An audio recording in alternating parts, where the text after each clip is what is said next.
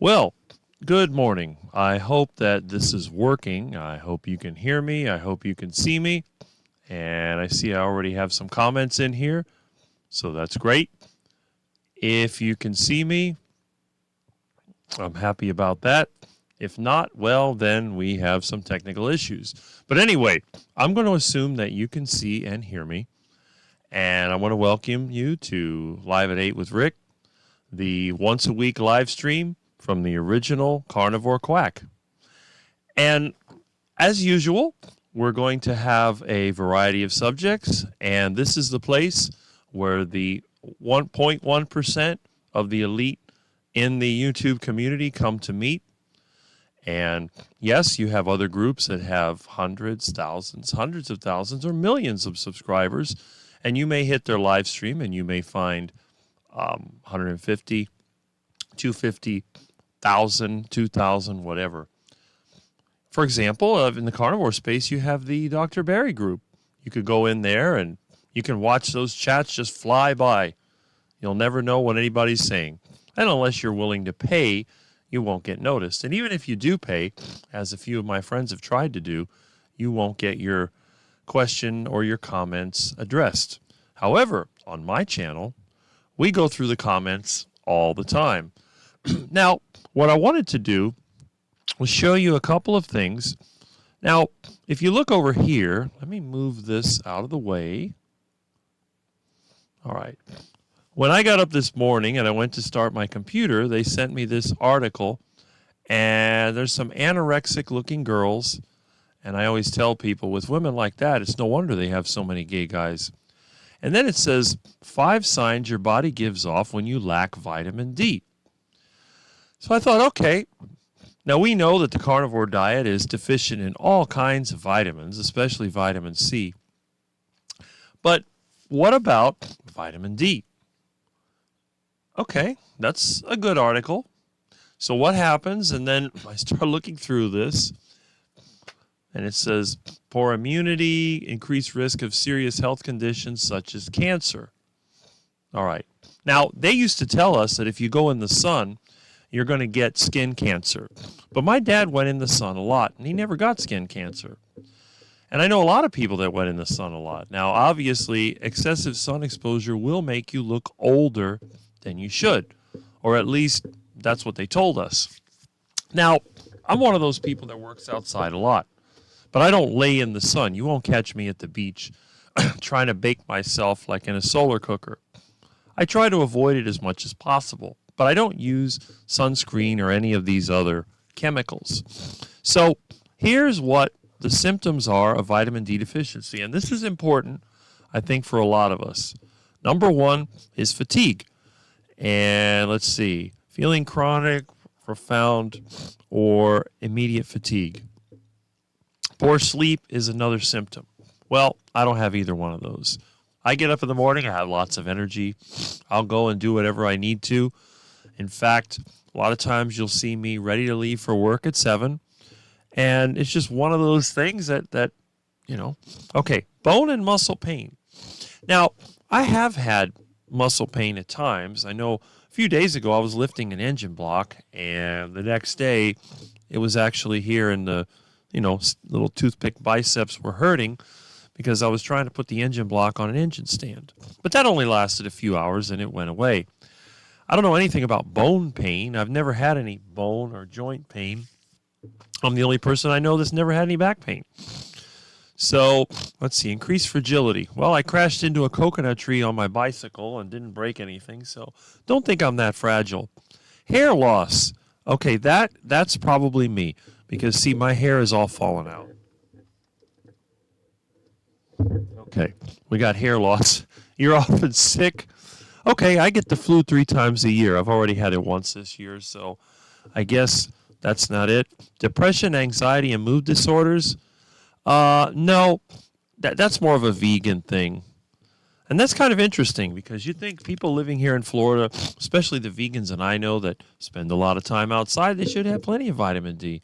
But I guess they don't because they don't have enough cholesterol. And then it talks about how you get vitamin D and so on.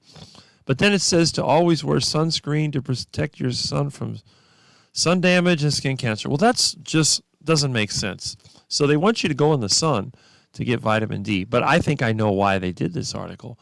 Because most likely they're going to be trying to sell you vitamin D supplements. And there we go. They have some, see? They have links. So when you get fed these articles a lot of times, you have to think, why are they sending you this stuff? Well, because maybe they want to sell you something. So anyway, I thought that was kind of interesting. So you got to watch out for the marketing because these people are always trying to market things to you.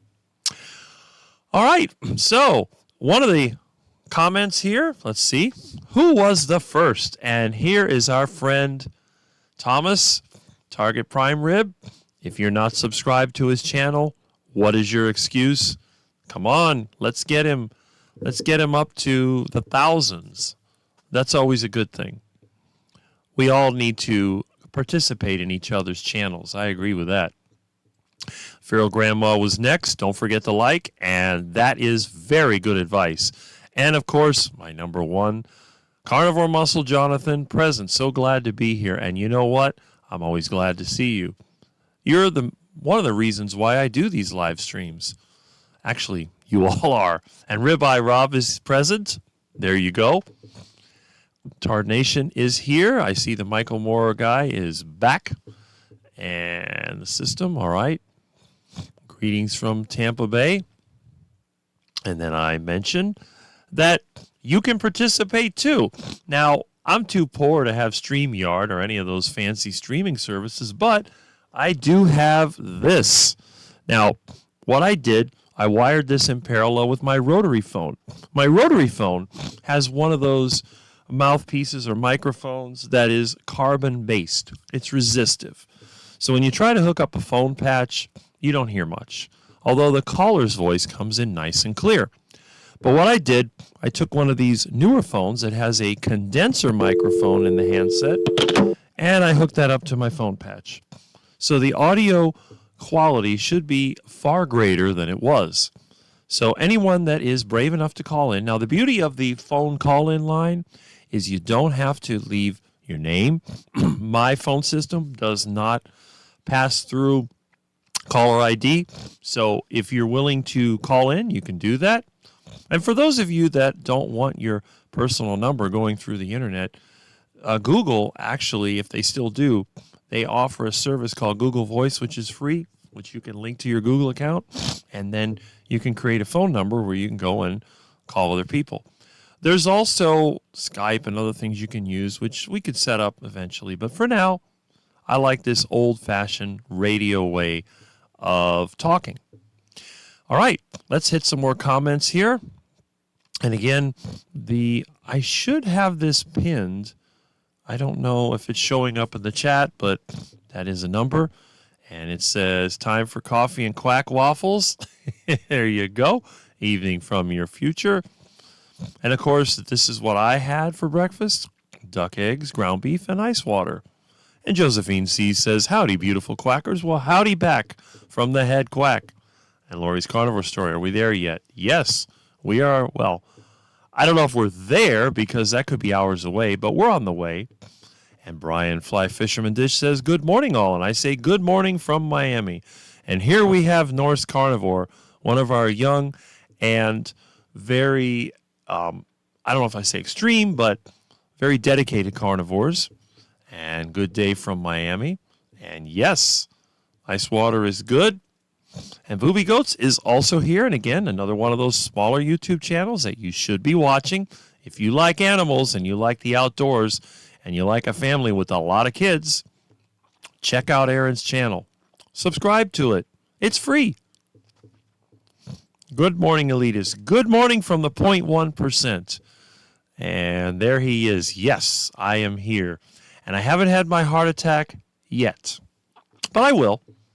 And if any of you are still around to see it, you can be there when the vegans are all celebrating and they're dancing around the vegetable garden saying, oh, that guy Rick finally had his heart attack and he dropped dead. You know that carnivore diet is deadly. I mean, look at him. Look at that big guy, Sean Baker. He had his heart attack too, and he's dead. And, of course, Yeah, I mean, we'll eventually all die. That's kind of the way we're made. We're designed to basically drop dead. Sounds perfect. Well, thank you. I appreciate that. I try my best. I am using equipment that I found at a yard sale or the dump, but we'll try to keep it going. And let's see. Huh. Felt itchy. Well, that's interesting. Could be the circulation. You never know. Everything is working good. Well, we'll know that when somebody has the brave, I don't know if you'd say, not ability, but takes the initiative to call in. If you want to call in, you can call at any time. Sound is great. Thank you. And Peter is here. Look at that. Good morning, fellow Carnival Quackers. We see the duck symbols, duck league symbol, steak, and a thumbs up. And I hope everyone is clicking the thumbs up because that is important. And look at who else is here. Another one of our elite carnivores, semi-retired Bob, the off-grid carnivore. Good morning. And again, if you don't watch Bob's channel, why not? We love Bob. This is someone who actually had heart disease and went on the carnivore diet, and he is doing better than ever. In fact, he can do things now that he couldn't do in his 40s. And he's over 60. So, again, all you vegans, well, I don't think there's too many of them here, but if any of you vegans watch this in the future, you'll probably say, oh, those carnivores, they're all going to get heart disease. Well, guess what? Bob got heart disease before he was carnivore. All right. Now, this thing loves to jump ahead. Yes, we are. And we have a good morning here. That's right. Well, the thing is, we are the elite, but we're not elitist. And you know why? Because we don't keep people out. We don't keep them out with a $30 a month subscription or some special recommendation that you have to be here. Anyone can drop in. Anyone can call in. There are no limits. I mean, there are limits. If you attack somebody, I'll get rid of you.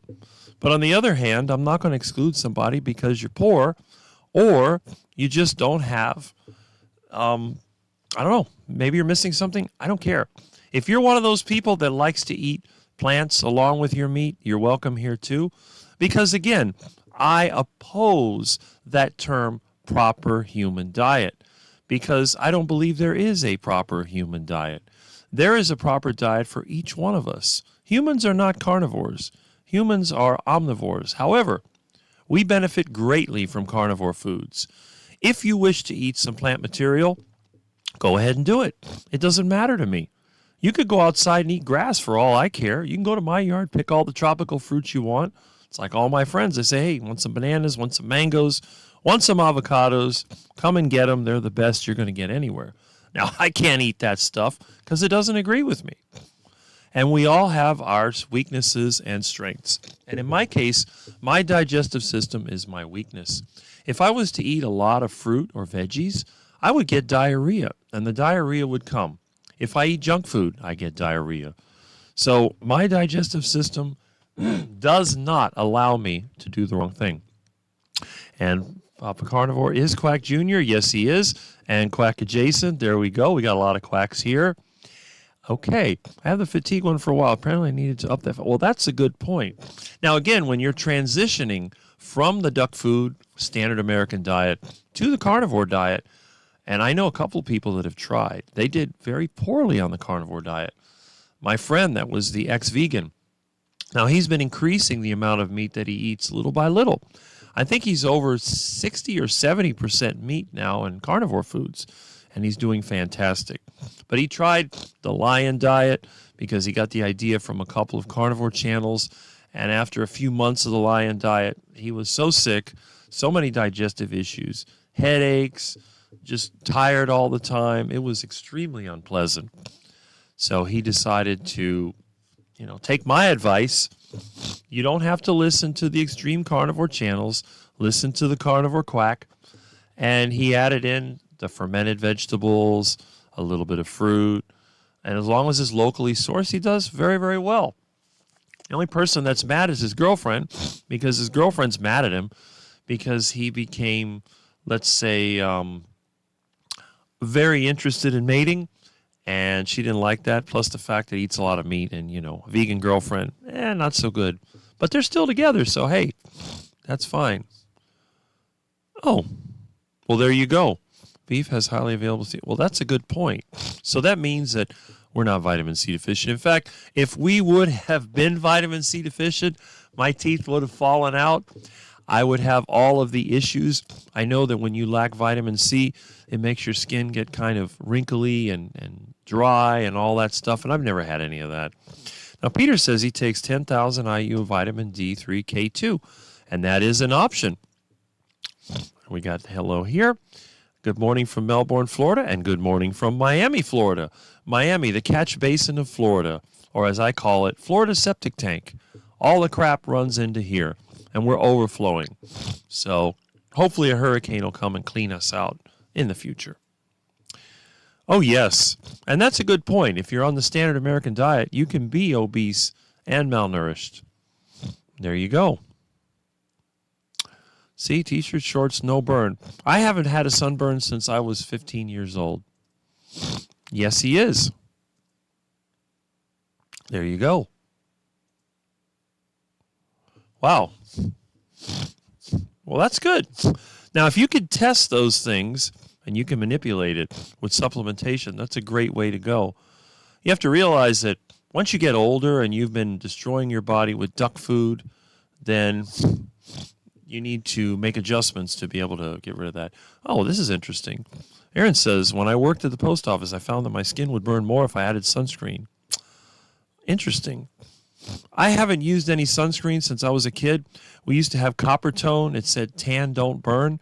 And they had this like girl with a dog pulling on her towel, and this thing would move. We had it at the end over there where the 826 Expressway met with I-95, and there was one on the side of a building in downtown. And of course, like everything else unique in Miami, it had to be destroyed. So it's long gone, like everything else. Oh, wow. Burned in 5 minutes. I spend a lot of time on my bicycle, and that's it. I've never been burned. My real name is Jonathan. Now you know. That is correct. And don't say the wrong name, or he will come and get you. Humans need to be outside in the sun for excellent health, just as we've done for a million years. Okay. I don't think we've been around that long, but whatever. All right. I can't wait to see what the sun brings me this summer. Well, that's it. Yeah, and they used to film that over there in the old Dinner Key Auditorium, which, of course, they had to tear down because we don't want to have the old Pan Am hangar over there. Anything that's unique in this town has got to go. Got to make it black, white, and gray, generic, stack and pack. That's the new Miami. And there we go. Our hardcore carnivore buddy, Polish Mike, is here. And, this is the guy that really lives a carnivore lifestyle, very similar to me, although younger and probably a whole lot more fit. I loved your walk and talk. Yeah, you got to check out his videos. He always does a walk and talk. And not only that, he often plays some good elevator music. He's got one in there. I don't know. It sounds almost like Dave Brubeck, Take 5, and Martin Denny in one. Really good. I love living alone, no drama. Yes, I live alone as well because there is nobody that would want to live with someone like me. I mean, you come home, honey, I'm home, and you're grabbing a duck by the tail and getting ready to pluck it. That probably isn't the most interesting or the most exciting way of living. We are the most elite. Maybe not the elitist, but the elitist. Okay, that's a good point. Again, an elitist is someone that blocks everybody out, but we welcome everyone in. It's just that only the very, very, very select few want to join in this group because people that are mediocre, they are very uncomfortable. And I know it's like some people I know, they feel funny around the good-looking people, like the good-looking gals. They're afraid to talk to them, or they're jealous of the good-looking guys. And I say, look, you got nothing to worry about because I go around the good-looking guys and I say hi to them and I act real friendly and they get scared and they run away. So if you don't like the good-looking guys, you just call Rick and say, hey, you hang out and you say, man, you look good, how often you work out, and you start looking at them and they think, I got to get away from this guy because he is looking at me funny. So we don't want to do that. Okay. Didn't get all itchy. Tenderly, I was shaking my skin off my bones. Okay. Hopefully you can figure out what that is. I used to suffer. Okay, Norse carnivore. I used to suffer from severe anxiety and depression before carnivore. Completely gone now. And it has never come back. Now, again, younger, healthy guy is suffering from depression. I have to admit, I've been very guilty. I just don't understand how some of the people that I work with and that I know complain about being depressed. I said, man, you look great. You make a lot of money. You should be really happy. But, they're just depressed. And meanwhile, there's me. I'm broke all the time. I struggle. I'm not attractive like they are. I move around quickly. And I have a lot of knowledge. That's the one thing about me. I'm very adaptable. I can fix almost anything. But I don't get depressed. I'm out there. My van breaks down. I'm like, oh, well, I got to push it. Transmission's out. I got to push it a little bit or pour water on it. But, I don't get depressed. I'll go to the bicycle if I have to. Yep. Kids love that kind of stuff. All right.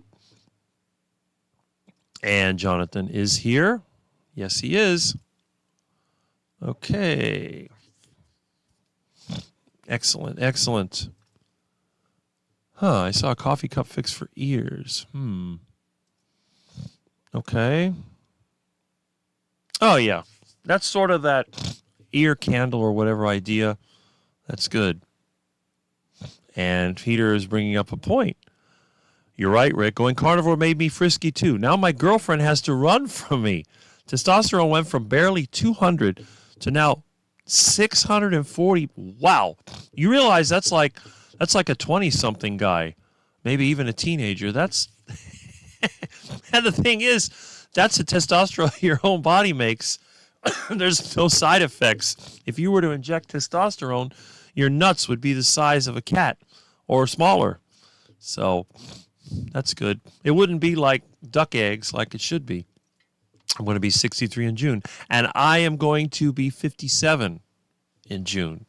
So that's good. Carnivore Muscle, how is everyone? Everyone? I don't know, but I'm doing good, thanks to you being here and the rest of us. Now, I don't have the count brought up here, but I'll check later. Maybe we'll get to 50. I don't know.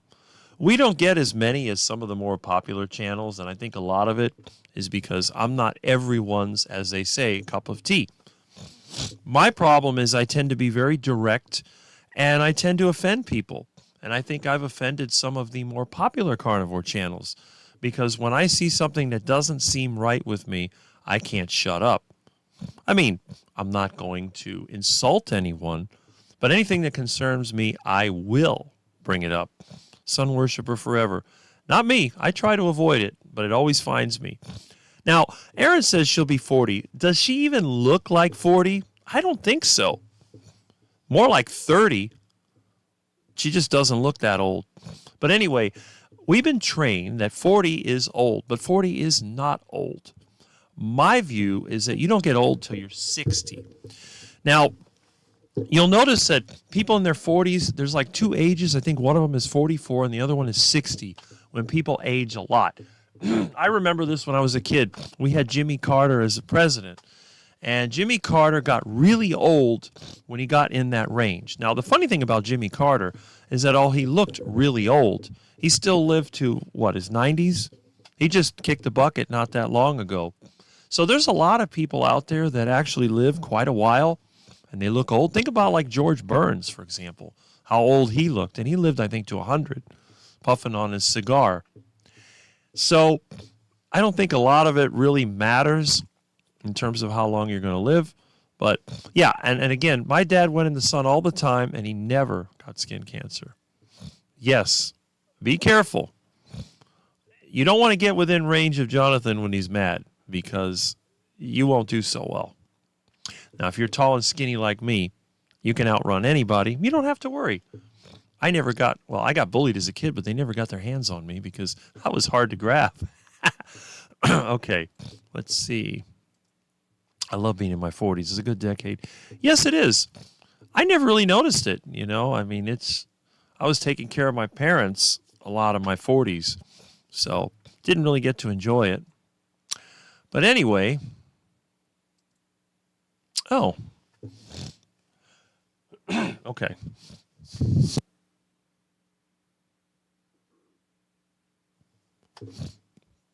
She had an issue with her ear for years when going carnivore. Felt like sound drinking more water helps. I've never had an ear issue. The only issue I chronically have is a sinus issue.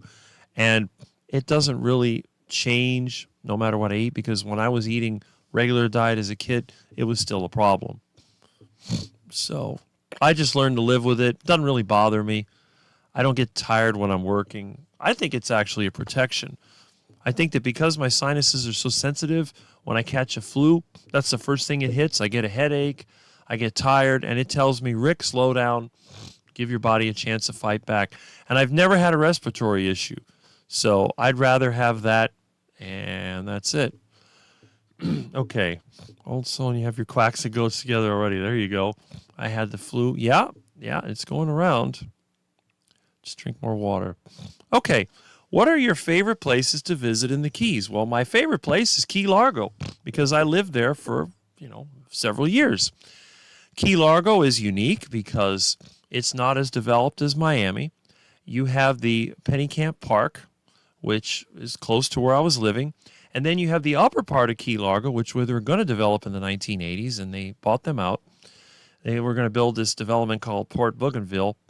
And between where US 1 and Ocean Reef is, it's pretty much all wild. There's a few houses in there. But you can get on your bicycle, you can head up the bike path, and you'd be surprised at how many interesting natural things you can find. There's also an abandoned missile base over there. Most of it's collapsed, but there's still some of it around. So, yeah, Keys, definitely Key Largo. Also, Big Pine Key, if you go down there, there's a couple of natural areas. They got those miniature deer over there. Of course, the key that I think has the best name is Duck Key, although every time I've been there, I've never seen a duck. So I have no idea why they called it Duck Key. But when I lived in the Keys, Key Largo was Duck Key because my house was loaded with ducks. Of course, the raccoons were always a problem, but I had a duck house at the time, so we were able to keep them relatively safe.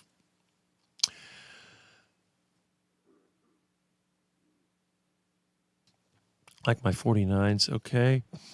40s, okay, yeah. How are you feeling now, Aaron? All right. Yep. Oh, yeah. I really haven't seen her that much. I do need to take a look. I always think about Hogan's Heroes, that TV show. That's what I think about. So, Kelly Hogan. Isn't that the one that has like kind of a high-pitched voice or something? I don't remember. Can't keep a good one. That's right. Especially when she's eating the carnivore diet. Those are the best women of all. The ones that eat duck food, not so much.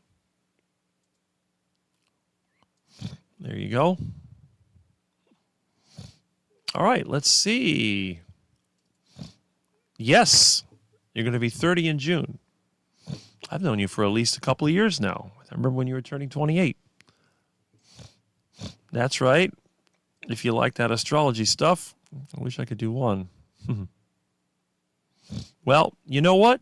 Keep trying. Exercise is one of those things. Yeah, I agree.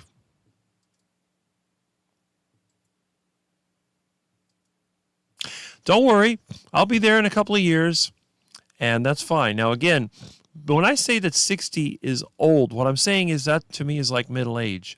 When you reach 60, that's when you start to go downhill. But going downhill doesn't have to be an elevator drop. It can be the stairs downhill. You can take your time going downhill because eventually you're going to end up as compost or as charcoal. And that's it. Okay. Good comment. Papa Carnivore Peter says, Rick, I find you to be quite unique and interesting. I've learned a lot from you. That's great. Keep being you. That's what we all love about you and your terrific channel. Well, thank you very much. I appreciate the compliments. And again, I'm sure that is the opposite of what the vegans would say. I resemble that. Okay. I hope you can help. I hope it does help, because you should not ache at 44. Believe me. Look, I'm 56. I'll be 57 pretty soon. You probably have seen some of the things that I do. I do everything that a 20-something can do. I outwork a lot of them. I have to listen to them complaining about their back and, muscle pains and joint pains and all that. And then I see them drinking soda and eating duck food. And I tell them, if you would give up the duck food, maybe just drink water, eat meat. And if you want to eat stuff other than meat, go grab some fresh fruit or vegetables and see what you can eat. But they're not going to do that. And Terry Sue says, start eating sardines. And I love sardines, I have to admit.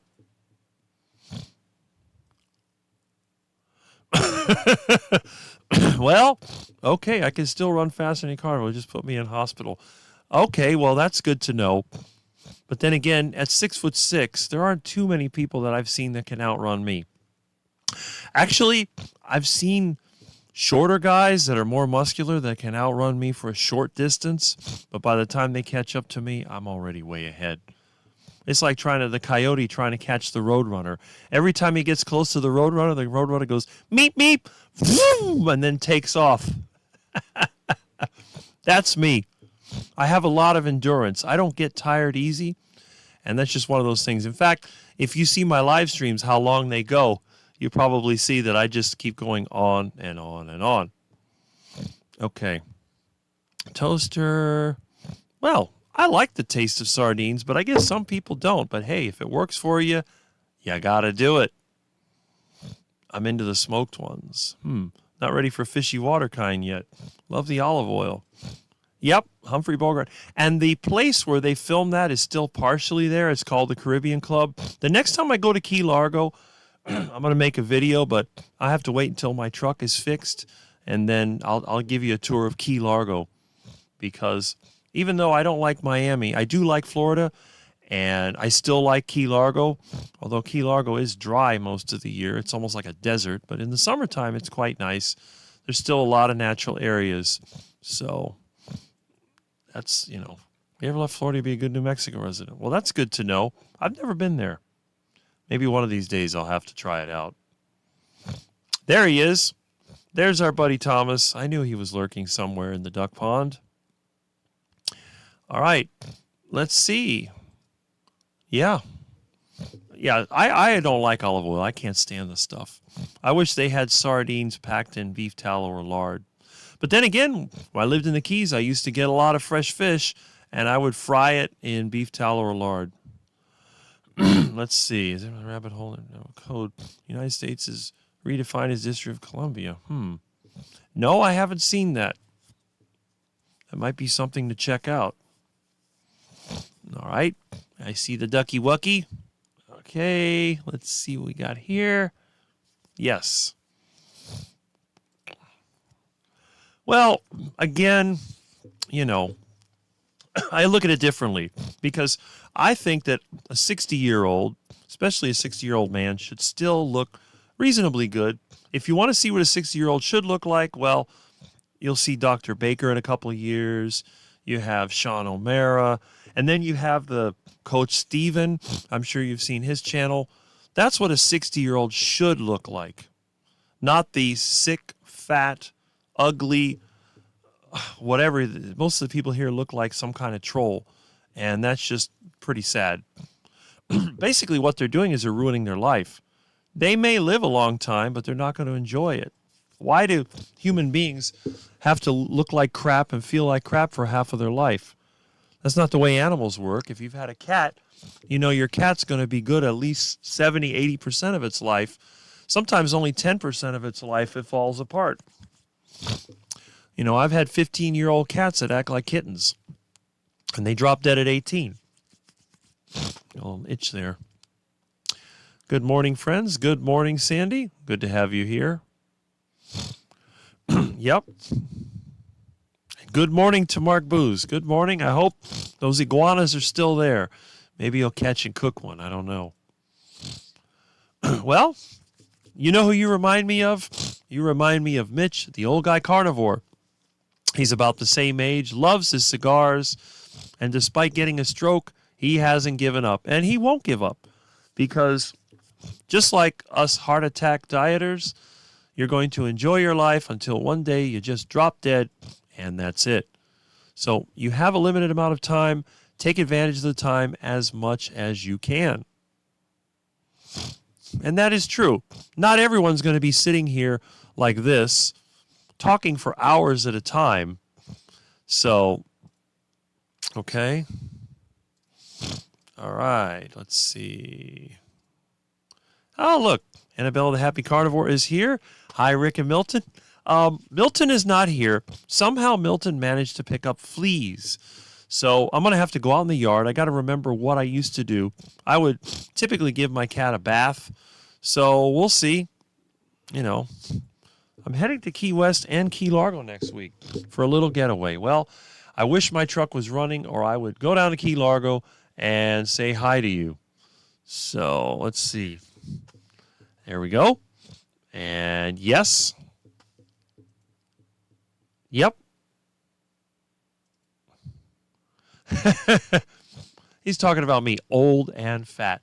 No, Bob, I'm not talking about you, because you were circling the drain and now you're up on the rim and you're looking down and you're saying, you know what? It's going to be a while before I fall back into that bowl and pull that handle. Oh, look at that. See, Peter says, before carnivore, I had arthritis in my knees, back, shoulder, and could hardly walk. After about 3 weeks, all joint pain gone. Now I walk 5 miles every day. Excellent.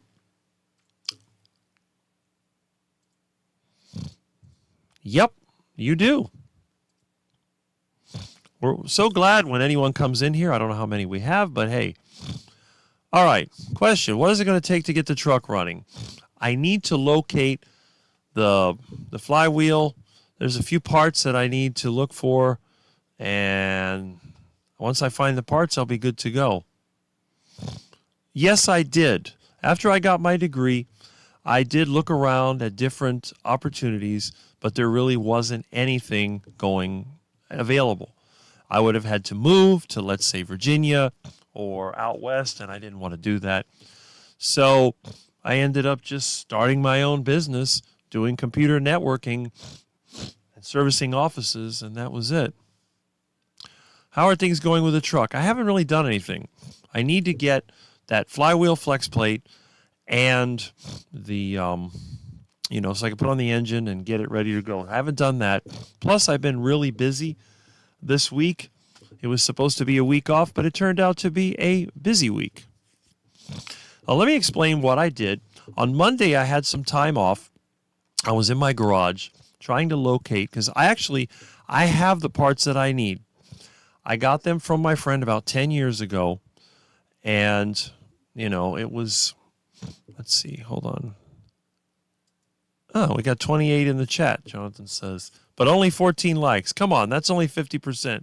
Where's the likes, people? Come on. But anyway, let me see if I can find the part that I need here. All right.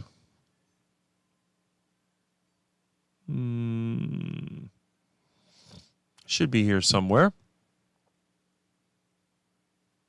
Maybe not. I'll just step through the pictures, see what I can find here.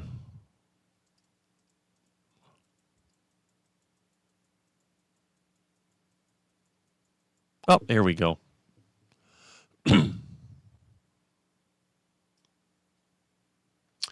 Okay. Now, what we have on this engine, you have the turbo version and the non-turbo. Well, anyway, it doesn't show it.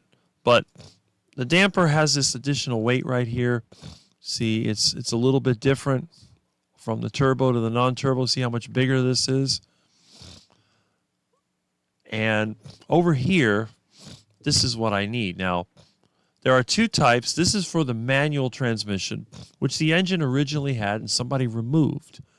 This one over here is for the automatic transmission. Now, because this is thinner, in order for it to fit, there's a spacer, which I was able to get from a friend of mine. There's also a plate and special bolts that are used here. Those I actually had, but I don't have because I can't find them.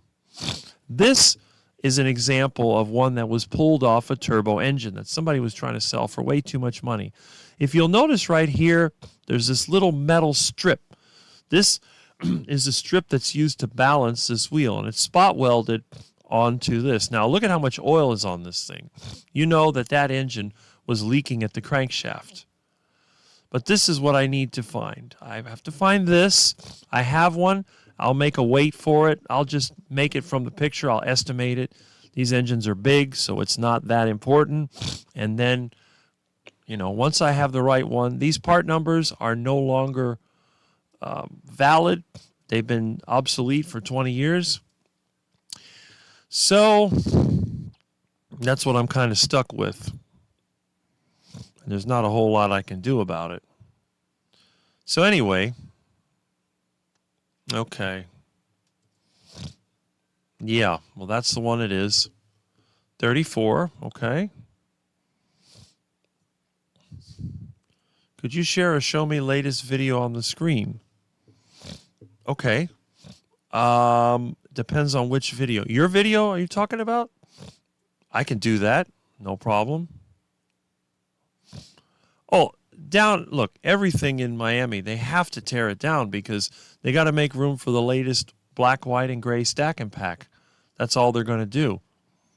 They're locked on stupid. Yes, I have. I've had no success.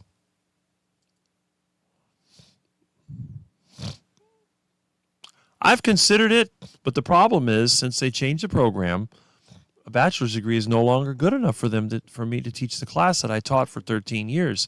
Now you have to have a master's degree. And in today's world, where a college degree is a dime a dozen, everybody that works there now has a doctorate degree. And you have to realize when you go to college to get a doctorate degree, there's really no demand for it. So what's the only job you can get? Teaching. So the guys like me that have experience and fewer paper credentials always get passed by. So the chance of that happening is 0. And Cindy is here. Hello. Glad that you're here. Okay. What? A giant pot of green beans. Ew, that's disgusting. Garlic mashed potatoes? Yeah. What are you trying to do? Poison the poor ducks? Yuck. Yuck. Terrible. Okay. Well, anyway, some good comments and good questions today.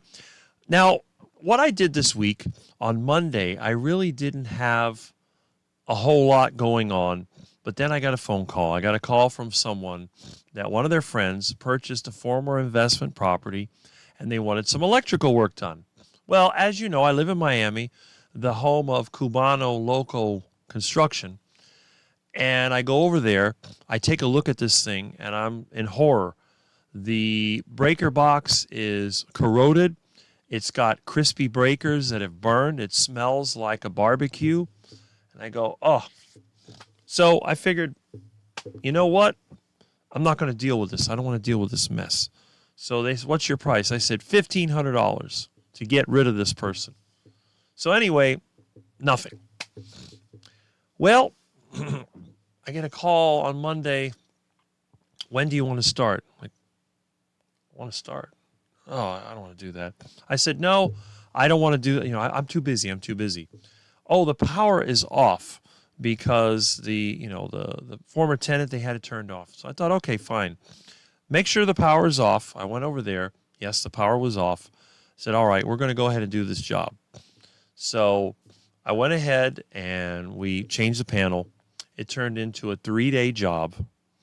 By the time that I got the old panel out, put in a disconnect, fixed the mess, the absolute mess of wires. Now, because it's a customer job and I'm not an electrician, I don't take pictures or video of it. I only take video of the jobs that that I can legally do. But I did that job. I got it all straightened out. And let me tell you, I was so happy when the customer came and looked at it and was like, wow, it was a disaster. The Cubano electrician who did it before, they used the old fuse box and they put a piece of wood over it and they tied all the wires together. It was horrifying. But I was able to put a disconnect in place of the box, and then I went ahead and removed the old panel. I used my little Greenlee hole punch to punch extra holes in the new panel, and I lined it up with a conduit. I redid some of the conduit, reran wires, everything. So they went from having basically a barbecue pit in an electrical box to a working system. Then on Thursday, a friend of mine had called me up for the duplex that he's trying to sell. So I went over there. We were trying to get to the source of a terrible mildew smell. By the time I got through with it, we ended up ripping out the Cuban-built bathroom, which was all drywall and mold, and then one of the bedrooms, which had been leaking for years, and that was full of mold. So we did that, cleaned the air conditioner.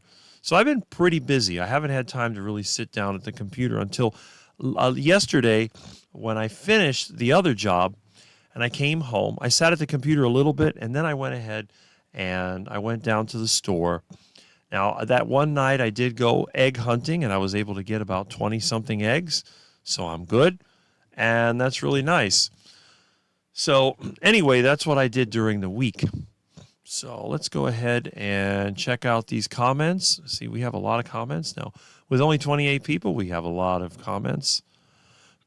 Okay, I can see Rick being a great teacher, but since the students heard quacks, it seems like it'd be frustrating. I don't get frustrated because I give them my knowledge, and if they don't want to take it, they can go outside, smoke pot for all I care. Doesn't matter. Yeah, let's see if we'll get that video going here. I've never had shoulder pain. I quack every bean I can get my hands out. Maztec, that's a flaky company right there. They used to, I think they bought one of our competitors when I used to work at the traffic signal place. But see, those would be civil or mechanical engineering. I'm electrical engineering. I don't think they would have any use for someone like me. Let's see. Yep. I agree, Jonathan. You're right. Although I taught adults at the college, basically I was teaching electronics, computer repair, and basic software. I did that for years. I started in the year 2000. I worked until 2013. In fact, I had some videos when I used to teach the class. I don't know what happened to them. They may be on those little tapes, but if I can find them, I'll put them on there, and that's it.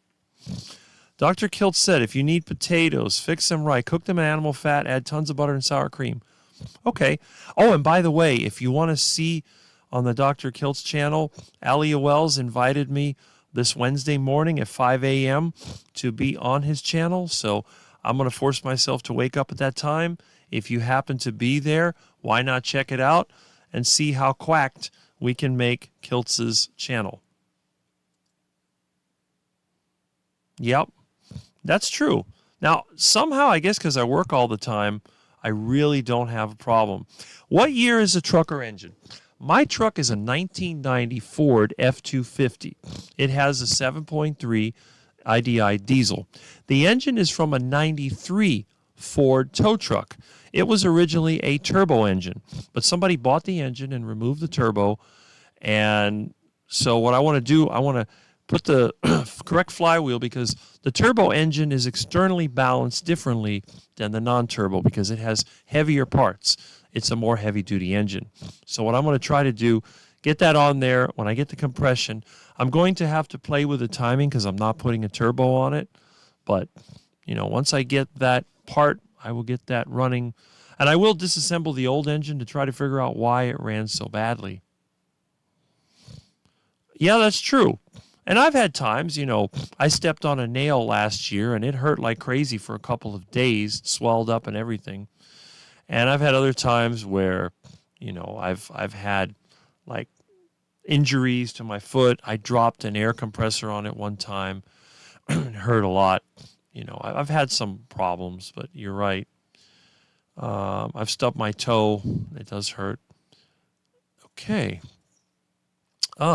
Plain chicken wings from the pizza place at my complex now. Well, it was probably cooked in seed oils. So bad I'm dropping things. I'm an idiot. No, you're not an idiot. You just got trapped by the standard American food, I guess. Yes.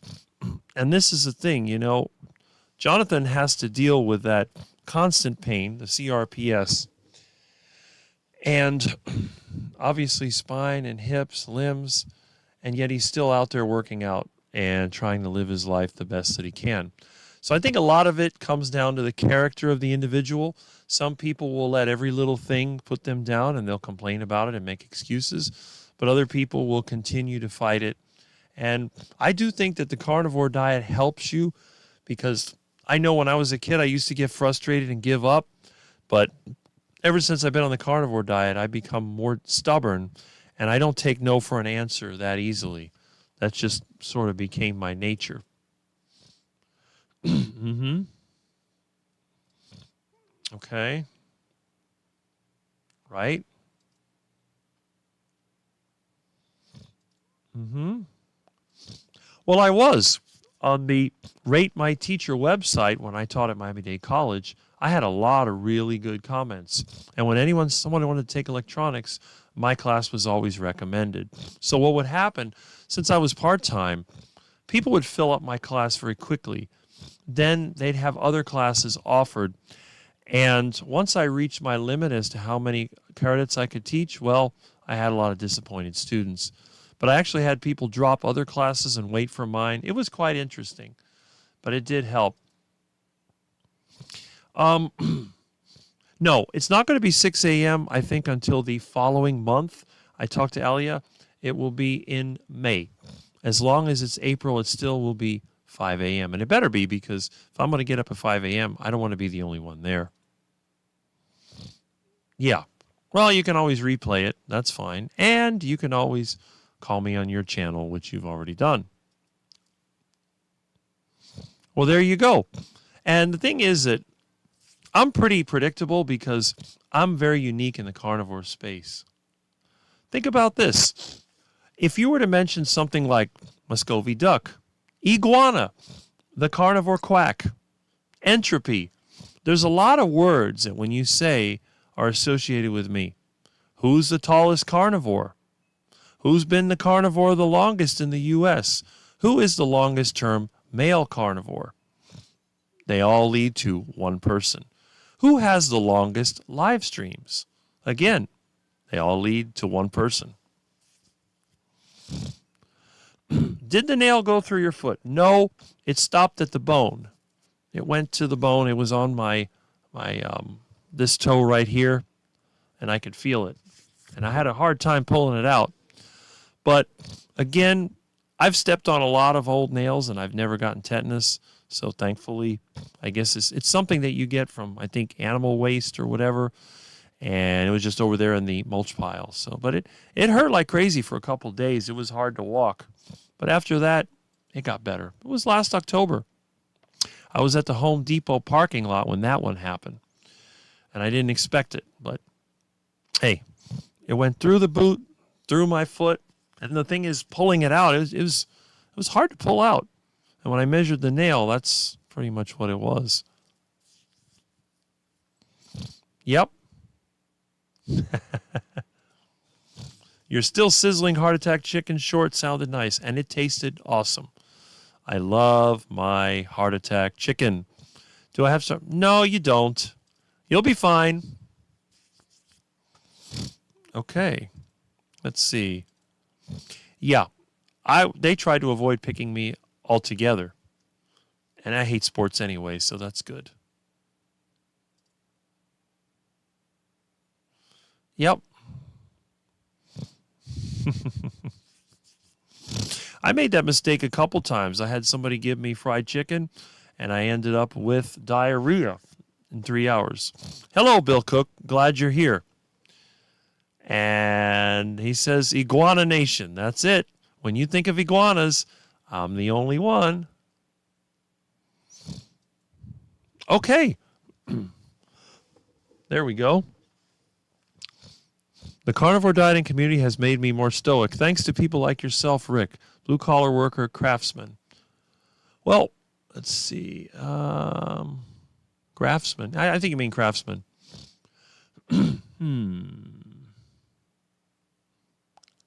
Okay.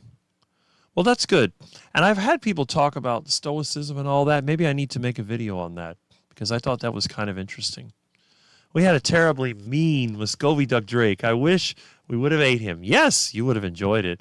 Unfortunately, a coyote got him. That's the problem. See, if you don't protect the ducks, they're going to get eaten. And I know people tell me, oh, don't you feel bad eating the poor duckies? Like, well, they could be torn apart by a raccoon or coyote, or they could be cooked by me. The thing is, when a predator is going to get them, they're going about their ducky business, and all of a sudden they may hear a noise or they may see teeth coming at them, and they get ripped apart alive. And I don't think that's a really good way for a ducky to go. But when Rick eats a ducky, one day they're over there eating duck food. Next thing you know, a net comes over their head. They're stuffed in a burlap bag, and they think, uh-oh, this is my end. And then where do they end up? They end up in a special duck pen, which has a little pond with a little pump in it, and they would get conjugal visits from females. So anyway, the ducks, they're over here enjoying life, and they're thinking, maybe these humans aren't all that bad. And they're eating all kinds of tropical fruit and bread and all kinds of duck food and getting nice and fat and sitting around. Don't have to worry about predators. They may have raccoons and coyotes, and they're looking at them through a mesh fence, a heavy gauge chain link fence. And the coyotes and raccoons, they want to get the duck, and Ducky's like, ha, you can't get me. And then one day, that really nice tall guy, that skinny guy that looks like a duck but in human form, he brings in this apparatus, has like a shiny piece of metal on top, and he places it over the opening where the duck food is. And the ducky starts eating the duck food, no problem. It's like that for days. And then one day when he goes to get the food, he pulls a pin out. So Mr. Ducky eventually sticks his head in to eat the duck food, and that's it. Instant lights out. Ducky's head is separated from his body. The flaps around a little bit. And then in, a few minutes, comes in, grabs him by the tail. The water's already boiling. And boiling water, going in and out. Feathers are coming off. Ducky's getting cut open. Garden hose is stuck in there. Intestines are pulled out. And within minutes, the ducky has gone from waddling around and breathing hard to ready for the refrigerator. And usually it'll be around lunchtime. Ducky's going to go in the refrigerator and is going to rest in there for a few hours. And then around dinner time, the hot beef tallow is already cooking, and I will cut Mr. Ducky in several pieces. I cut the wings off, the legs off, the breast, and he'll be fried separately. So we'll have delicious duck wings and duck legs, and then another meal will have one duck breast, and the other meal will have the other duck breast. They'll be cooked in beef tallow, and so delicious. So, of course, the other ducky that got eaten by the coyote was ripped apart, and there's feathers all over the place. There's duck feed and part of a duck carcass sitting outside. And I guess the other ducks can look at that and go, uh-oh, is that in my future? But over at Rick's place, the other duckies are waddling, quacking, mating, doing whatever. They're like, I wonder what happened to that aggressive duck. I haven't seen him in a while. I wonder what happened to him. All I know is that the big tall guy seemed really happy and something smelled really good. Yes. So that's what happens over here. So next time you get a mean Muscovy duck drake, don't feel bad about cooking him, because I'm sure if he had a choice between eaten alive by a coyote and cooked for dinner, he'd probably prefer to be dinner. All right. Had my surgery for skin cancer. Okay. My carnivore doctor was amazing. Interesting. Nice that you have a carnivore doctor. I wonder if he looks like Anthony Chafee. And you probably go, wow, what a good-looking doctor. Okay. Yeah, May 6th for the 6 a.m. Now, I will be back on the Dr. Kiltz channel sometime in May. And Alia gave me the date. I don't remember it offhand, but I will be there also in May. So if you like me next week, then check out again. Hopefully I don't drive too many viewers away from his channel. And again, you know, I've been very critical of a lot of the carnivore channels with their clubs and groups and so on. But because the Dr. Kiltz channel is open and available to everybody, I have no problem participating, and I look forward to it. And I hope that I can reach more people because he does have a lot of followers. And that's a good thing. Even though Dr. Kiltz himself initially sort of struck me as a used car salesman, I can see that he is actually looks pretty good. I don't know, his advice isn't all what I would agree with, but I think for people who are new to the carnivore diet, people that are looking for inspiration, that's a great way to go. And again, it's nice to see someone in their 60s that is active and successful. So that's a good thing. All right. Anyway, okay. That's funny, Tom. Yes. Oh, there we go. Come on. Come on. I love how many comments I get. You guys are the best. Yes. Yes. And morning to retired Rick. Morning, morning, morning. Hope you're enjoying your coffee. And let's see. Do you care about negotiating fair trade? Or is this tariff stuff a waste of time and energy? I think it's kind of a waste of time because it's not going to last. As soon as the stock market or bond market takes a hit, they're going to withdraw the tariffs because we know that debt is the only way they can keep this Ponzi scheme going. They have to constantly increase the debt, which means that our living standards have to constantly decrease. Remember, the parasites, and I'm not saying all rich people because some rich people are producers, but the vast majority of wealthy people are parasites. And the way they work is simply by acting as a toll booth on a road. They put people into debt, and then they benefit from it. And there's many ways you can put somebody in debt. I mean, obviously, you can sell them an overpriced house, and they have to have a mortgage. Plus, they pay property taxes, so that'll drain money out of them. You can also make laws that says, well, you have to, in order to do this type of work, you have to go to a government-approved institution, which is going to cost you plenty of money. And that's what we call college or university. So you go into debt for that. And, of course, every time they put you in debt, they charge you interest. And, by the way, the debt is created out of nothing thanks to the Federal Reserve System, and the interest doesn't exist. So they have to constantly increase the money supply through debt in a natural log pattern. That's why the debt is going up very, very fast, because otherwise, if you want to grow the economy, you have to grow the real economy, which means more food, more homes, more cars, more whatever products you're going to make. And what have they done for the last 40 years? They've closed all the factories. They've sent everything overseas. This is a reason why you see a lot of people, especially here in South Florida, a bunch of foreigners. You look at all the people that have money, they all have some weird accent. They're from some other country because they have basically stolen the money through financial flimflammery, and then they come here to show it off. And that's kind of the way parasites are. All parasites like to show off. People that produce, some of them show off, but a lot of them don't. Now, in the old days, you think of like the robber barons. The way they would parasite the system is by controlling the market. Think about the Rockefellers and the oil business. They initially got their start by making the oil industry more efficient. They were able to underprice everybody else, which is fine. But instead of continuing that, they simply bought everybody else out, and that was it. So, you know, but again, fair trade is a good idea, but I don't think it's going to work. Until the people revolt and they destroy the central banks, and they refuse to go into debt. If everybody was like me, for example, their system would collapse overnight because I don't have any debt. I don't believe in spending money you don't have. And if everybody was like me, they would go out of business. But not everyone's going to be like me. People have been convinced that they need to buy all these new things and they need to live a certain way. Now, it's ironic. They'll spend a bunch of money buying a new car, and they'll have other people wash it for them. There are whole businesses here, and there's across the street, you'll see them usually on Saturday or Sunday.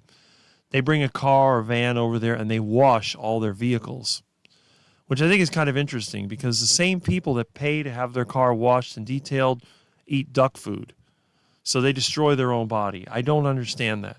I would rather have a crappy car that's falling apart that has roofing paper stuck over the rust holes so it doesn't leak, and then eat a carnivore diet and remain healthy than be like them.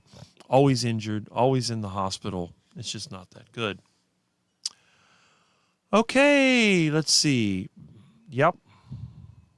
Yeah, surgery's never fun. I have a hernia I'd like to get fixed, but I don't trust the medical system, so I just live with it. What would a good price for be? To all the 7.3 diesels.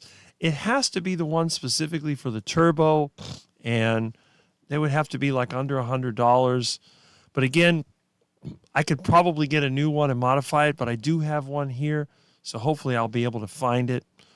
I just need a couple of days where I don't have to work so I can get in that garage and move all that stuff. Liver's good. I've eaten a lot of liver over the years. Haven't had it lately because it's just way too expensive. Okay, yep. Okay. I agree. If you eat raw liver, make sure you freeze it first for a few days. That way it'll knock off any parasites. It should be safe otherwise. I always like liver, but I used to eat it most of the time just to gross everybody out. I got the idea from the Dukes of Hazzard. Boss Hogg used to eat. Let's see.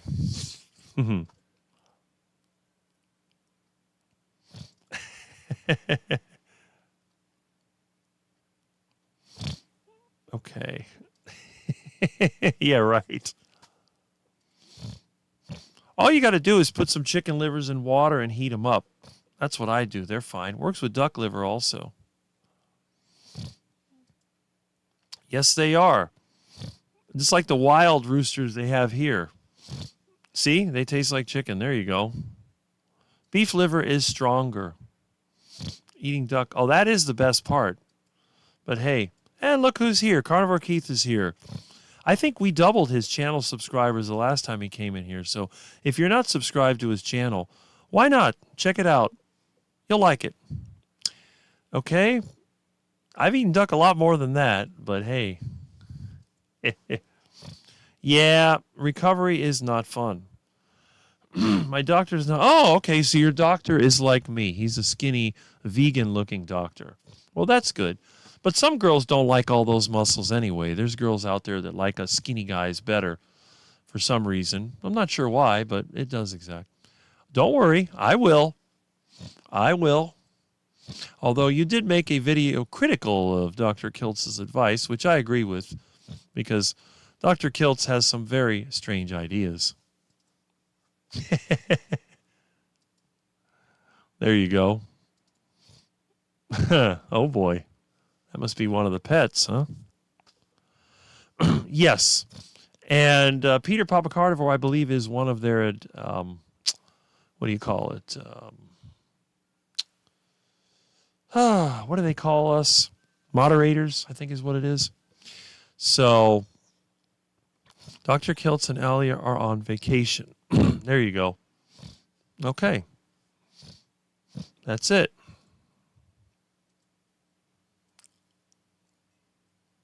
I try to watch the replays. That's the main thing, because I usually don't get up there. Ever notice how carnivore women are crazy hot? Well, I suppose if the air conditioner is broken, then they might be hot. That would be like me. You know, I'm always hot, but it's because I work outside. 5 a.m. Central Time, yes. Okay. they're good at that here in Florida because the dumb people that come here and pay way too much for the property, they don't realize that 2% of what they pay is going to be taxed on them every single year, and it only goes up from there. So if you're stupid enough to pay $500,000 for a house, you're going to be paying $10,000 a year every year going up in property tax unless we get a crash. And the Federal Reserve is going to do everything in their power to prevent a crash by printing $20 trillion of quantitative easing later this year. They have to keep the interest rates down on bonds. And I do need to make a video on how they rig the bond market.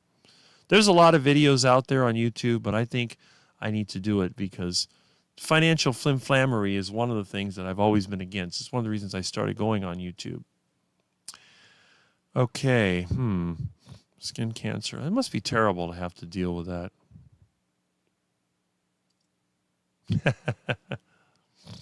Okay. All right. We were hot before Carver Keys, but thanks. So there you go. Well, that's true. I'm the exception to the rule. I'm the only one out there that does not look good. I don't have the big muscles. I'm not like Anthony Chafee. I got arms like a toothpick, as you can see, although they are pretty solid, but I don't have the muscles. So no one's going to be lusting after me. But then again, you don't have to be good looking to feel good. And for someone that's going to be 57, I think I'm doing okay. I don't look like Sean Baker, but I don't know if you would call Sean Baker pretty or anything like that. He's just kind of a beast. So I don't think anyone would call Sean Baker, well, it's hard to say. But anyway, Anthony Chafee, yes, he's got that smooth voice and the beautiful face and all that. And I'm sure the women go crazy for him. I know some of the guys do too. So it's one of those things. But good looking is relative. And again, compared to the other people I know that they're my age, I think I am the best looking of the bunch. But that's not saying much. Okay, let's see what else we got here.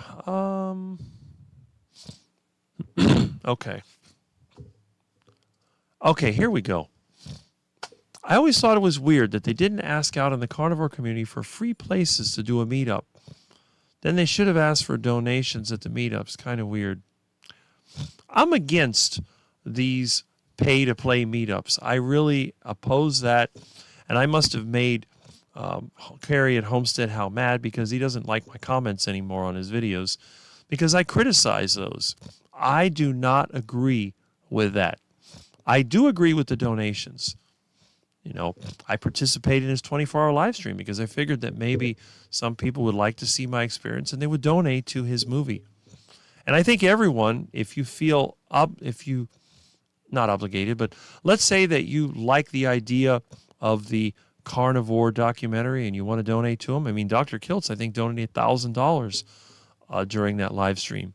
So if you want to donate to the carnivore cause, go ahead and do that.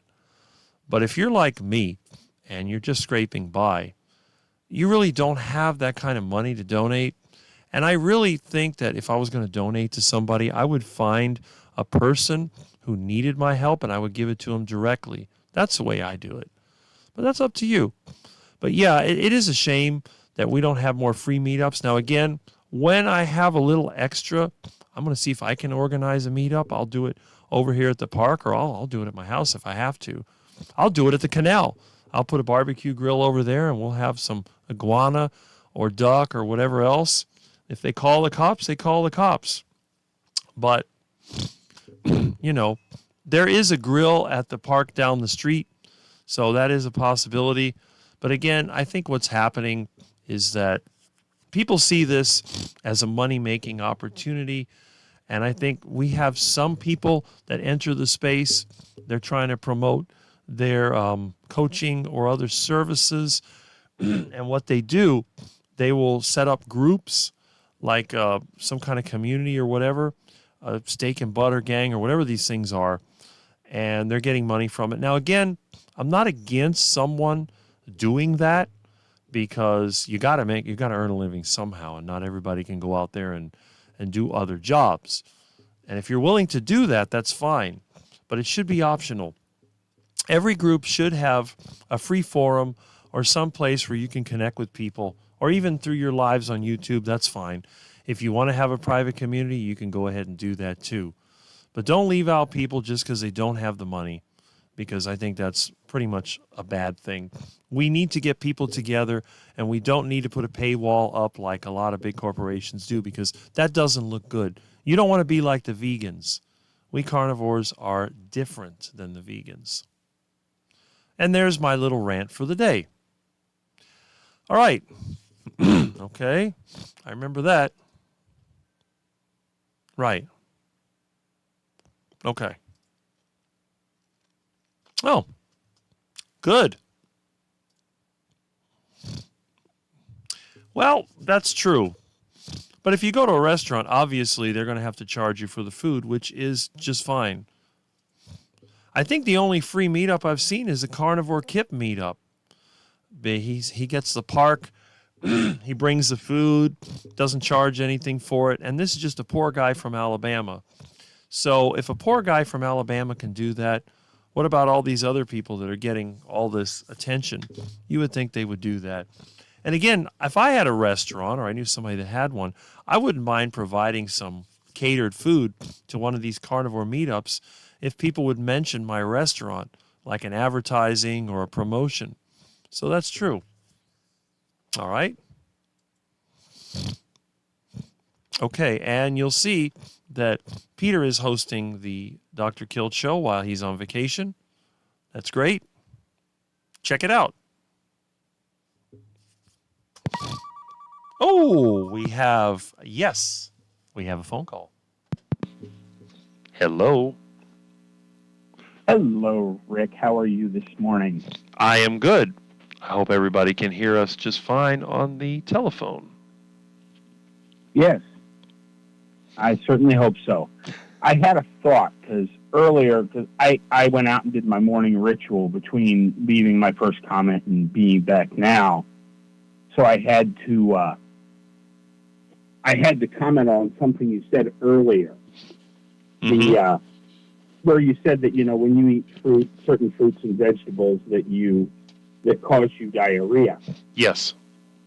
My thought on that. Now, I have no proof whatsoever, but we have a thing called the microbiome, which is all the little bugs in our gut that digest food for us. And I think what happens is, of course, when you first switch to carnivore, they go dormant. But you have been carnivore long enough that the bugs that you would normally have that would chew up things like fruits and vegetables, maybe they have completely died off, which is why you have some problems with those particular foods. Mm-hmm. Like I said, I have absolutely no proof of that. It's just a thought that I had and thought, I haven't called into Rick's Live yet, so I should do that. Mm-hmm. That's a good thing. That's why it's here. I keep the phone next to me, so you can always call in. That's true. And this may also be, this is a theory that I had because I had a friend that grew up vegetarian, became vegan. When he went to the carnivore diet, it destroyed him. He felt terrible, digestive issues, pains, no energy, and all that. And again, but now he's transitioning, and he's added fermented, I've been fermenting cabbage for him. I showed him how to make sauerkraut because he didn't know. And this is what really is amazing to me. A lot of these people that are vegans and vegetarians, they don't know how to grow anything, and they really don't know how to prepare foods. So it is kind of funny because as a carnivore, I've always been sort of familiar with how to catch and cook my food. But as you said, after all the years that I've been carnivore, it is possible that I just don't have that ability, and it just goes through my system. And it does, because the other thing, too, is that some fruits I can't even eat. For example, avocados. I hate them so much. I try to eat them, and they always make me sick. I've thrown up. I can eat maybe 4 or 5 bites, and then I'll throw it all up.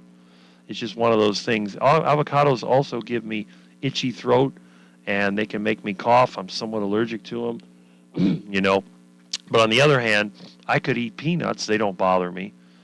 And it's just weird. It's just certain foods that have that effect. But That could be what it is. Yeah. That's really all I wanted to say, except I hope everyone that's listening has a happy Easter tomorrow, whether you celebrate it for the reason I celebrate it or you just celebrate it because it's a chance to get together with friends. I hope everyone has a great day tomorrow. Thank you.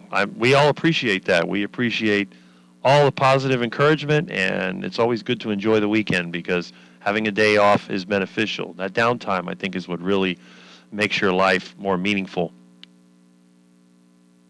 Yep. Well, I will let you go so that you can get back to your live stream, and I'm going to put my headset back on now so that I can listen to your live stream. Well, thank you for listening, and thank you for calling in, and I hope more of us have the courage, and I hope you have a great day. Yeah, you do know this is Bob, right? You recognize Yes, my voice? I know who it is. I didn't want to say anything, but, That's okay. I just Have a don't. good day, Rick. Yeah, all right. All right. So we see that semi-retired Bob did decide to mention who he was, which is good. And yes, so a good point that he made is that our digestive system does have to adapt. Now, let's hit the comment over here. And this is interesting. Would you have liked to have had a family, 3 children and a wife? Would you still consider it? I am too old. I will be 57. So if I had children, I'd be like, what, in my 80s by the time they had grown up?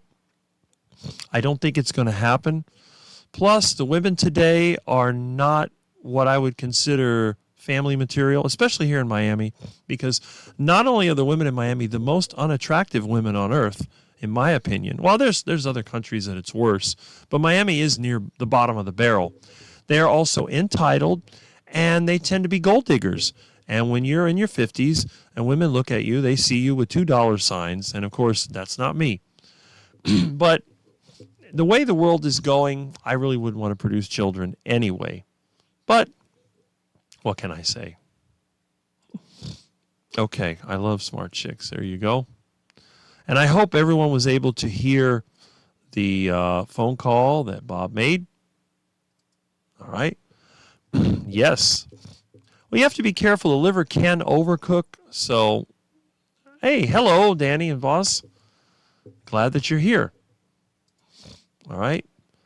Chicken livers, yep. You can also do the same thing with pork rind crumbs if you want to. Oh, okay. Excuse me. I cut my hair a couple of weeks ago. There you go. Well, I think all great minds are somewhat eccentric. Are you in the chair? There you go. Yeah. I cut my own hair, so I think I'm one of those things. I don't think I can handle my doctor looking like Dr. Anthony. I don't want to crush. See, I would be afraid of Anthony because he might crush me, so I don't want to get too close to him. Did Rick fix the phone line? Well, you tell me how it sounds. It's good to speed up the, yeah, I agree with that. Right? 2-cycle small engines, I have that in my 6-wheeler. It's called a JLO. It's a snowmobile engine. But Kohler used to make a nice little 2-stroke engine, which I have in the other, what is that thing called? The Sierra Trail Boss ATV. So that one's pretty good. Let's see, 20 trillion. Yep, the Federal Reserve is going to screw us over again. I don't know, Rick. Did you fix that phone line? I think I did. Yep. Ah, there we go. I hope so. Well, thank you. Thank you. If you like toothpicks, then you'll like me. Yep.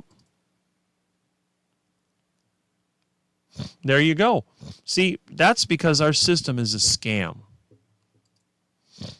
Yeah. He is. But I'll tell you one thing. I don't know if you would consider him to be pretty, because I don't. But he definitely is attractive. I don't have massive muscles like Dr. Sean. Well, I don't either. I don't think very many of us do. Now, Jonathan does, but, you know. Right. There you go. See? I agree with that. Right. I wouldn't say that. Well, there you go. Well, thank you. I appreciate that. Yes. Yes, it is. Why do I see a car across the street? Let's see. Hold on. Oh.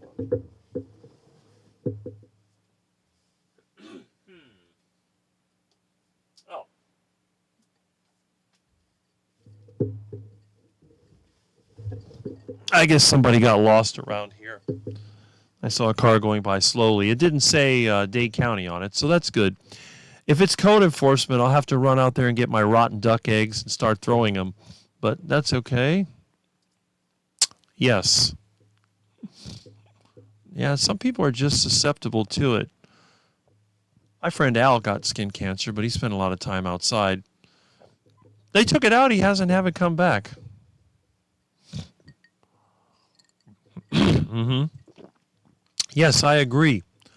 But the thing is, over here in the quack zone, we have a no discrimination policy. You could be a carnivore quack. You could be a carnivore stud. You could be, I don't know, a person that's had like 5 heart attacks. We welcome you. We welcome all of you. There is no barrier to entry here because we don't throw you out. We just tend to scare off the people that don't want to be here. They self-deport, as you would say. All right. That is true. Wow. You're missing out. We have to get you some duck eggs. Oh. Are you talking about one of those popular groups that try to charge you a lot of money for a meetup? Yeah. See, I would think you don't need to go to a restaurant. Now, if you're going to go and meet up in a restaurant, you need to charge people because the restaurant costs money. But on the other hand, you know, why not get together at a park or someplace free? Nope, they don't do that because I think a lot of these people, they want to have that sort of closed group, the walled garden. And I'm not into that. I am the original carnivore quack, and you will never see me do that. I have a question. Me, buy my stuff. Yes, that's a good idea. I went over to the dump. Hey, if I went to the dump, I would be out there checking out everybody's car as they go in, like I always do. I park outside the dump and go scavenging because they won't let me scavenge in the dump. But then again, I just sort of, you know, I do my thing. Yep. Oh, yes, I have a cat also. Now, they did invite me to that get-together they'll have in November in Tampa, so I'm going to have to either rig up some kind of automatic cat feeder, which I could probably do, or get somebody to come over and babysit my little beast. But I need to take care of him today. He's got fleas. I'm going to have to see. I think I use tropical oregano. This is one of those times when plants are beneficial. I've been able to get rid of fleas many times using natural plant materials. Yeah, we need that because I think it's ridiculous. Kip is quitting again. Well, don't worry, he'll quit. He'll be back. He always comes back when he realizes that the duck food just makes him more miserable. Dialing for dollars. There we go. He will. Don't worry. Don't worry about Kip. Well, we know who the guest was. Yeah, see? So the phone is working. I fixed the problem. It was actually an impedance mismatch, and I wanted to make a video on it, but I never did. Okay. Yep, I hear the caller. There you go. And they guessed it. Yes, I didn't want to say anything. We know it's Bob. This call-in thingy is genius. Well, this is the poor man's way of communicating. And see, this goes to show that Bob has a lot of fans that watch his videos. So we know who he is. And if my audio link was good enough where you could recognize his voice, then it must be working. Okay. Well, again, Carnivore Kip is a good guy in my opinion. If he wants to use clickbait, let him use clickbait. I should use clickbait as well. I should say, I just had a heart attack. What should I do next? And then I'll be eating a heart attack burger or heart attack chicken. Or saying, I have a new girlfriend, but it turns out to be some muscle guy. So we'll come up with some kind of clickbait. That'd be kind of funny. Dr. Anthony Chafee is right about plants. Yeah, he is. Yep. Making sauerkraut and yogurt intrigues me. Well, I want to make a video on yogurt. I may even do that today if I get the time. But tomorrow, I'm going to be busy. We have a get-together with friends. I have several things I want to do. Since Sunday is a day off, I'm going to be hanging out with friends. And I got another friend that wants to take me to a restaurant, so we'll see. Hopefully it's going to be one of those Brazilian steakhouses. Then again, I've had people take me to restaurants, and then people that don't know me that well, they're in shock because I don't really like to eat anything that's in a restaurant. But we always find a way to manage, and if there's nothing good to eat, I'll just eat when I come home. I had one time that they took us to a restaurant, and it was next to a lake, and it was loaded with big, fat Muscovy ducks. So, and then they had an outside patio where you would eat. So we're sitting out there eating. Well, they're eating. And I had a couple things. I'm looking, and they're like, what would you like to have? I said, I'd like to have a big, fat Muscovy duck. So they had some food scraps, and we put it down there next to where the patio was, and a big Muscovy male, a drake, came walking up, and he's going, whoo, whoo, whoo, whoo. So I grabbed him by the tail, and I put him in my arm. I said, this is one I want to eat for dinner. And people were like in shock. Oh, you know. And I was going, oh, cute little ducky. I put his head next to mine. And everybody was in horror, thinking, oh, he's touching that disgusting thing, you know. I said, oh, you're such a cute little ducky, aren't you? I mean, it was funny. But that's just the way that I am. I like having fun. Okay. I don't know squat about cooking meat. Yep. Oh, yeah. That's good. You know, Carrie's meetups, I'd love to be at one of his meetups, but it's too rich for my blood, and he never has it in my area. I think Carrie's afraid of me. They don't come to Miami. They go to North Florida. They go to visit, what's his name? Ferrigno. I always think about Lou Ferrigno, but that's a different Ferrigno. And, you know, and then Tampa.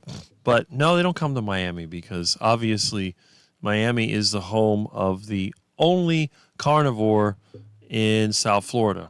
Well, I can't say that. South Florida, that would include the Rat's Mouth, where Peter lives, and he's a carnivore. But, you know, the only carnivore in Dade County, Miami-Dade County. Yeah, I agree. If I want to eat fiber, I'll eat paper. Okay. But the thing is, Carnivore Kip has been a fatty his whole life. You know, he doesn't know what it's like to be lean.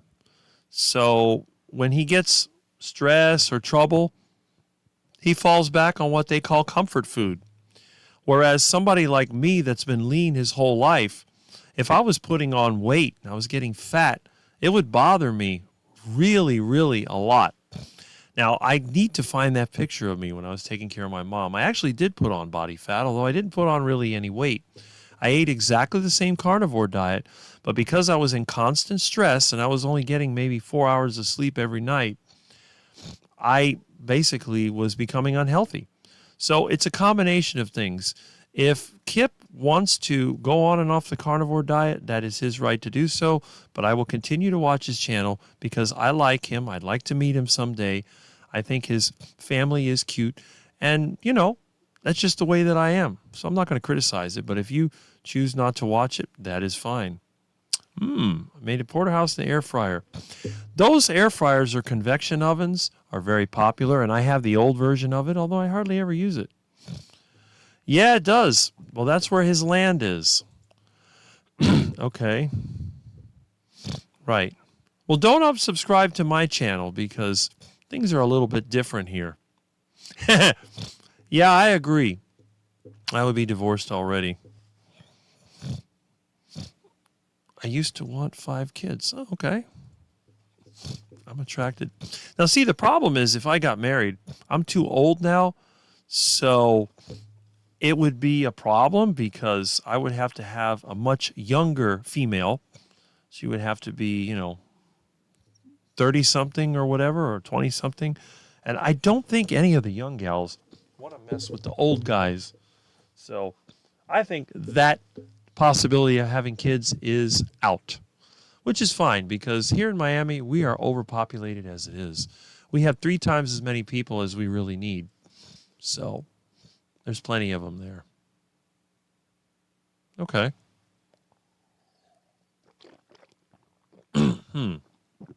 Okay, well, that's a little bit awakening there. Andy's chicken breading. I'm not sure what that is. I'm outside the chocolate store having a cake slice today, just watching. Cake slice Saturday. I never heard of that. Oh, well. I guess people like to buy that crap. I find cake disgusting. Okay. They say the teenagers rebel. I did too. In fact, that's how I started the carnivore diet. I rebelled against my health-conscious parents by eating the most unhealthy food that I could. Well, that's a good question because women in Miami are horrible. They tend to have big rear ends and their face looks like something that you'd find in a circus. They put on heavy makeup and all that. That's why I say, I could see why a lot of those guys, they're looking at the other guys because the women, they look like clowns. And it really is kind of sad. Plus, obesity is really bad here in Miami. You got to realize this is a Latin American dominated culture. And what do they eat? It's carbohydrate city. Rice and beans. Arroz con pollo, which is rice and chicken. Mostly rice with a little slimy chicken. They do eat pork. They do eat some beef, but they usually eat these really thin steaks with a bunch of rice. So beans and rice are the Latin food because, again, those are poor countries. They're used to eating poor food. Ah, nice.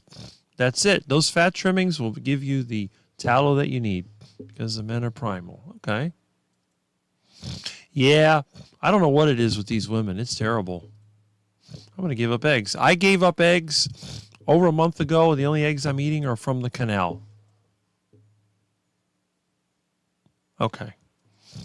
Yeah, that's kind of what I got from seeing his video. He's thinking of quitting, but he's on the way to the therapist's office. I think what he's trying to do is to document his struggles.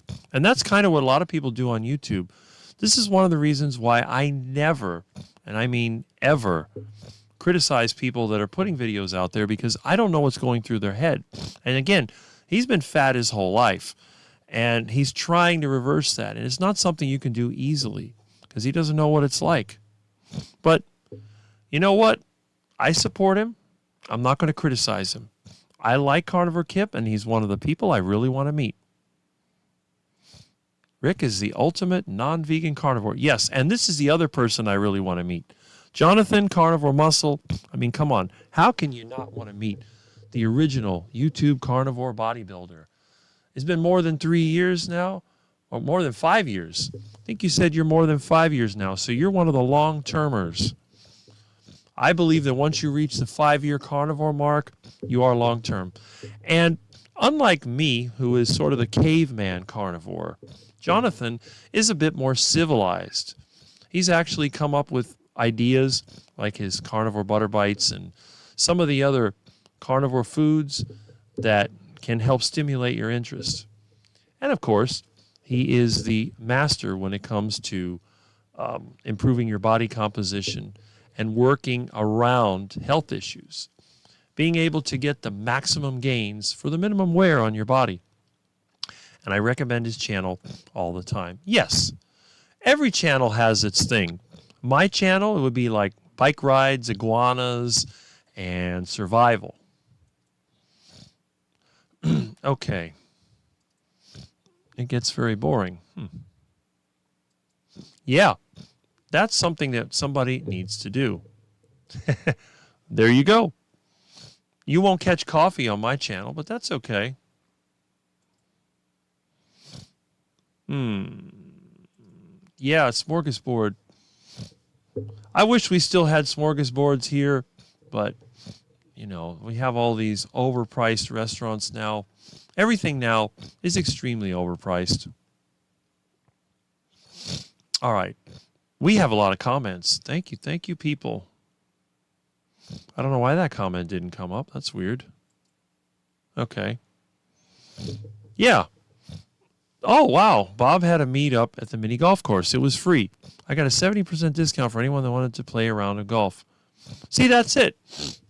Why can't we do that? That sounds pretty good. You did good at fixing the phone. Well, thank you. What I did, I used a newer phone. This is something I had in my junk pile, one of those AT&T. And these handsets, they have a condenser microphone, which has a much higher impedance than the resistive microphone that you'll find on this one. Okay. Sorry about that. I had to give you the dial tone. And also, I fixed the mixer the previous week, so everything should be working just fine. All right. Now, let's see. You did good at fixing the phone? Yes. Yes. And this is why you should watch Bob's channel. He narrates his videos as he's going for a walk. Now, he's a little different than me because, well, actually he is similar because I do more bike rides. I don't do that many walks, but he actually talks while he walks, which is good. Some people narrate from their chair, but with Bob, you're actually walking with him, and then he speeds up the walk. You know, and it's funny because I joke. I say when Bob does his sped up walk, that's like my normal walk because I do tend to walk very fast. But that's fine. Okay. Yes. Forget about the scale. I weigh myself every day just because I don't want to lose too much weight. I have a hard time, but that's okay. Okay. And Peter says, I had some stuffed cabbage for dinner last night at my mom's house. She added rice and onion to the ground beef inside. I ate them and felt okay, thankfully. If your body is healed, you can eat some of that stuff. It's like my mom used to like to make green peppers, and sometimes they had rice in it. Now, when I made green peppers, it was just nothing but beef inside of it. And then what I would do, I would peel the pepper off, throw that to the ducks, and then eat the beef that was inside. It had a peppery flavor, and I enjoyed it. It never gave me any problems. But I would never eat the pepper itself because that would give me diarrhea. Yes, it is. Okay, Mitch should call in. That would be funny. You know what? I would like to see that, but I don't think Mitch watches anybody else's channels. I think he's too busy with his own life to worry about, watching other people's channels. But that would be interesting. And I'd like to see some of the other more popular YouTubers call in. They might. You never know. I think once my live stream becomes pretty much well known enough, then I may get some call-ins. But hey, you're welcome to call in. Bob was courageous enough, and he's got more subscribers than I do, so that's it. So I guess Bob is the first more popular YouTuber that's called in. But then again, Thomas, he holds a record for the longest phone call, and he's going to be a popular YouTuber. He's already getting more popular. Ooh, we got a call in. All right. Hello. Hello, Rick. Yes, this is Rick. This is Mama Cracker. Ah, Mama Cracker. Hello. Hello from Miami. Hey. I just wanted to call real quick. I just was sitting in your Streamline right now, and I wanted to give you the story about when my daughter and son-in-law went to Florida early April for the Women's Final Four. My daughter texted me, and she said, some duck chicken started after me, and she's afraid of birds, period. She hated when I had chickens. But she says, what is it? What is it? And I said, it's a Muscovy duck. She goes, how do you know that? And I said, I know that because some carnivore guy that I know online has them all the time. He just loves them. And she goes, oh, you're going to talk carnivore again. Oh, that's funny. I just wanted to let you know, my daughter and son-in-law, they are very round. Oh. And I started carnivore, almost 2 years ago, and I lost all my pain and all this stuff, and they're going, carnivore. Oh, and I took a French fry they were eating, and they go, what about your carnivore? And I said, listen, I'm feeling better than you guys ever will. I have no pain. I've lost all that weight, and whatever. Don't even make fun of me. Goodbye. Well, that was my story. It's really amazing that people just don't understand it. I've met people for decades, and they have all these health issues, and they say, well, Rick, I'm different than you. You're different. You can eat whatever you want. I'm like, I eat whatever I want, but whatever I want is not the same stuff that you eat, because they see me sitting, like squatting down and working on stuff. And what about your back? And, you need help? I'm like, no, I don't need help. I pick up a whole couch by myself. Because the problem is when people help me, I usually get injured because then they push it one way or the other. I scrape my hand and I get mad. I figured I'd rather struggle with it by myself. But I know what you mean. Mm-hmm. It was just so funny. Every time I think of carnivore, my nephew, he's like 19, and I was telling him he has like bursitis or arthritis, but he's a golfer and stuff. 19? And he's always sore. And I said, carnivore. And he goes, well, what do you do for snacks? you eat beef jerky and stuff. And he goes, I like that. Well, there you go. And then the next time I went to a family thing at my sister's house, and my nephew was there, and they had like hamburger with hot dogs. They didn't have any buns. They actually ate meat, except for they did have corn on the cob because they still aren't in carnivore. It's just so funny. And so many sick people I know, I'm like, try just eating meat. And they're like, yeah, I can't, whatever. Okay, then, don't. I don't care. It's amazing that such a simple change is all it takes. I had no idea, and I've been eating this way my whole life. And right. I had no idea that this would actually make people better. I thought I was going to have a heart attack. I thought that I was basically digging my own grave, and that every heart attack burger I ate was just another shovel full of dirt that I've taken out of the ground. And then one day it's I flick their finger and I fall over, and that's it. But no, because oh my gosh, because that's what everybody listens to. You're hearing heart attack, and you were, like you said, you were rebelling. Mm-hmm. You're going to eat anyway. Oh my gosh, it's sad though that people just they'll try all that a new kind of an exercise, a new kind of a diet, but they won't do just the meat. Why not? I'm like, gosh, you guys love it, eat it. Mm-hmm. Only. But, right. Oh well. Anyway, I don't want to take up your time, so I just wanted to let you know this story about your ducks, and it was just funny because she's such a sissy. Well, that's good. I'm glad that people remember some of the things that I talk about our show, because for a while I'm still waiting for that first person in this area to say hi. Oh, I've seen you on YouTube. But I believe that Miami is a carbaholic city, because you don't see, this is not really a carnivore place. Although they are opening up those Brazilian steakhouses, every time I've seen people go there, they always tend to go, and they eat the sides as well, because a lot of them have a salad bar and they have potatoes and all that. And you go there and you see the people eating, and they don't eat just the meat. But the thing is, they have that option because they bring you the meat endlessly.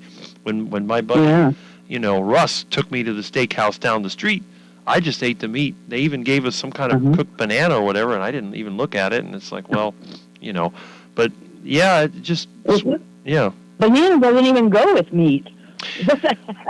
Well, here in Florida, that's like a thing, the plantains, the platanitos. Oh, okay, yeah. I make heart attack fries from the plantains in my yard, but they're different. The Cuban version, they ripen them. So what they do, they ripen them and then they fry them in seed oils.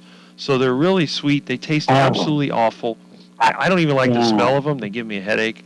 But if I make heart attack fries for my friends, I get the greenest plantains I can get. I push them through a French fry cutter. I wash them, and then I fry them in beef tallow. So they're basically like McDonald's fries from the 60s or 70s. And Those sound good. oh, everybody loves them. This is the thing. And then they say, "Wow, these fries are amazing." Because I don't believe in eating potatoes. My diet when I came up with it, it was no leaves, no roots, no seeds, and no stems, and select fruit. You can eat select fruit in season; it's fine. But and roots, potatoes are roots, so I don't eat roots. But if you want that carbohydrates, you just get the bananas, you get the plantains, you cut, fry them up, and that's it. And they taste better. I think they're far better than the potatoes. Because the thing is, the only potatoes I could eat and not throw up were the fried ones. But, I hate potato. A mashed potato to me is horrible. It's like torture. My mother used to force me to eat that nasty stuff. And I had to pour sour cream all over it to make it edible. It was just awful. So I never. That was my Achilles heel was potatoes. I could eat them. I used to be able to eat them. French fries, any kind of fried baked potatoes, until they were coming out my nose, because there was nothing that said I'm done with it. It always tasted good. But when I got into meat, like, no, there's no room for it. And then you eat meat and you're done because you're done. Right. You don't want to keep stuffing yourself. That's it. We had a restaurant called the New England Oyster House that was a seafood place, and I used to enjoy the seafood as a kid, but it always came with some kind of potato. So it'd either be a baked potato or it'd be fried potatoes. So I'd always get the fried potatoes because those are the only ones I could kind of eat. Yeah. The baked potato, my parents used to love it, and I remember that awful thing, peeling the skin back and the steam coming out, and then putting the butter on it, and now I would just eat the butter. I would grab the butter and stick it in my mouth and eat that, and the potato. Oh, you should eat the potatoes. They're good for you. You'll put on weight. Like, I don't like potatoes, Mom. I don't like potatoes. So it was terrible. Well, you weren't unhealthy skinny, were you? You were just thin. I thought my son was too skinny when he was younger, and I'm like, you eat some more, but evidently he was just a thin kid. Yep. Well, that's me. I've been thin. Yeah. I'm skinny now, but I don't think I look that bad. My ribs don't stick out. I don't look like a vegan. But, I am skinny. I mean, what can you do? But I'm strong. You don't look like you're wasting away. No, and I don't sound like Dr. Greger, who goes, he can barely talk. When I get going, I don't stop. So there's a big difference between me. I've had people say, well, the carnivores, they all seem to be kind of slow and they don't have any energy. I'm like, hey, you haven't seen me. Yeah, I had a comment like that on a video. I said, nope, that's not me. Maybe they don't know what carnivore is, because maybe, because like they think red meat is the McDonald's hamburger with the bun and all that, So maybe that's what they're thinking about carnivore is with the buns and. I don't know. It just drives me up a wall. And I know what you mean. I'm gonna let you get back. Okay. To seeing everybody in there. I'll be right back in the room. All right. Thank you. Thanks. Right. Bye. Bye.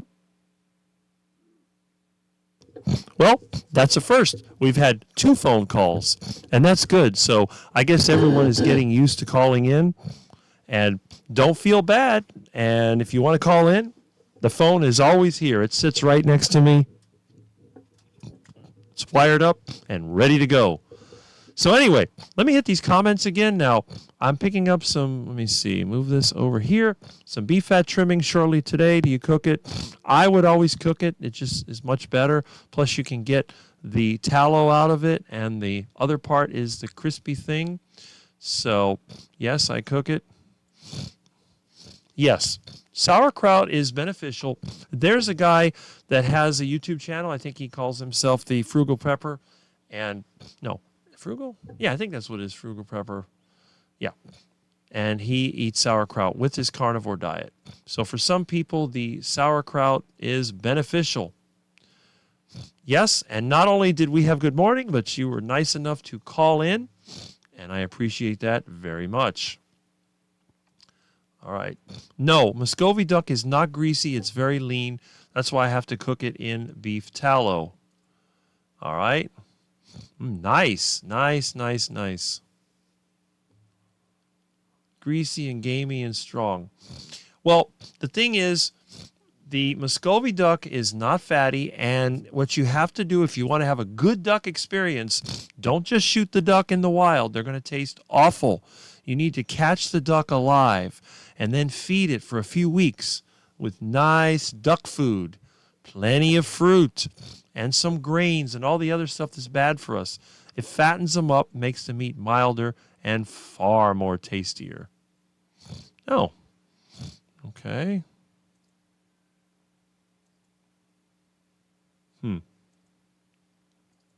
Yes, I would also. But us poor people, we can only go as far as a bicycle can take us. Yeah, I don't know why. I guess you see that on a lot of the channels. You know, for example, what is that carnivore couple that always has LMNT commercials? I don't use that stuff. So you'll never see LMNT commercials on my channel, because if I ever do advertise something, it's going to be either something I make or something I use. And as a minimalist, I don't use much. Okay.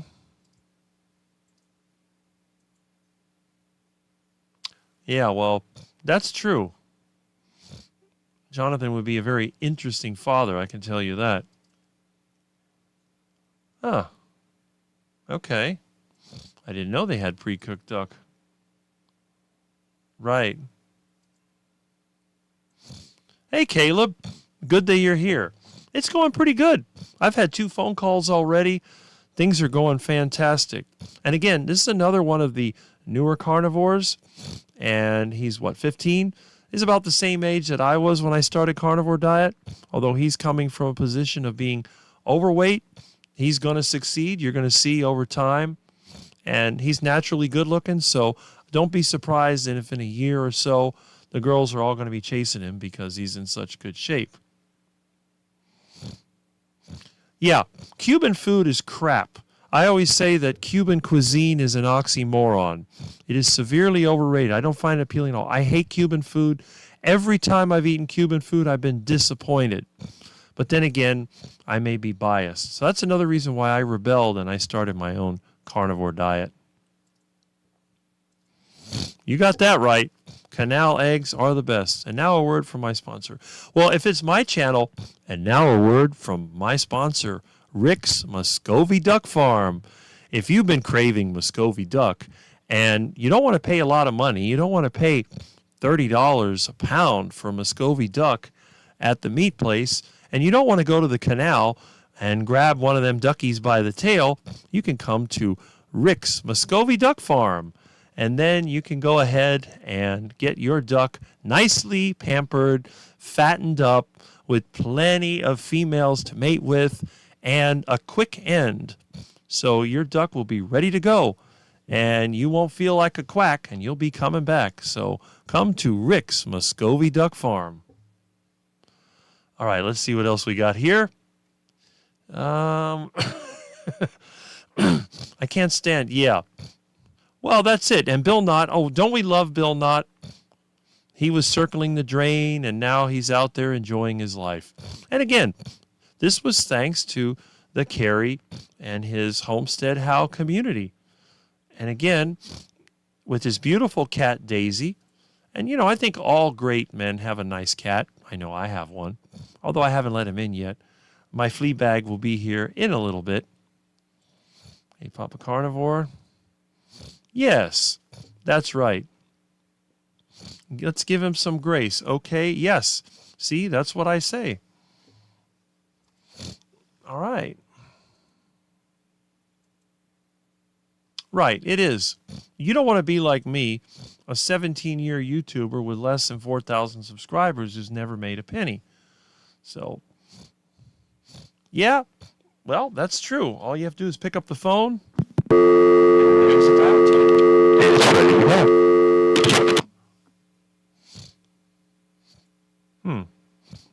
Yep. You do like your coffee.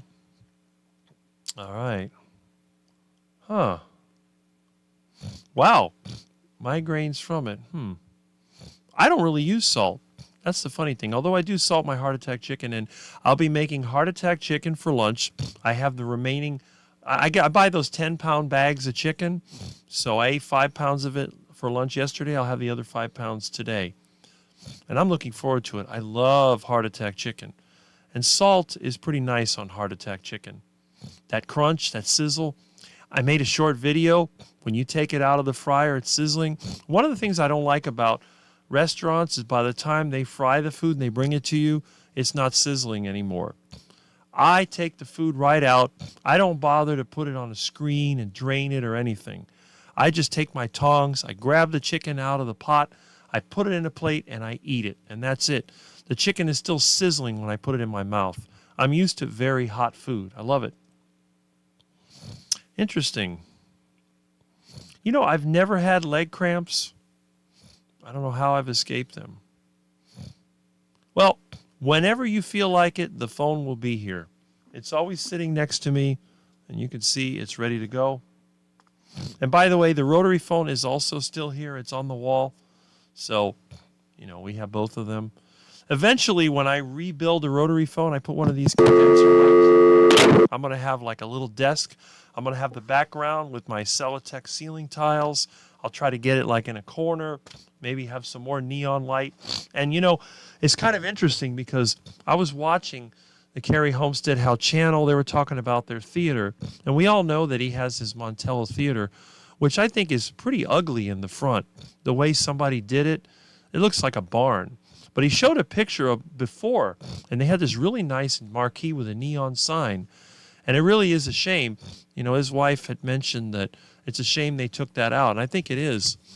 It would be interesting if they had the ability, if they didn't have the county on their back, maybe we could build them a new sign. I used to make this neon years ago. It'd be nice if their theater had the big metal marquee sticking out with a neon sign on it. Might be one of those projects that they could do, like a big donation, and say, here you go, we'll put this on the front of your theater. I think it would make it look a lot better. But that's just me. When I build my new home or wherever I move to, I will be putting neon all over the place. I do have neon in my home, which I really like. So again, and I have the equipment for it. I think it's all in storage. I started going through my stuff. I found one of my torches that I used to use when I made neon. Used to buy a box of the glass tubing and the electrode ends. It's a very interesting craft. I don't know if anyone else has worked with glass tubing and made neon, but it's something that I did in my early 20s, my teenage years and early 20s, because back then there was still a lot of it around. But of course now it's all gone. All the neon has been replaced by LED signs and backlit signs and all that. Although they did put a neon sign at the Texas Roadhouse that they built, and there's a few places that have them. I think it's more of a nostalgic thing. But it's, you know, one of those things that something I was familiar with. All right, let's see. I'm okay without electrolytes. Yep. Right. Forget about the scale. Don't worry about it. Look at the way you look and the way you feel. That's it. Hard stools, lots of fat. Okay. Yeah, everybody's a little different. There is no proper human diet. It's a spectrum of foods. Wow. I guess you're talking about Dr. Kiltz. I'll tell you one thing. The guy is generous, and I like his energy. He still seems like a used car salesman to me, but I like him. I like him the more I see him. So it's one of those things. You know how something grows on you? Well, that's what I would say about Dr. Kiltz. I think he tends to grow on you. There you go. Water works good for me. I don't know. My face is getting thinner. Yes. That's usually a good sign.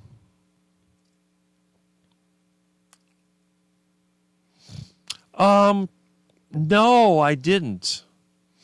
I wonder if that's still there. There was another guy that I forget. I don't know if he's from Israel or where he was. He had the old Biltmore Terrace Hotel, and he renamed it as Desert Hotel. But of course, like everybody else, he sold it to a developer, which built that big turd condo, which is right next to the Champlain Towers that collapsed. And I think when they built that condo, it destabilized the foundation and added to the collapse. But he also had some kind of museum with all kinds of old cars. I think that's all gone now. I think they moved that to Orlando. But that's interesting. RR is probably the ingredients. Yeah. I hear Bob. Okay, we're way behind here. Yep. See?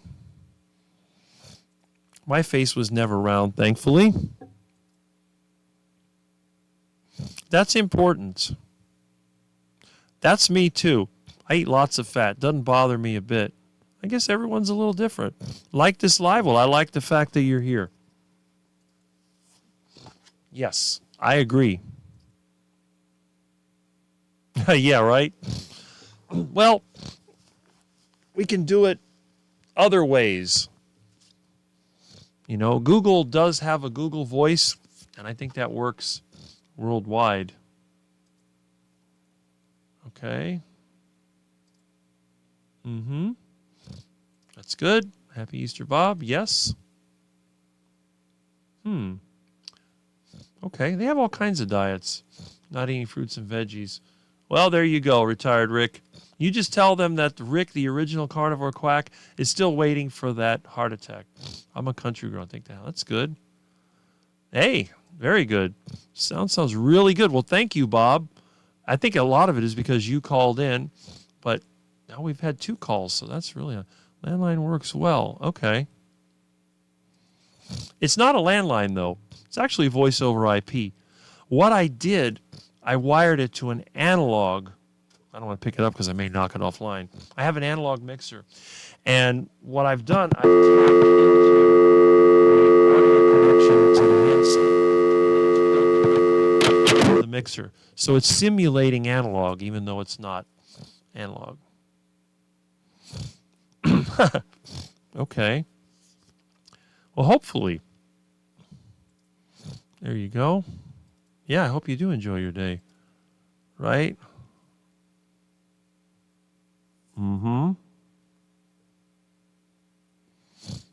Right. Genocidal big food and pharma, full of insane energy. Yep. Do you ever buy chicken skins? No, they just kind of come with a chicken. Why do I have somebody out here? Let's see. Ugh.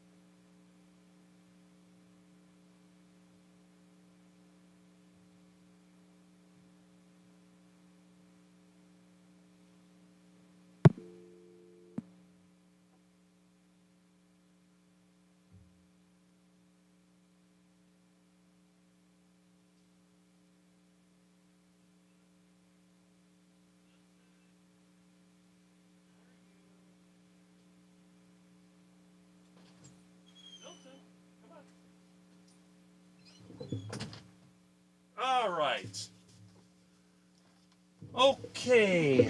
Well, that was interesting. Hopefully everyone's still here. A friend that I haven't seen in 20 years actually came by. And that is kind of interesting. So, but yes, then he told me, well, Rick, you look the same. I hear that so often, it's quite funny. All right.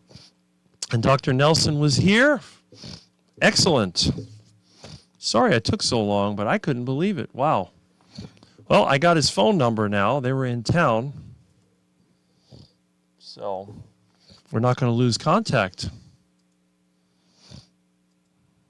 Yes, I remember that. You used to see that in TV shows. You got the cops and the doctors over there. Would you sell your six-wheeler? No, I'm not going to sell it. But maybe you can buy Carrie's. You never know. Okay. Dave's not here.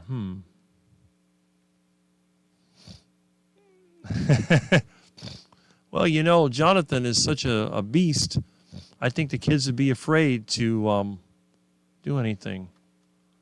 Let me see. Okay. Well, I have a lot of comments. Let's put it that way. Let's see if we can marathon our way through there. Yeah, that's right. I knew people who used to eat rice with ketchup. It will be amazing. Wish I could stay and get involved in his craziness. This is true. Milton should have a brand of cat food. You know what? That would be kind of interesting. Carnivore cat food. Hardly any subscribers. So far, they'll be coming. Don't worry. Let's see. No real carnivore videos, though. Not yet. Self-feeder and water. I'm going to have to do that. Problem is, it's kind of hard to keep the meat from going bad. Got my brother imitating Mitch on my channel. Okay. Well, I guess I'll have to do that someday. I am too.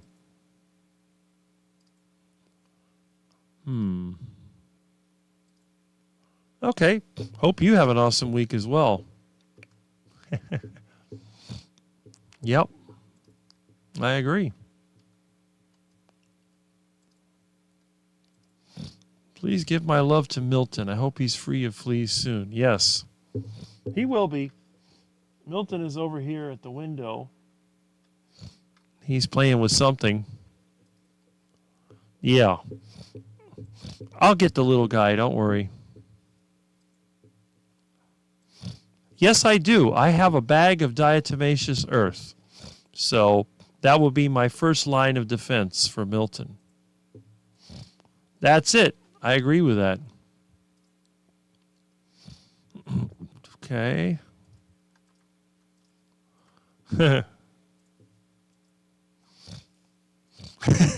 Hope he didn't have a heart attack. Speaking of heart attack, look at who has come to join me. I've fallen and I can't get up. No. Milton, you silly puss.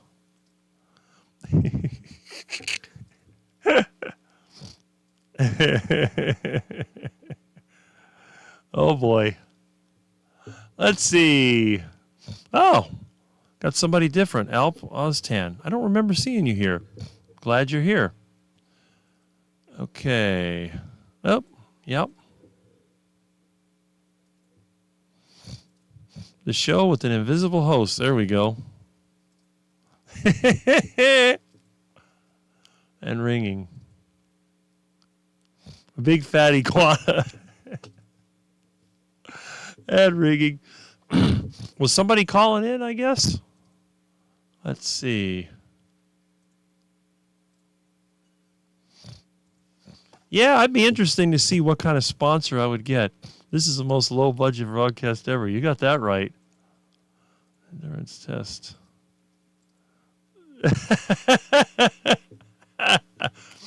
They're referring to the Barcade channel. Okay. All right, let's see. One of us should call in. There would be a sound. There should be. Okay. Aha. Hello. you doing? I'm good. Yeah. I just want to make sure you put the fire out. They told me you were putting a fire out, so. No, what it was, a friend of mine I hadn't seen in 20 years had come by, and I didn't recognize him at first. I'm thinking, who is that? But as soon as he started talking, I knew who it was. And then he says, oh, you're still living here? I said, yeah, I'm still living here. I guess they figured I would have moved out by now. I mean, I wasn't living here until I took care of my parents, but, you know, going through the comments here. I have a feeling one of them is going to be like, oh, it's Tom. He's going to be on forever. Oh, we know. See, we can always tell who the voice is, but you notice I never mention a person's name until they mention it themselves, because we do anonymous here. Yeah, I mean, when Bob came on before, I think we all knew who it was. And, of course we did. It doesn't take that much to realize, you know. Mm-hmm. So.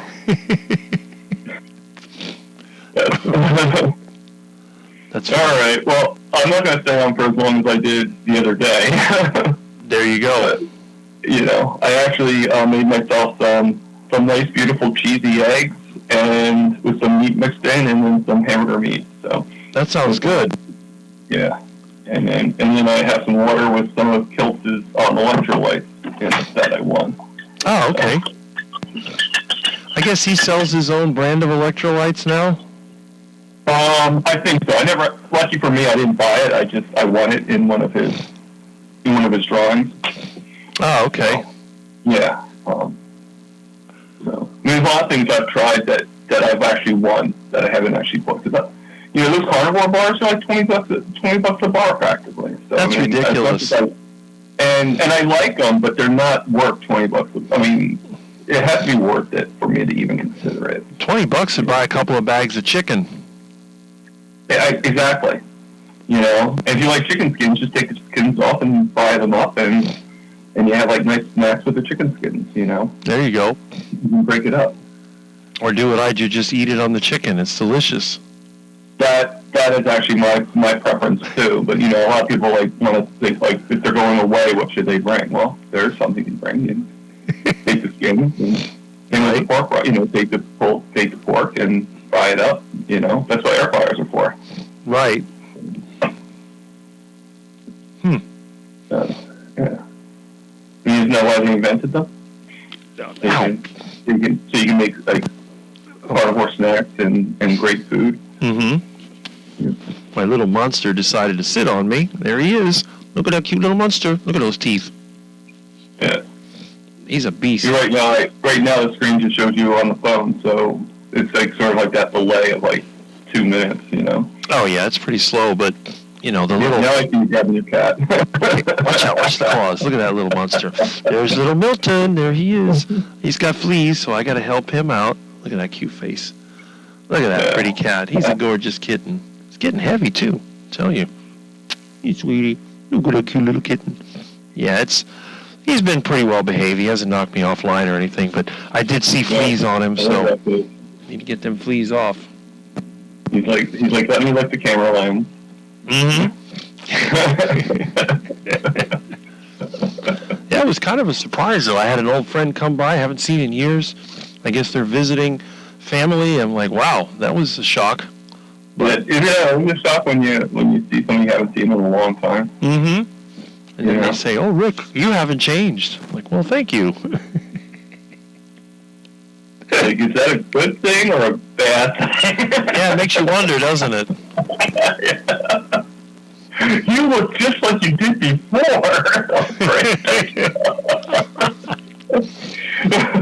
Well, everybody I know has changed so much. That's the funny thing. They've all definitely gotten older, heavier. You know, they just look different. But me, nope, still skinny, still old Rick. Oh, God. You're a bad kitty, aren't you? My thing is, but even before carnivore, I always get like, oh, you don't look your age, you know, and I'm just like, thank you. You know? There you go. You know, I don't know how old my age is supposed to look, but, you know, like, thank you very much. I appreciate that. Mm-hmm. like even when I was 30, they're like, you don't look 30, or 20. You don't look 20. I'm like, okay. Mm-hmm. Exactly. Ow. What are you doing, you little beast? Look at that little beast. You scratching? Yeah, you got fleas. You got fleas, you little monster. I'll get rid of the fleas. I got a bunch of plants outside. I'll brew something up, and I'll get rid of them fleas. I'm sure. Otherwise, I'll have to give him a bath and be attacked by the beast. Yeah, if he's like most cats, he probably doesn't like to have the bath. Oh, I had he one hates- cat that actually loved the bathe, but Really? that's very rare. Yeah, I guess we conditioned it as a kitten, and we lived right behind a river. Mm-hmm. Like literally, like you get out of your house and walk across the street, and there was the river. Mm-hmm. And the cat just loved to go in the river. Right. I think someone tells me my sister probably threw it in the water one time, and just as a kitten, and it just went from there. There you go. Yeah. So. Ow. Stop it. Got the claws going. Oh, he's playing with the tail. Okay. Ow. What's the claws? Mama Cracker's saying to wrap him in a towel to bathe him. That's probably a good idea.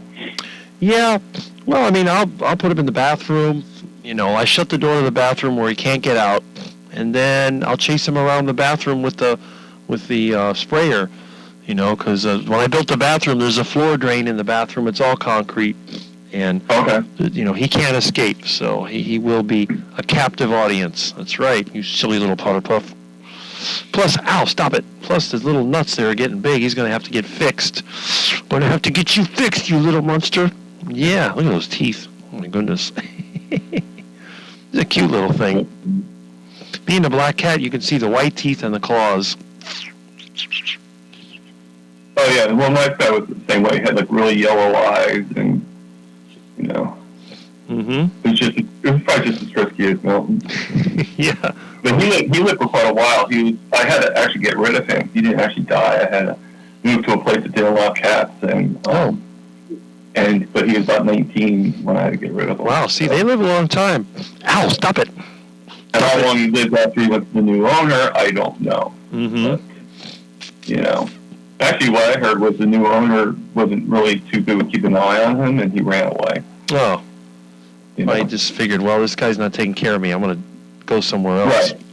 Right. Well, his name was Midnight. Oh.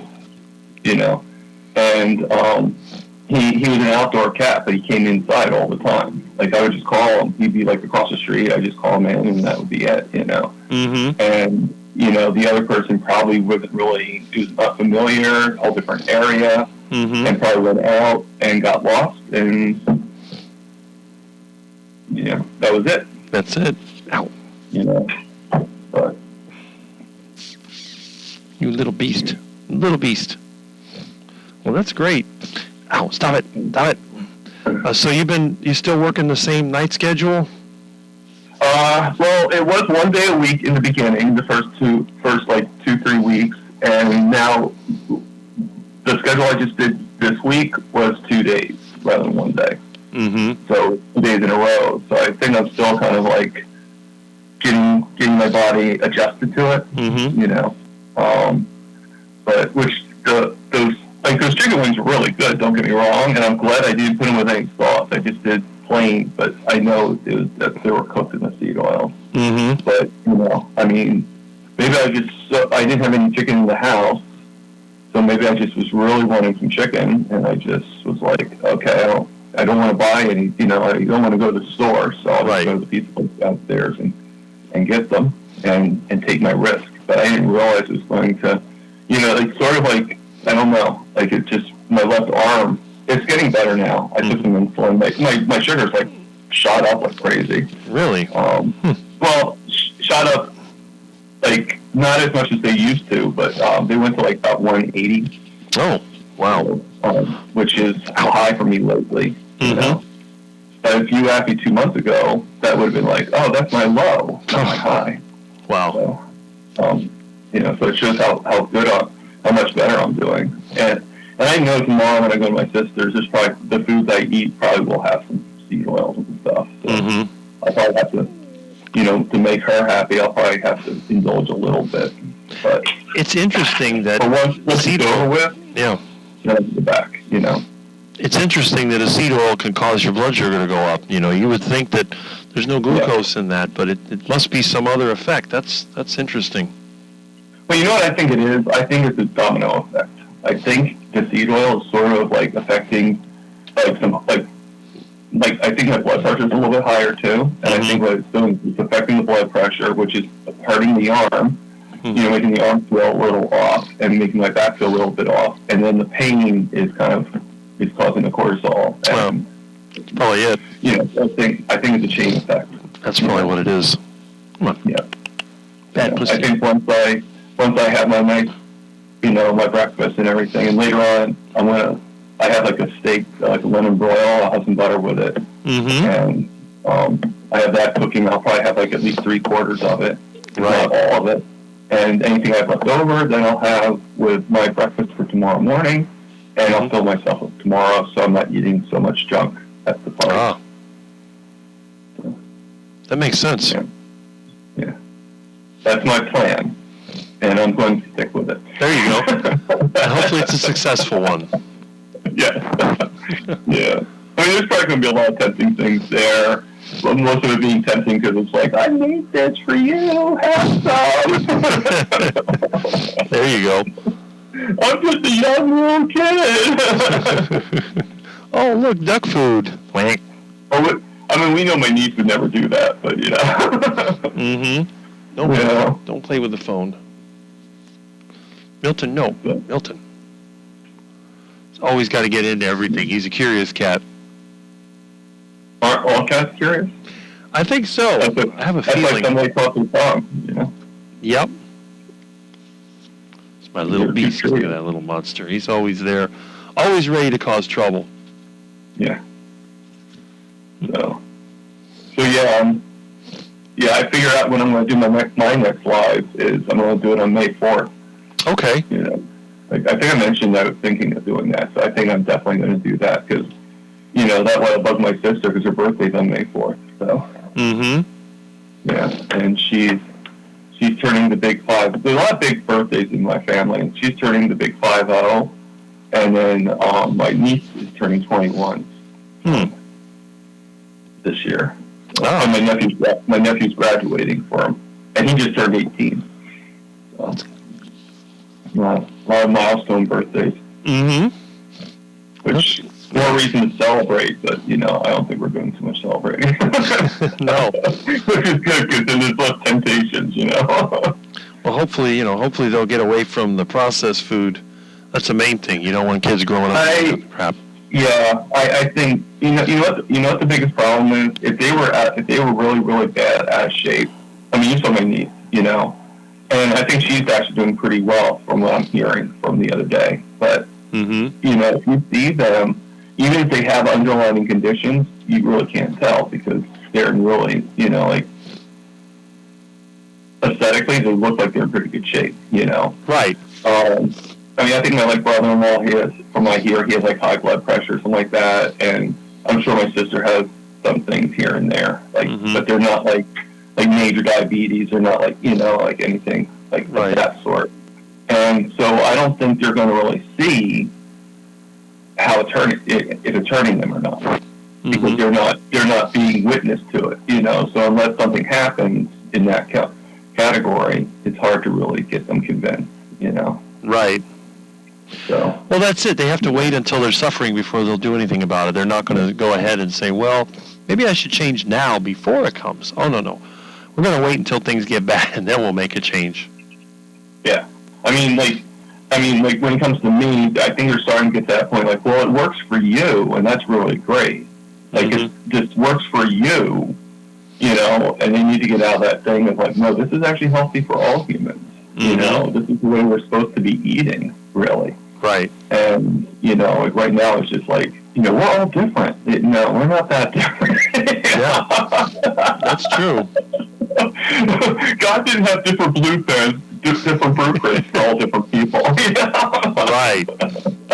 Well, that's it. I mean, you can adapt to certain things, but you don't want to, eat a bunch of garbage and then hope you're going to adapt to it. Right. I guess in a way you do adapt to it if you think about it, because, there was a time I could have had the chicken wings and not and not really have noticed any problems. Mm-hmm. So I think part of the problem I noticed at this time is because I was off it for such a long time. Mm-hmm. For about 3-4 months, I was not doing the seed oils. So once I had a bite of it, once I had 6 wings, I knew it. I saw it. I felt it. Mm-hmm. You know, It doesn't take And I much. yeah. It didn't take much for me to recognize it. I've had that happen when I'm working. Somebody brings some food, and I go, well, I don't know if I can eat it. We'll try it. And then in 3 hours, I'm running for the toilet because it's just tortured me. So Yep. it happens. Yeah. That Yeah, I I didn't get have- the headache. Lucky for me, I didn't have that problem today. Mine was more just pain. The worst part of it was the pain in the arm.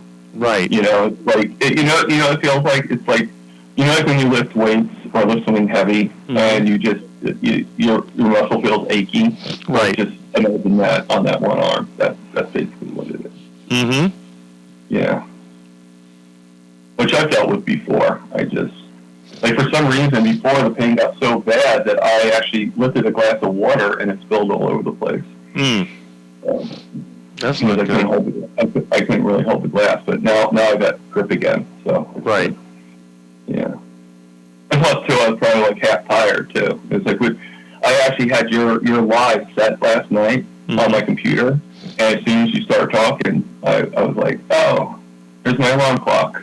Saturday. Well, there you go. Well, that's one way to get up at 8. Yeah. Little Milton. So I got up, took a shower, and then came right to the computer and. Mm-hmm. Like I need to take a shower to wake myself up. Get some of that cold water on my face. There you go. Yeah, believe it or not, when I get up in the morning, I have to force myself. Sometimes I get a little up early, and then I go, well, I want to get a little bit more sleep, so I'll force myself to sleep, and then, later on, it's just like, okay, 7 o'clock, I'm out of there. I can't really stay in bed longer than 7 o'clock. It's pretty rare that I can. Yeah, I'm usually up. Well, on the weekdays, definitely, I'm usually up by 7. Well, no, usually 4 in the morning. I'm up by. But that's probably because I look for kilts, Yeah. And I have him set as an alarm clock. I hear either Alia or Dr. Nelson or him talking, Mm-hmm.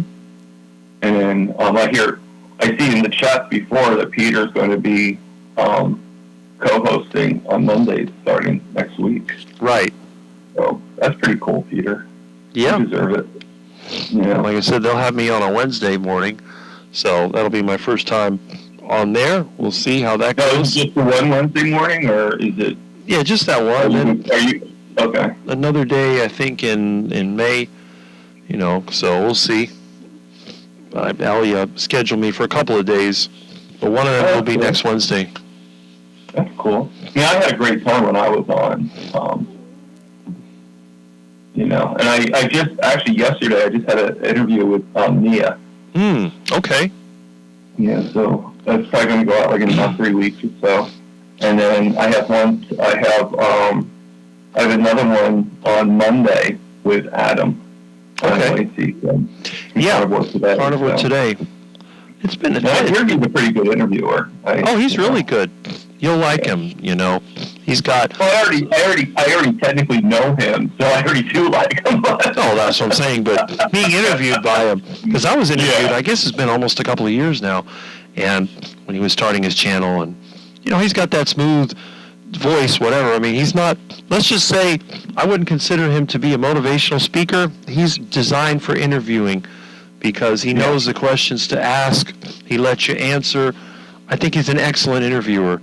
He reminds me of he knows when to talk and when to listen. Right. That's good. So it's sort of like Dave Mack. Too. Dave Mack. Yes. That's what I'm saying. It reminds me of Dave Mack, which Dave Mack was so, when he started his interview, he started with me, and he's been going gangbusters ever since. So, and I consider him to be the definitive authority on carnivore interviews. Pretty much anybody that's been interviewed, you're going to find on his channel. Yeah. Yeah. Yeah, I saw. Well, he had so many people and everything, but I mean, yesterday, Mia, I have to kind of thank her. Like she interviewed me, and like it's not that anybody rushes me off at the end. It's just normally it's like, okay, we stop the tape and I'll see you later, type thing. Mm-hmm. And she was like, talked with me for like an extra half an hour after the, Mm-hmm. which made me feel a little bit more like welcome to the community. Like, even more Yeah, so, and if you've seen her channel when she used to have her, of Carnivore Mastermind on Thursday, I was invited a lot, and also you had John, Carnivore Teacher, so we were usually on there. But she changed her schedule. I think she was trying to get her life in a little bit more balance, get more sleep, and because her problem is not just the diet, she also had stress issues and problems. So it's like a holistic approach. Her idea is to use a carnivore diet as like part of the plan, you know what I mean? So it's not just the diet, the meditation, the scheduling and all that. So it's a great channel, and I think, I can't wait to see the interview. It's funny. I actually teased her a little bit yesterday because she was talking about that, and I said, yeah, you stopped it like right after I went on to your show. And I went to the panel. Like right after, that's when you stopped doing it. And she's like, yeah, you're right. Well, there you go. I had actually scheduled an interview with her through her online system, but something went wrong, and I guess, I don't know. And I've been so busy, I haven't had a chance to do another one. But I'll have to. I probably would, Yeah. I probably would have realized. And Papa Carnivore is back. Oh, good. It's always good that he's back. I wonder where he went. Peter. Did he go to another channel? Yeah. I wonder if Mitch is having a Saturday. Isn't Peter visiting his granddaughter right now? I'm not sure. Maybe he is. But he was on earlier, so I don't know. Yeah. Well, I mean, one of the good things about you having such long live streams is we can actually leave for a couple minutes and go and do some other things, and then come back. And we're not worried about, and everything. I mean, I was lucky you actually going away for a little bit. I didn't really miss that much, I don't think. So, yeah. Well, that's it. It's all pretty much.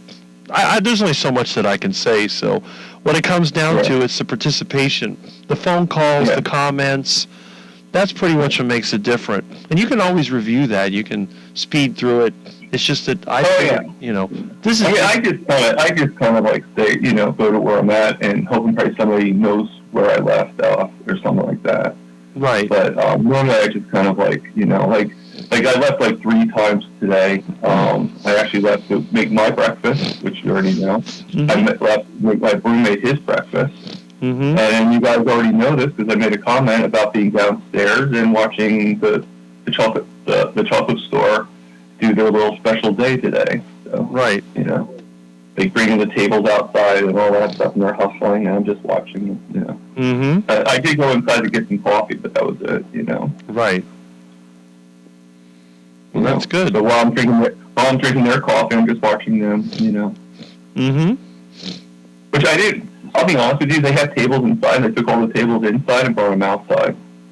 Right. And they have tables for outside. So why don't you just use the tables for outside and leave the tables inside? There you go. It didn't really make that much sense to me, but it's not my store, so. Now, if I was to go in there and they had tables for outside, inside, then I'd definitely be confused because it'd be like, okay, this made no sense whatsoever. That's it. Like, why did you rearrange your store just to... Well, they're always trying to sell that stuff. That seems to be their thing. It's like the bakery over here. I go by there, I'm thinking, why would anybody go in there? There's always a bunch of people in there. But it is kind of funny. They call it Ricky Bakery. And I'm like, well, they got some like cartoon character that's like in good shape. And I'm thinking to myself, well, that's not what you're going to look like if you eat there regularly. Yeah. I've never seen anybody in good shape go in the bakery. That's the funny thing. Everyone's always obese. Yeah, I mean, what I get confused by now, and obviously I was a victim of circumstance with it, as many of us are, except for you probably. But of like just the cupcakes that are sold at the grocery store, sold at the convenience stores. All the Wraps, Drakes, and and Hostess, and Little Debbie's and all that stuff.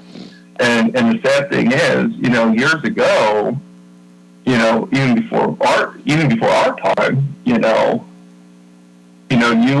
couldn't go to the store to buy this stuff. Mm-hmm. You had to go. It was either a really, really special bakery, like really, really special, or mom or grandma made the food, made it, Mm-hmm. On a special day. Right. And you didn't have this easy. And I think it's part of the problem. We have such an easy access to all these foods that it just, and darn well that these particular cupcakes aren't made with animal, whole foods. They're made with seed oils. They're made with processed. So that's a problem in itself. Mm-hmm. That's right. So it just keeps on building, and and they make it to be addictive. So when I was a kid, I think I told this story before. I used to be so depressed that I would go to 7-Eleven, and my meal on a weekly basis, so it was based on my weekly paycheck. I would get a whole sub at 7-Eleven. And I think you guys have 7-Elevens around there, right? Oh yeah, there's one down the street. Okay. Yeah. Well, at that time when it was 7-Eleven, you actually did they did the deli. It was with a slicer, and they would make the subs for you right on the bat. And it would be around 9 o'clock at 8 o'clock, 9 o'clock at night, and I would go get a whole sub. Never with vegetables or anything like that. I never really liked vegetables on my subs. It was just meat and cheese, basically, and mustard or something. And I would do that with white bread, with a white roll.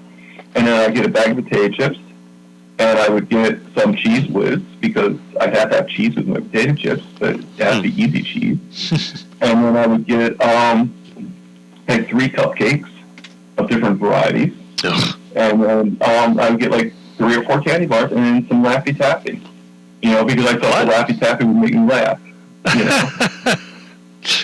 That sounds like an animal, tabby cat or something. Yeah, and then I would get a 3-liter bottle of soda, either ginger ale or Coke. Mm-hmm. And at that time, that's when the 3-liter bottles came out. And so I get a 3-liter bottle of soda, and literally, believe it or not, and a buttered roll, because you were at 7-Eleven, so you always had to have a buttered roll. And I would get all that stuff, and this is a sad thing of my life back then. I was just starting working, so about maybe 14, 15 when I first started working. Mm-hmm. And I would do that every week, like clockwork, because I was so depressed. Because I was kind of made fun of in school. I had very little friends. I had friends, but they were very, and so I was very depressed. And so that's what I did every week, and I would eat it all in one shot. I'd go home, and including the soda, I'd have a whole 3-liter bottle of soda in one sitting. Mm-hmm. Wow. And obviously that's not me now, and that wasn't me for a long time. When I was a kid, they always had the glass bottles. They had the Coke and Pepsi bottles, and then sometime in the 70s, they came up with a 2-liter bottle, which had that plastic base, and it was supposed to be unbreakable and all that. I don't think I've ever seen the 3-liter bottle.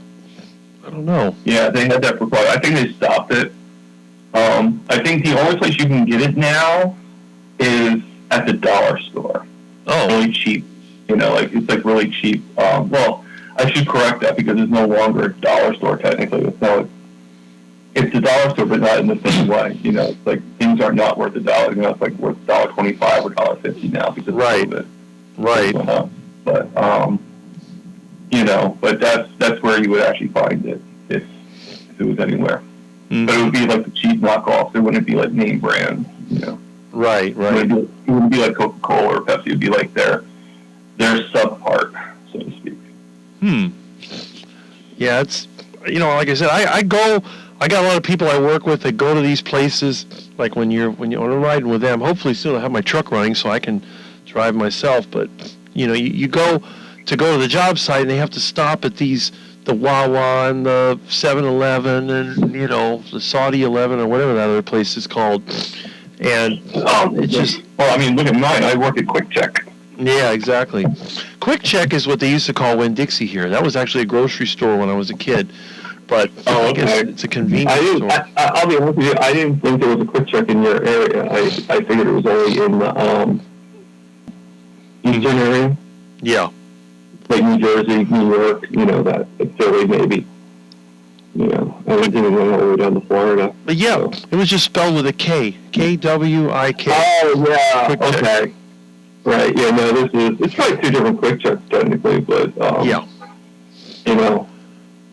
But, I mean, I guess it's a good place to work. I'm making the money and stuff like that. You know, I got my first paycheck the other day. That's And great. I was only doing one day a week, but something happened where it ended up being 2 days. So, Yeah. it's not that I worked 2 days, but they ended up having to combine two paychecks together. So. I've done all kinds of jobs. I mean, my first job was actually at a plant nursery. So I've worked a lot with plants. It's funny.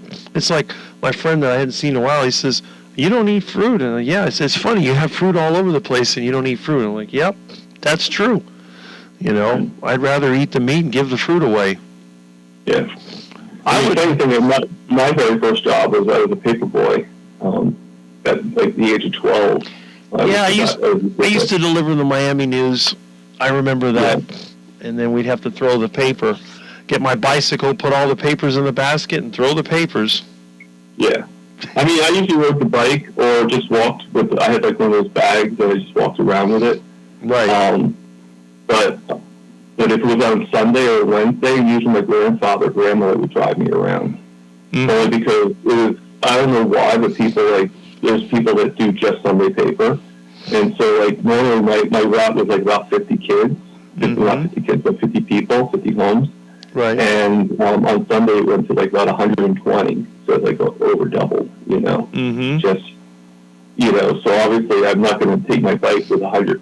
You ever see the size of those Sunday papers at that time? Yeah. Oh, I remember. Can you imagine doing like about 140 papers? You know, that's a lot. When the paper was still coming out, it was so thick it would pop out of the bag. So I had to throw it. You couldn't just throw it like the normal paper. I had to grab it from the side and then pitch it. Otherwise, it would burst out of the bag. Yeah, and they're not cheap anymore. I mean, that's, you know, when I went and got Asbury Park Press, like the Sunday paper was like 75 cents. November was like 25, you know, and that was it. Now it's like $4 for a Sunday paper, and Wow. it's like, you know, and then you can just go online and just read the news from their actual website. You don't even have to buy it. Well, it's a shame. They tore down the Miami Herald building like 10 years ago. It's been an empty lot ever since. They were going to build some overpriced casino or whatever. But I remember that place. They had huge printing presses. I guess now they got some little warehouse. I haven't even seen anybody deliver a paper in 5 years around here. My mom, she used to love the paper, and they had trouble delivering it. And what I used to do is go to the newsstand, and I'd wait until people would read the paper and throw it away, and then I'd get it and give it to her. Here's a paper. But she loved to have the paper. That was, I guess, a tradition. Right. But now I don't even see it. The newsstand is gone. So, I don't know. Yeah, so. I should have grabbed And one then of after those. that, I worked for a company called Roy Rogers. Mm-hmm. But actually, between that, this is a funny story. My grandfather one day, I was 13 years old, so I'm going to be 14 soon. And my grandfather was like, you know, you need to get a job. I forget what it was. We were doing some kind of argument. He's like, you need to get a job. Mm-hmm. And so I was like, and I didn't know what the rules were for working. You know, I had no idea what working rules were for a kid, you know. Like what was the minimum wage or anything like that. So I went to the Burger King, and I told him everything. I told him I was 13, you know, I told my age. I told him I was about to become 14. Mm-hmm. And, you know, and asking the question, and they're like, oh, yeah, you know, like, so they hired me. Had me working for about like a week and a half, and all of a sudden the manager goes to me, oh, yeah, we have to let you go. And I sit there, I said, well, okay, but why?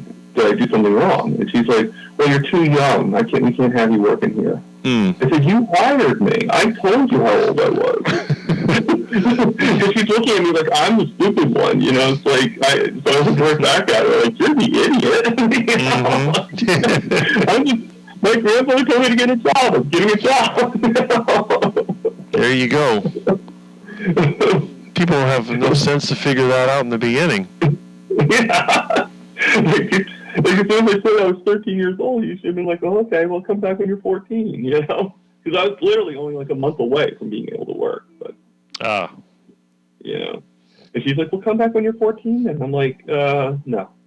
So I got a job. So a friend of mine worked for Roy Rogers. He's a couple, like, I guess he was a little bit older or something like that. Mm-hmm. I forget. And he worked for Roy Rogers. I don't know if you remember the cowboy and the old westerns and stuff like that. Hmm. And so I worked there. I worked there for like 2 years, and then I worked other jobs. I've had many jobs. I worked as those people that like put the books in the library. You know, like collect the books and put them away Mm-hmm. at the library. And you know, I worked for a recycling center in Bay Head, and just a lot of different jobs. Mm-hmm. Yeah, I know the feeling. I mean, I worked for a couple of places, but the only long-term job I ever had, I taught at Miami-Dade College for about 13 years, and then I had two Okay. businesses. So my cat is I mean, attacking me. my longest job I had was working in the tuxedo field. I worked for about 3 different companies, 3 or 4 different companies, but with Chaz with Taz being the last one, but I actually did that for about a little over 25 years. Mm-hmm. So that's probably my longest field Oh. out there. It's probably where most of my knowledge is. Like, I could probably go right back and measure people again, and I could probably go back and like hem pants and jackets and Mm-hmm. with no problem. I haven't done it in like about 3 or 4 years, but I'd probably get right. It'd probably be like a bicycle to me. We'd just get right back on. Yeah, that's true. I mean, I guess once you have the skill, you have the skill. What's going on here with this crazy Yeah, cat? especially when you have it for that long, you know, it's like Yep. it becomes brain muscle.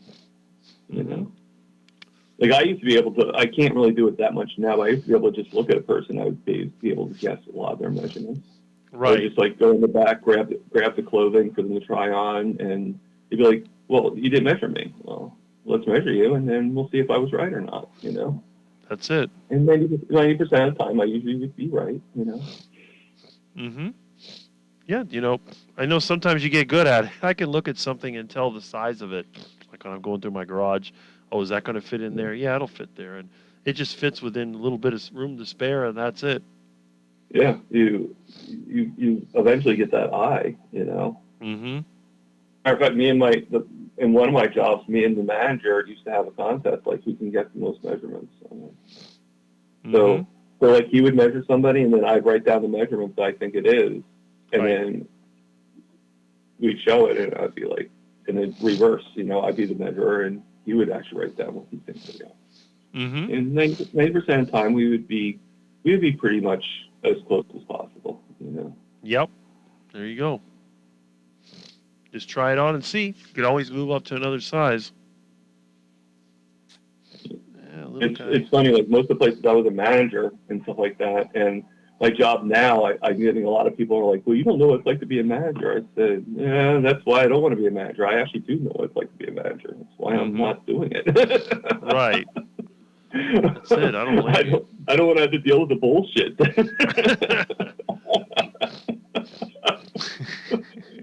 Believe me, I know. See, that's one of the things I always say is about when it comes to job. I said, well, I never understood why a lot of these places exist, because if everybody was like me, a lot of the places that people get jobs at wouldn't even be in business. You know, it's like fast food places. If everybody was like Rick, nobody would buy fast food. You know, a clothing store. I mean, I get whatever I can find. I don't buy any of that. You have people that they have jewelry. I don't wear any jewelry. I don't do that. I'm almost like an Amish person. I'm very plain. I don't even wear shirts that have any kind of writing on them. I'm just very, very generic. I don't have any debt. You know, it's just I won't buy a new car. So I tell people, well, there'd be a lot of people out of a job. But then again, there would be a lot of people raising cattle and ducks and iguanas. Yeah. I think life would definitely be a lot different. But, you know, Oh, it'd be a lot or at different. least it would be more like what it used to be. You know. That's what I'm thinking. You know, there'd have a city, but you wouldn't have huge shopping centers and malls. All that would be gone. It would be cow pastures and, you know, Well, you should see my cat. My cat fell asleep. I laid down a little bit. Now my cat, he's up to his usual self. I just can't get the camera down to see it. But Well, you know that I'll see what you're just talking about in about like 2 minutes. yeah, crazy cat. See if I can move this. The chats are coming up pretty much right away on my screen, but the actual seeing the image of you and Milton is a little delayed. You can see my cat has fallen asleep. I'm stroking his belly. You know, my cat is not a mean cat. He won't attack you. He's very, very friendly. Look at that. I really don't think. I mean, my cat used to like to bat my face. Like if I let him, like if I had the door open when I'm sleeping, that's how he woke me up. He actually would, you know, he would actually take his paw and like bat my face, like trying to get rid of my nose or something. You know. Well, he's a super nice cat, and I think he was wild when I got him. But it's like I tell everybody, the pets take on the personality of the people that are with them, and I think that he has become like me in a way. It's just so cute. Yeah, he is pretty cool. Mm-hmm. So. Well, that's great. I guess I'm reading the chats right now, and the ending is mostly Papa Carnivore, CB Carmack, and Kitchen Witch. Well, 1885. There hasn't been too many. I see there was one chat from Labyrinth that said, let me see, why are concrete buildings and sidewalks so grimy, filthy, moldy? That's because people in Miami are poor, even though everything here costs a lot of money, and they're so busy trying to scrape by. The lawns here are just nothing but dead weeds. They use the yard as a parking lot. People here just don't have any attention to detail because it's all about stack and pack. You want to cram as many people in as you can because that's just a source of income. Then you get this comment, you don't look your age. That's true. Enjoying your members-only videos. Saying to Jonathan, of course, that comment could go either way. If you think about it. You don't look your age. You look 20 years older. Yeah, right. Well, that's true. You know, you look like 100 years old. Yeah. You look like you're about to die. I had a guy say that to me the other day. I went into the quick check. This guy that works at this store here. And he's like, yeah, I haven't seen you like 3 months. I thought you were dead on the ground. I'm like, thank you. There you go. There was a time I probably felt that way, but, you know. I'm like, no, I'm still alive. I still breathe. There's a question. Does Milton like iguana meat? Yes, he does. I gave him some. He devoured it. He also likes seafood. Smart cat. Oh, yeah. This cat loves meat. I tried to give him some hard cat food, and he just turned his nose at it. Yeah. There you go. Yeah, might be here in an hour. And Papa Carnivore is back. CV Karnak is back. Let's see. I'm going to get some rest. Okay, so Jonathan had to leave. That's good. I'm glad he was here. And, yeah, okay. I enjoyed your phone call with Rick. Yeah, that's right. Mama Cracker did call in. That's good. Let's see. Oh, look at that. CP, okay. I guess Peter got back with his girlfriend after our last 2 months. Oh, that's good, Peter. Yeah. I'm going to have dinner at her house tonight after work. Oh, good. Yeah, I mean, it's good that, you know, someone can have a girlfriend because some of us, we don't have no girlfriend. That's just the way it is. Yeah. Huh. I'm not going to lie. I have a hard time, like, really getting to with people, so. Yeah. Yeah, I don't blame you. I have no trouble getting with people. I just, the women here are not suitable, in my opinion. Yeah. And see, Kitchen Witch Well, I mean, popped in. I go with you. I go with you guys and family and stuff like that, but I'm just not really much on. You know. Yeah. Probably because I'm so afraid that they're going to try to convince me to go off the carnivore diet, and I just avoid them. Well, there's no one that can convince me to go off the carnivore diet. Well, and normally I would feel the same way. It's just I just don't want to take that risk. Right. Well, that's fine. Yeah. And I think it's easier. Again, I think it's easier for you because you've been off it for such a long time. You've kind of been conditioned to be on this diet. You know.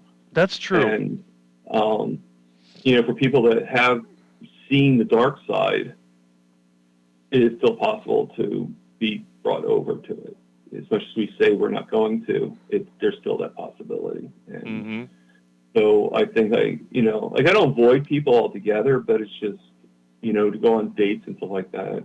And plus too, I'm kind of cheap. I don't like to spend the money on a lot of things. Well, that's it. I don't have the money because I always say, if I wouldn't spend it on myself, why would I spend it on somebody else? I'm Right. not. The women, they want to go to some fancy restaurant. I got my car, I got my engine, we got the canal. You want to eat Yeah. out? We'll head over to the canal, we'll grab something and cook it up on the engine. Or break out the And grill. and for me too, right now I don't actually have a car. And yes, my roommate is letting me borrow his car for work, but that's just for work. It's not, I'm not expecting to drive it all over the place.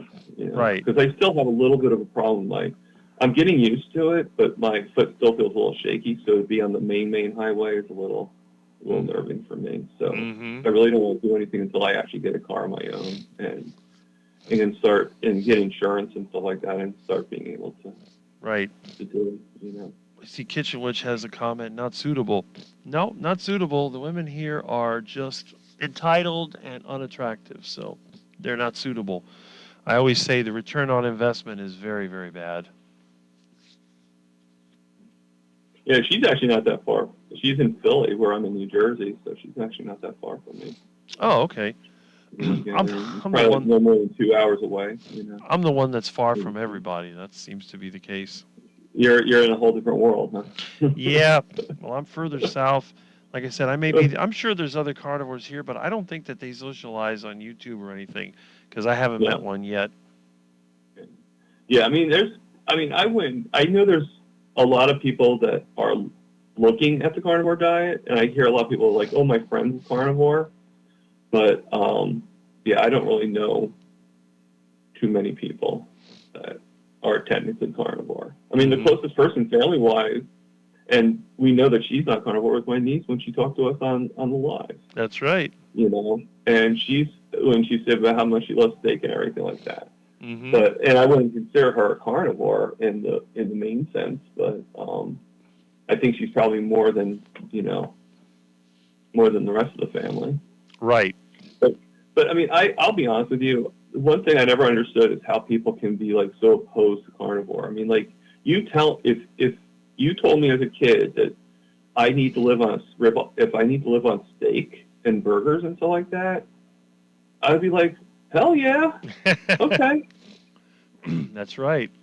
I mean, I still might be a little reactive to getting rid of like some of the other things I like too. That's not good. Mm-hmm. But I definitely would not be like, no. Yeah. But then if you do the reverse and said, oh, like I was actually vegetarian for about maybe a month because my mom was Mm-hmm. she tried being vegan, and I made the joke I got her off it was I said to her, I said, Mom, if you like being a vegan so much, why are you eating food that looks like meat? Right. Like, why do you need to emulate the meat in order to eat the vegan? And it's just. When was the last time you saw a carnivore try to make food look like vegetables? I don't think I ever have. Mhm. To say the truth. I mean, the closest know. thing I've seen, some of these cooking channels where they make carnivore bread, they make carnivore. What they're doing is they're making processed foods with carnivore. But I've never seen anybody try to make carnivore lettuce or carnivore, I don't know, carnivore apples or anything like that. You don't see that. So Actually, you know what? You just brought something up that's really that made me think a little bit. That'd be a really cool video of taking some hamburger patties, like mhm. not patties, but hamburger meat, like where you have to make the patties yourself, not because it's just easier for me to have pre-made patties, and I just put them, from Walmart, and they're like all clean and everything because I check the ingredients. Mhm. But what would be kind of cool is to take it where you shape it and then shape it like an apple, shape it like shape it like like a carrot. It's like, hey, look, I'm having vegetables.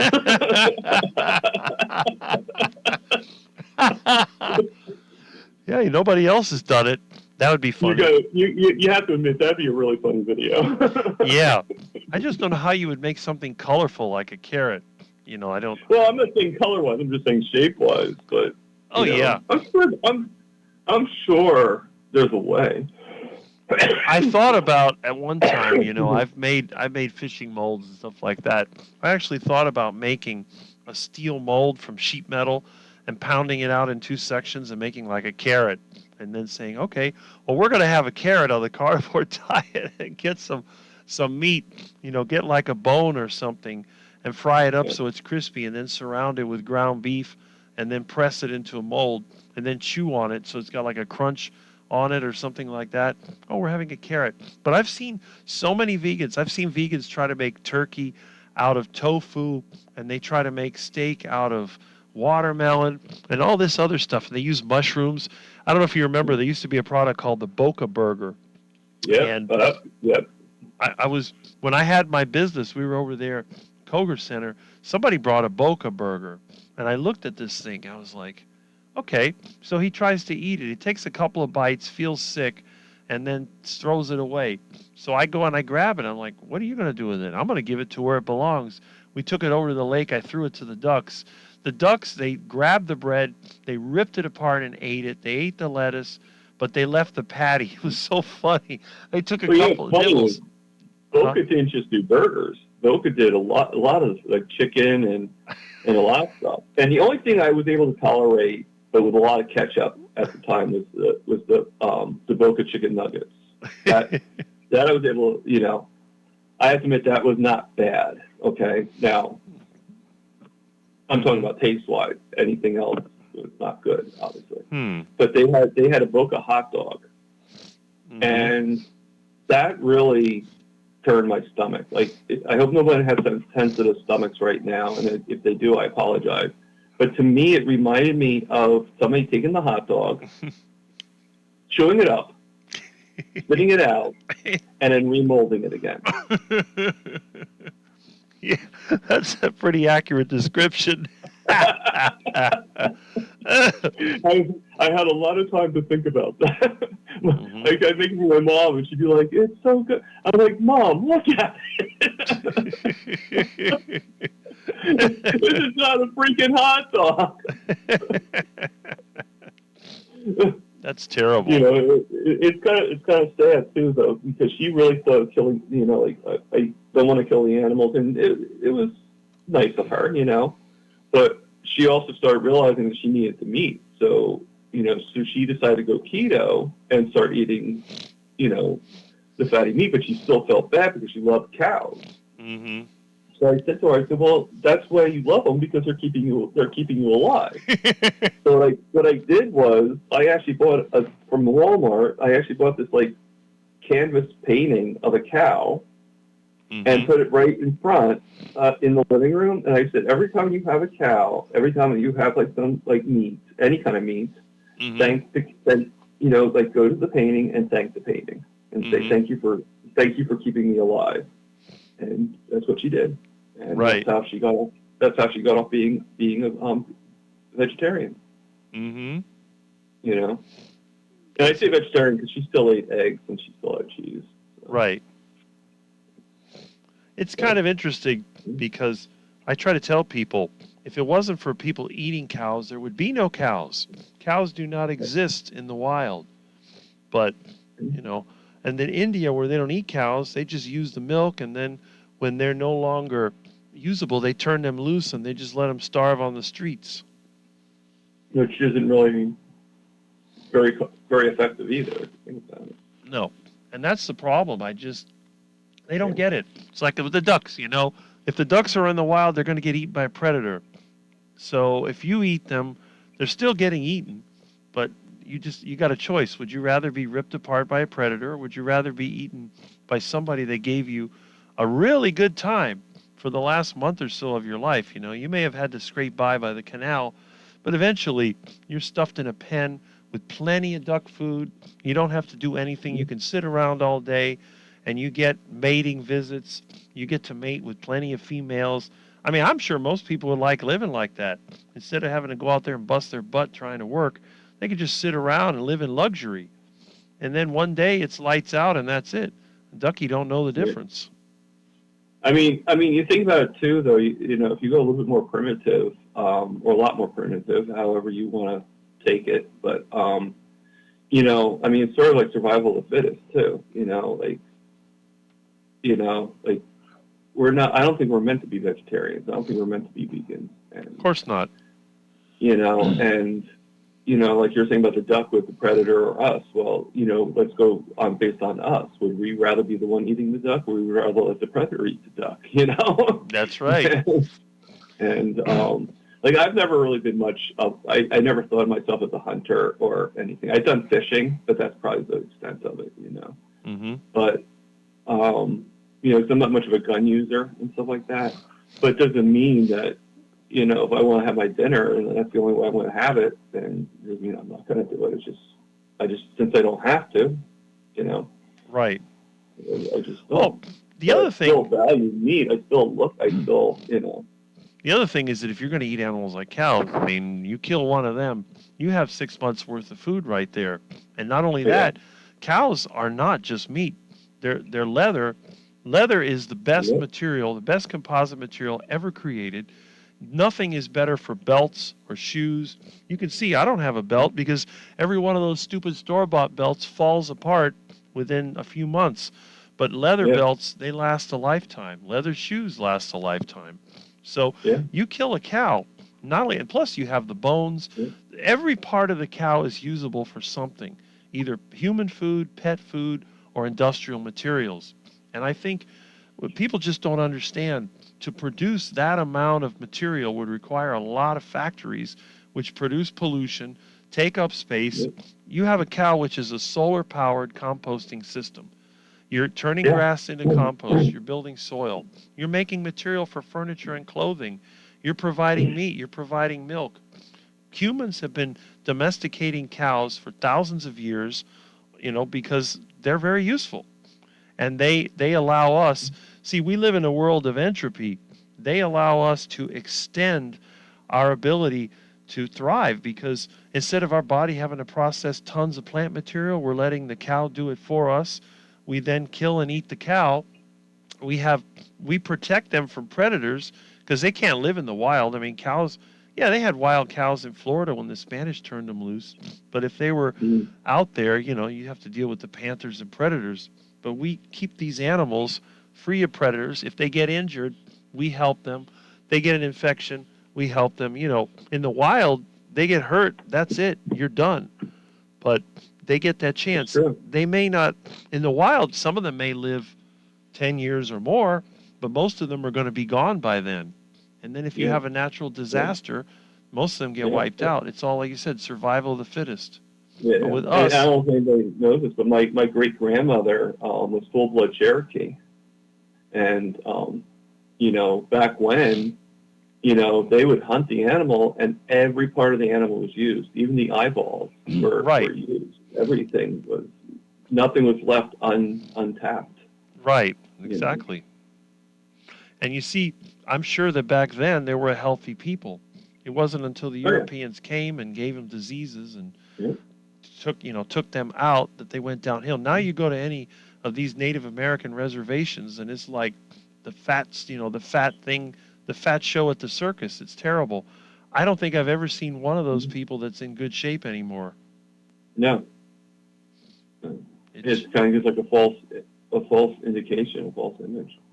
Yeah, but they were doing just fine on the natural carnivore and plant diet, and yet you put them on processed food, and because if you've lived that way for thousands of years, your body is refined to work on only the best quality food. You give it garbage, and it basically falls apart. You had all the Europeans that basically had lived on crap for thousands of years, and they were able to survive. But they weren't optimal. They weren't that tall. They weren't that healthy. There was Wasn't there a documentary sort of about that, like, of this tribe from, like, Australia or something like that, that were, like, us Western people actually went over and we, like, brought them food and stuff like that, and it literally made them, like, get diabetes, made them really, really sick.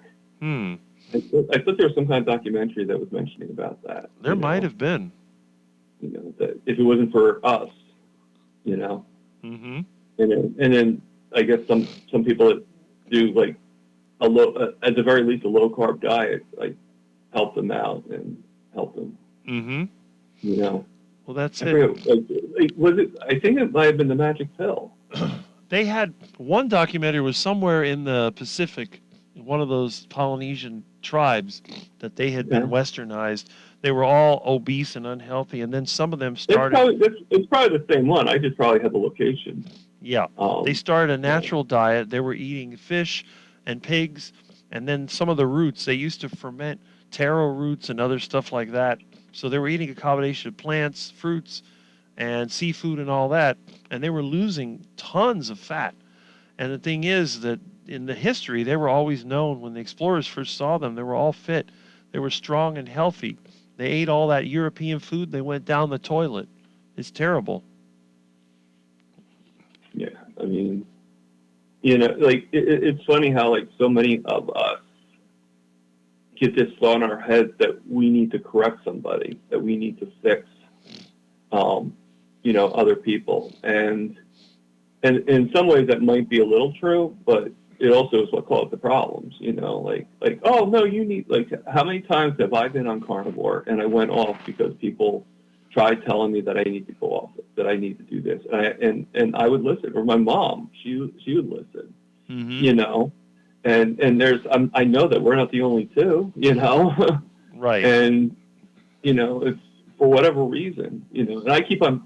The thing with me, I don't know if it'd be considered a problem or a good thing, but I keep on bouncing back. Like I'll go off it, and I'll be like, "The hell with this!" I keep on going right back to it. Like it's like this like draw for me, you know. Mm-hmm. And it's a good draw, you know, but so many people think that they have to influence, like whatever you're doing, we need to influence you, and we need to. That's why I don't like the word influencer, Mm-hmm. you know, because, and I said that to Nia yesterday. I don't like the word influencer because I don't think for me personally, I'm not trying to influence you. Mm-hmm. You do whatever you think is right for you. That's what I You say. know, whether you want to do meat, vegetables, or you want to be on a sad diet, that is up to you. Mm-hmm. You Right. know, like if I'm going to be anything, I'd rather be like an inspirationalist. You know, that my story, that my getting better, is inspiring you Mm-hmm. to follow my footsteps.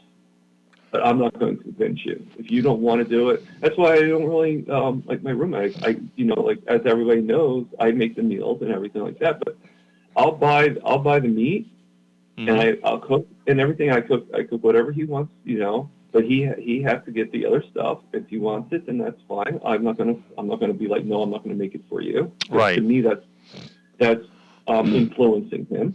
Right. And you know, but at the same Well- time, I have him watch the stories. I have him watch everything.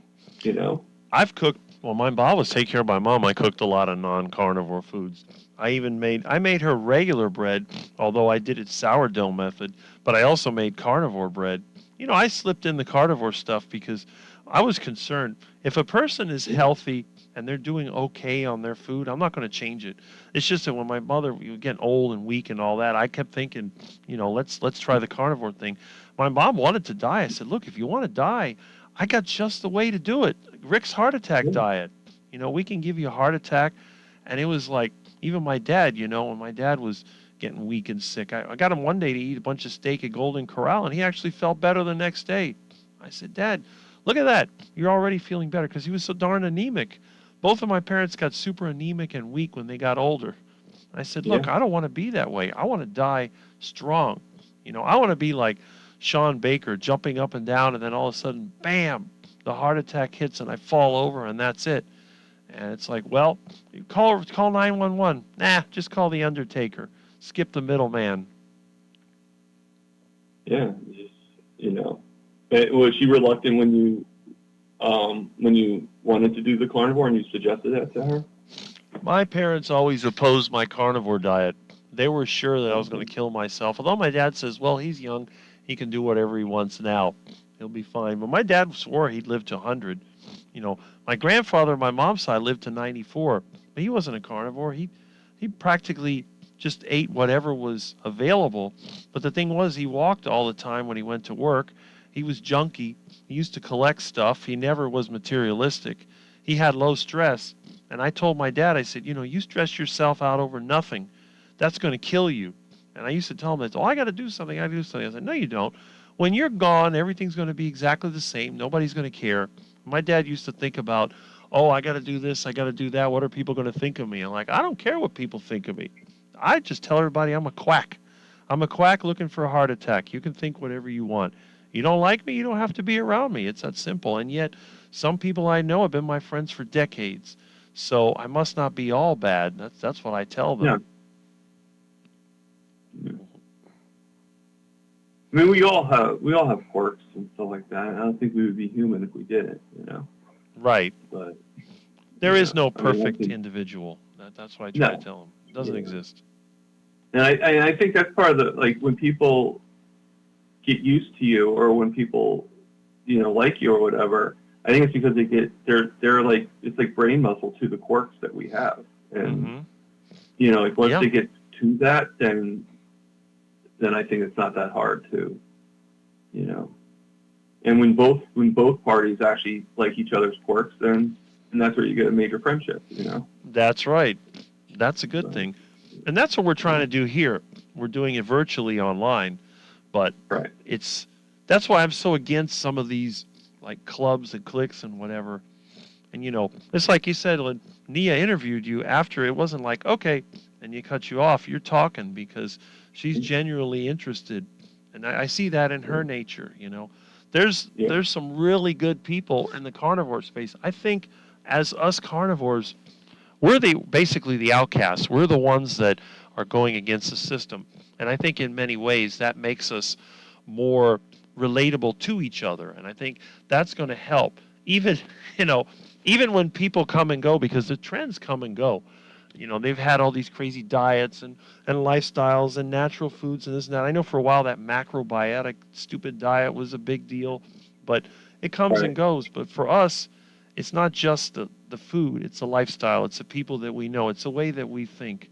It's like, if this isn't working, I'm going to try something else. And I tell people, you try the carnivore diet, if it doesn't work for you, don't be afraid to try something else. Human beings have been eating a wide variety of foods throughout our history. See what works for you, because what works for you may not work for me. Yeah, I mean, I do agree with the concept of elimination. That eating. If you can go line diet, then that's great. If it's only carnivore, that's good too. But to eliminate all those plants and all those seed oils and everything like that, because look at me. I've been like 4 months. I've been going about 3.5 months, maybe close to 4 months, on being strict carnivore. No vegetables, nothing. Not even one bite of chocolate. I think I cheated like twice. One was with a couple saltines. Because I needed something, and it was free, so I just grabbed, and the same thing. Another one, my sugars actually went down to like, it wasn't really how low it was more of where the arrow was pointing, and it was at like 55, and the arrow was going down, like dropping down quickly. Right. So I was downstairs getting coffee, and they had some samples of like chocolate cookies. So I just grabbed one sample, like one piece, like literally like a crumb, and I just put that in. It helps bring my sugars up again. I didn't like grab like a whole cookie. I didn't grab,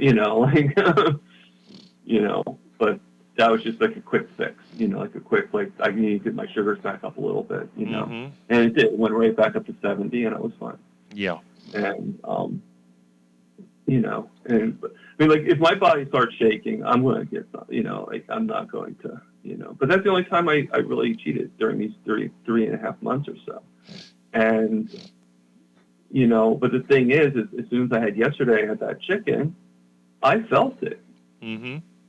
So you sort of know, okay, what foods can I have that, like I said before that one of the things I'm thinking of doing is, because I live in an apartment, so, they have like special things like hydroponic bays or something like that. I can't know if I'm pronouncing it right, but like where you can actually have a garden in your apartment, like, grow like certain vegetables and stuff.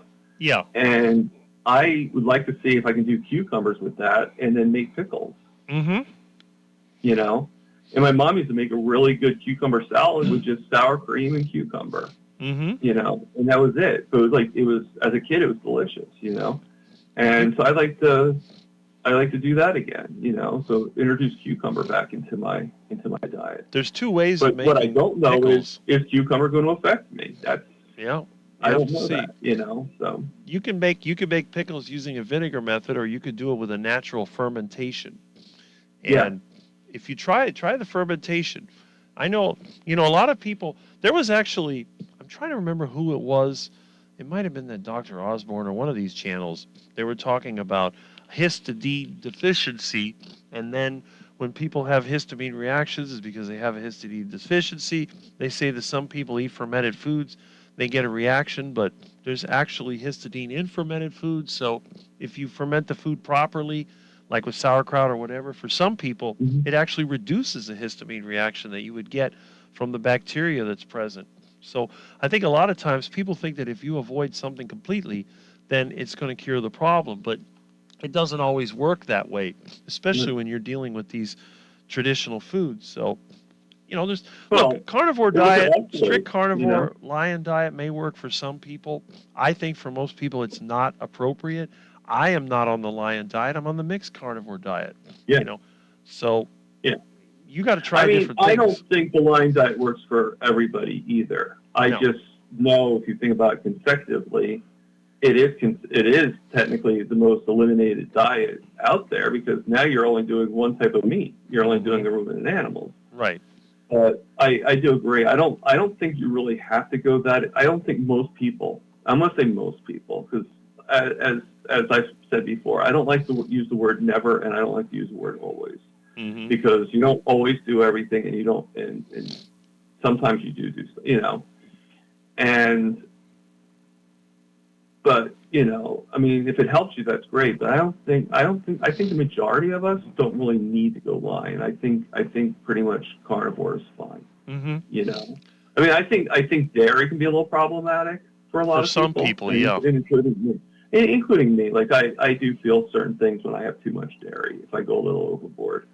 And but I still love it. I love cheese. I still love sour cream with my pork rinds or something like that.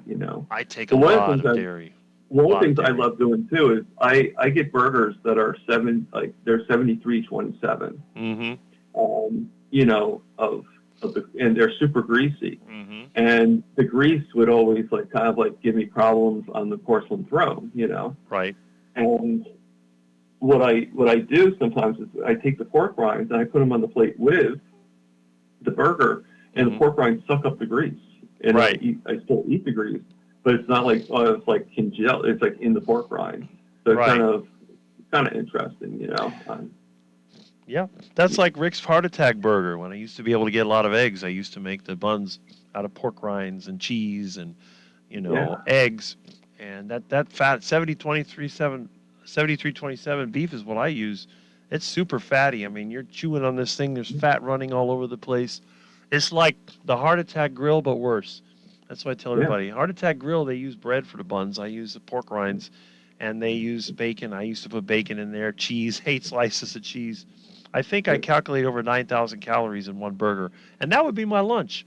And I'd still have breakfast and dinner. So go figure how I never got fat. And funny thing is, even though it does what it does, sometimes for the porcelain throne, I'm going to say again, I still would add cold butter to it too. Mm-hmm. Like I would take, just like Peter does with his steak, I would do the same thing with the burgers. Mm-hmm. I would take it and I would cut a pat and then cut that in. Now I do it in twos. I used to do it in fours. Mm-hmm. And each piece of butter would go with each bite of the burger. Right. I cut both in four, so each pat, now it's 2 pats per patty, and Mm-hmm. pretty soon it's going to be 1 pat per, 4 pats per patty. There you go. But That's a good thing. yeah, it's very, But again, the stress that I tell people, look, don't drive yourself crazy. If you want to try the carnivore diet, you have the hardcore carnivores, you have the carnivore police, whatever. Now, I would consider myself a hardcore carnivore. But the thing is, I'm not pushing that lifestyle. It's like I'm telling everybody, you don't have to have a rotary phone. You don't have to drive a 30-plus-year-old car. You don't have to live in a house that's like 60 years old. You could do whatever you want. But if you eat more than 70% of your diet from animal-based foods, you are carnivore by definition. Now, you may not be the perfect carnivore, the so-called, and I hate that term lion diet because lions eat pigs. If you've ever seen in Africa, they have something called a warthog, and they love them. They eat pigs. They eat rodents. Lions will eat anything. They eat birds. So there is no. It's not like Lion King where they become friends with each other. Yeah. Right. A cat is a cat. You know, cat. I mean, I've seen cats eat cockroaches. A cat will eat anything that moves when it's hungry. So the predators. They're going to. Right. Yeah. You know, they're not going to refuse a rodent. Oh, it's not a ruminant animal. I can't eat that. Oh, look at that warthog. I can't eat that either. You know, no, they're going to eat whatever, whenever. And I think that's a carnivore. And no one would ever say that a cat is not a carnivore. I mean, I got my little Milton sitting right here. This thing eats meat. He's a carnivore. He won't eat vegetables. He's not going to eat fruit. But well, you know what's funny is, and there's a reason why I'm saying this is, I think part of the thing is I think humans do the same thing. I think we just get into our own heads of, you know, like, oh, you can't have that. That's not good. This is disgusting. Stuff like that, you know. mm-hmm. And, you know, the reason I say that is because every once in a while you get somebody that gets out of their head and they try something, you know, and they just, even if it's a dare, you know, and my niece, and she'll probably kill me for saying this, you know, but when she was a kid, my nephew has a bearded dragon. Mm-hmm. And he feeds him these worms. But, like, I don't know if he still, because he's older now, so I don't know if he still eats them or not.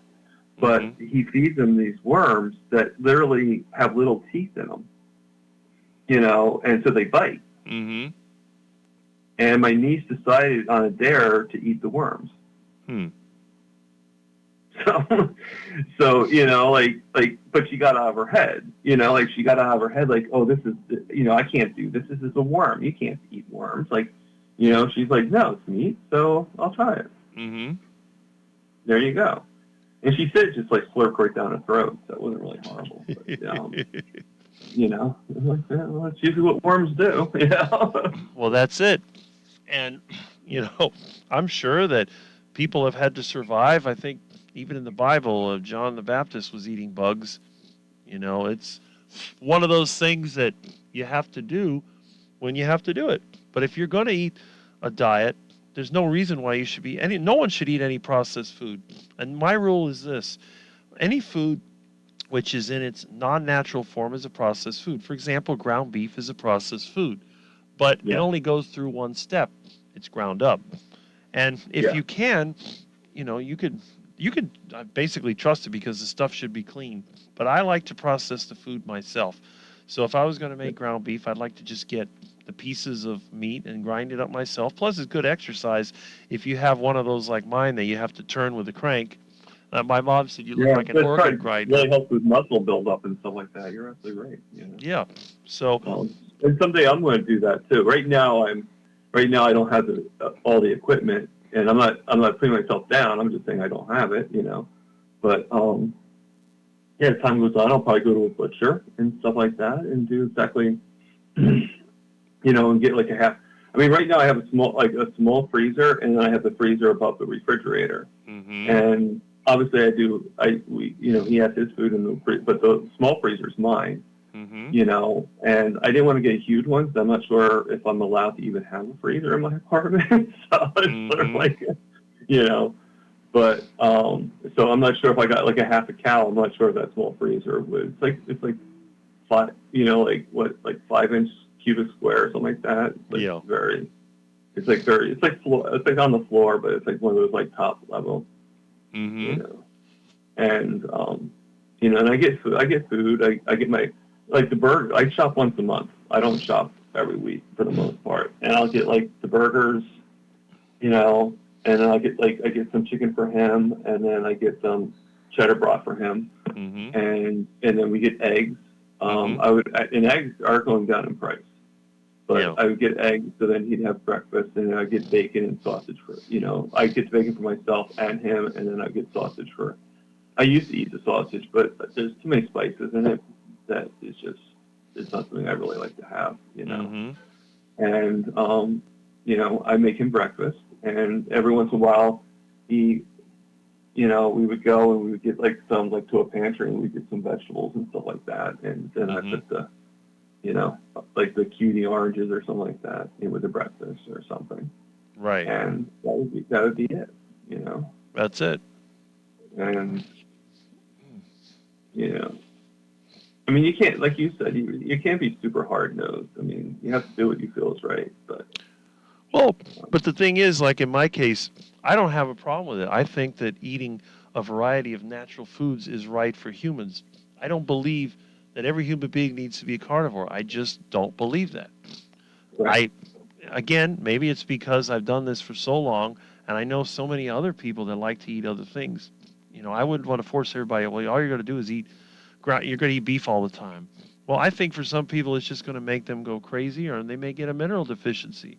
I mean, if you grew up, you're like me or some of the younger guys that grew up eating this way, it's one thing. You can do just fine on only meat.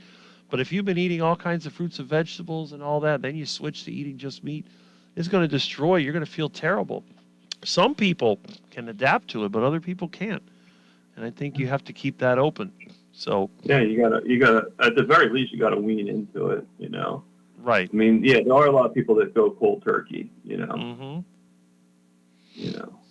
So. Well, I mean, if somebody has serious like cancer or some other disease, they have to go extreme to try to stop that. But a normal person who may have a little extra weight, who's otherwise healthy, maybe they have a few aches and pains, there's no reason to jump right into the carnivore diet. And then you have these other people talking about things like oxalate dumping, that your body may be so loaded with vegetable, byproducts that it's going to revolt, and then you're going to end up feeling worse, and then you'll give up on the carnivore diet and say, I'm not going to do Right. this anymore. I feel Yeah. terrible. I'm sure a lot of people have, for that exact reason, have given up on the diet because Mhm. it's like, oh, this isn't working for me. But it's funny. It's like so many people don't think about. Yeah, the reason why you're hurting is because it's like cleaning out the closet. Mhm. If you have a closet full of junk, full of crap, and you want to clean it out, you got to make a mess before Mhm. you get it fully cleaned out. Right. And that's sort of what carnivore is to me. Like when you first start it, you're going to make a mess. Mhm. You're going to have some issues. That's why I firmly believe that if you're going to get any effects from it, it's 30 days is just a starting point. So you Mhm. need at least 90 days. Right. And I think that's proven that with myself because I'm still having some issues, but they're still like, it's like a seesaw. There's still a lot of good things, Mm-hmm. I mean, look at my blood sugar. Okay. When I first started with you guys, all right. And before that, it was even higher. Okay. But when I first started with you guys, I got my blood sugar down to about 3. It was like my low was 150 and my high was like 350. Wow. Okay. Now, the highest I've been in the past month, like today was an exception. Today it's actually pretty high because right now it's at 168, but it reached about 185 earlier today. Mm-hmm. And that's because of what we were talking about before with the pain in the arm and all that stuff. Yeah. And, and probably too because of the chicken wings, it probably brought my sugar and all that stuff. Right. But now my high is no higher than 185, and my low, the lowest I've been lately is like 60, Mm-hmm. except for that one day where it was like 50, and Right. going down for whatever reason that was.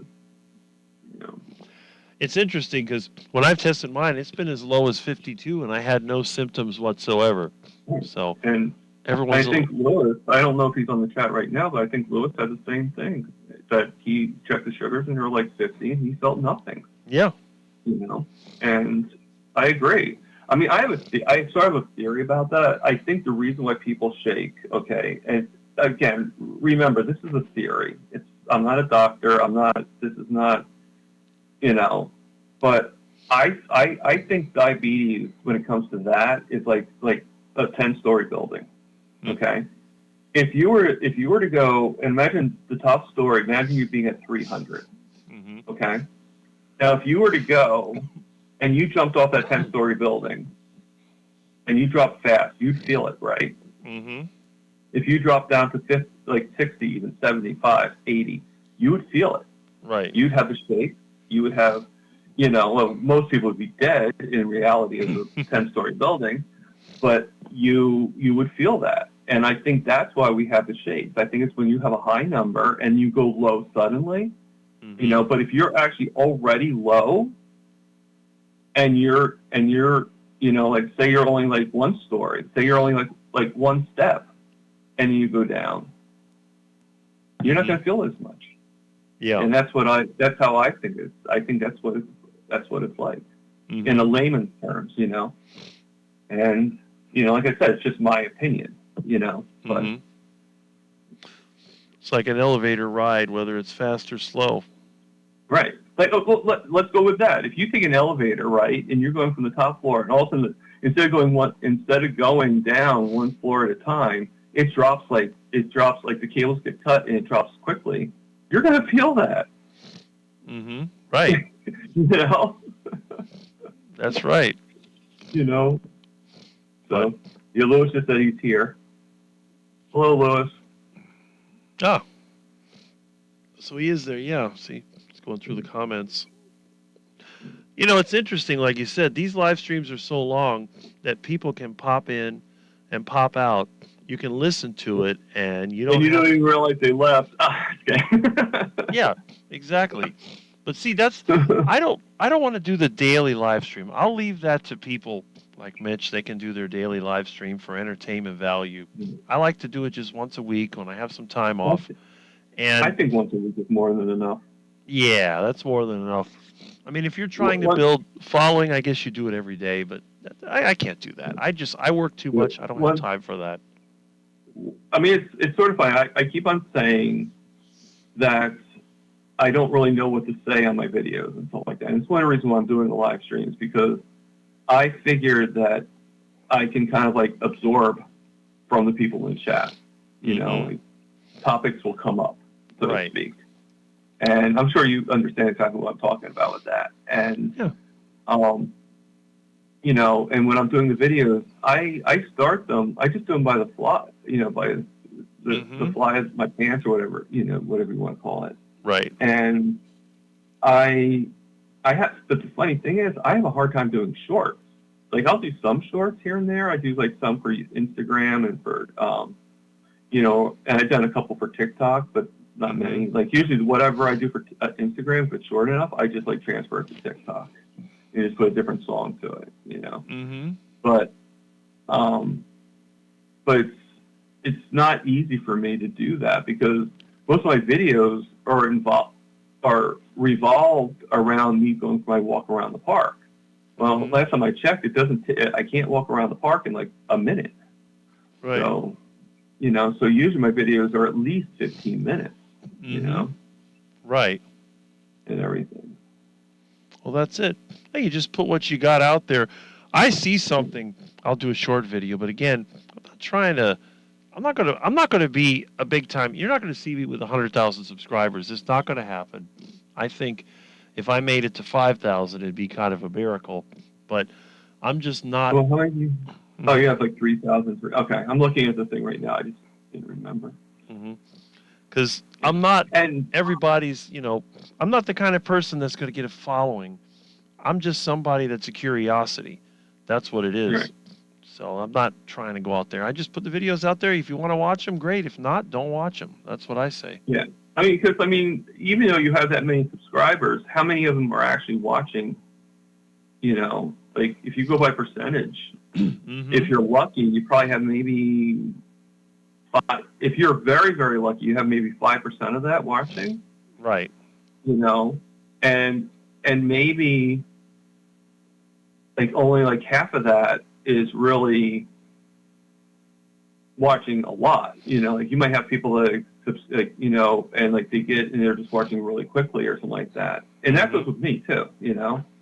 And then you have maybe another half of that percentage that's actually engaging a little bit more, maybe do a little bit of chats, but aren't really doing the lives and stuff like that. And you have another half of that percentage, which is us, that are in the chats right now. Right. You know, so because if the whole 100% was watching and they were engaging and everything like that, you'd be like off the books. You'd be off the charts with all the comments and everything. You definitely would have to get like moderators like Dr. Barry Right. to help you out because Exactly. you know, so it's a percentage thing. You know, it's Well, that's why I don't push the channel, because I don't want to be like Homestead How, where you have, you know, hundreds of people watching and then you never get really response to it.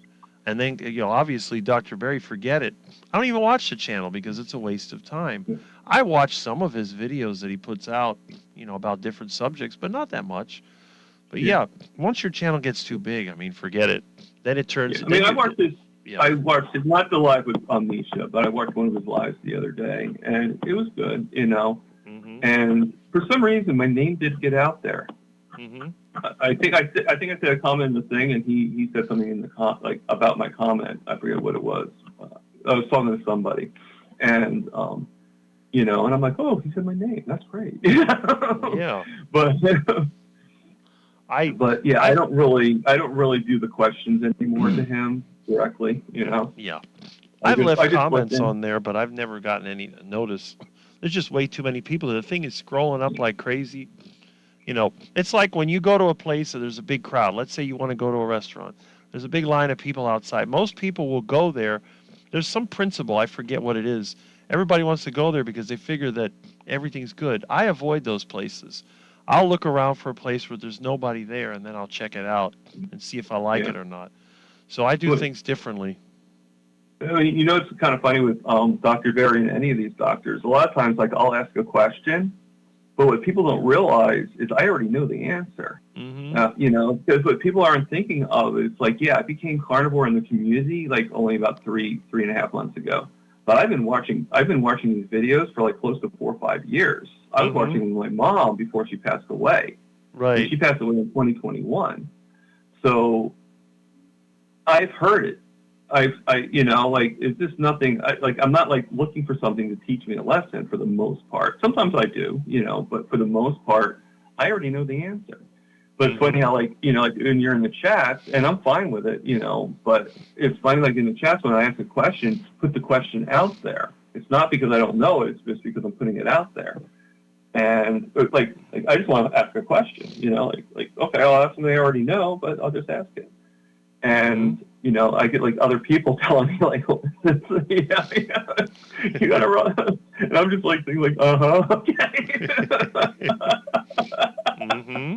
All right, thank you. There you go. It's like, I already know that answer, but thank you very much. You know, like I forget who it was. I mean, like somebody answered me in the middle of the chat, and the question was, I forget what the question was exactly, but it was to the Dr. Nelson, I think it was. And, you know, I said in the thing, I even said in the chat, I said, Dr. Nelson, what do you think about this particular thing? So I'm asking him particularly, Dr. Nelson. And other people are still answering. Like, why don't you let the guy answer my question? Oh, there you go. They all jump in. You know how that goes. It's just funny. Like, we're all trying to help each other, right? It's all a good thing, you know? Right. Like, I know that answer. It's great. Well, you notice a lot of times when I get invited to one of the, you know, the multi-lives or whatever, I don't say anything. I try to keep quiet until I have the time to talk, because I let everybody else do the talking. Yeah, it's funny. Like, when we did my live in the beginning, and I think I mentioned it to you, and I'm not afraid to mention to, you know, but to me, it was like a little awkwardly silent, you know. Mhm. And I know why you weren't really talking that much, because you knew it was a time limit and you didn't want it to go over the time limit, you know, and I appreciate that. Mhm. And, you know, but like, it just seemed like everybody was quiet. Like Aaron, like I was expecting like everybody to be talking a lot in this conversation, you know, and it was like really, really slow. So that's why I said, like, after a while, I was like, hey, maybe, what do you guys think if I bring some more people in here? And you're like, yeah. That's it. Yeah, we're sort of dead here. We need, and then what's her, Kathy from, you know, which I know from Healing Humanity. Mhm. She came on, and there's things about her I didn't know. I didn't know she was, I didn't know she was a teacher at college or anything like that. Right. And so you learn fascinating things. So that's why I want to bring on more than just people that we know, like you know, like, you know, I want to bring on people that really haven't really been out there that much and have like pretty fascinating stories and stuff Right. like that, you know. And so I think what I want to do is I want to change the premise a little bit, and because I only have about the hour until I can, unless I decide to invest. Mhm. But I only have, you know, because I think if I do like the monthly plan, it's like $45 a month, and then I'll have unlimited amount of time on StreamYard. Mhm. So that will give me a little bit more leeway. But right now it's just 5 hours a month. Right.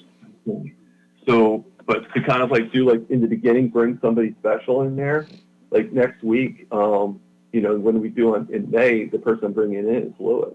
I Mhm. think he's a pretty good person. Right. And I think he has a pretty good story, and you know, and everything. But then maybe like the last, like, depending on how long it takes, maybe the last half hour, maybe the other half of it, or maybe 15 minutes or whatever. Then invite other people if they want to come on and say hello to, you know.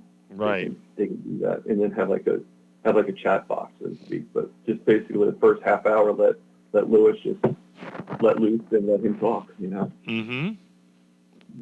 So I think that would be a pretty good premise, because I can't do like 5 hour live streams like you can, you know. So, yeah. That's what you think.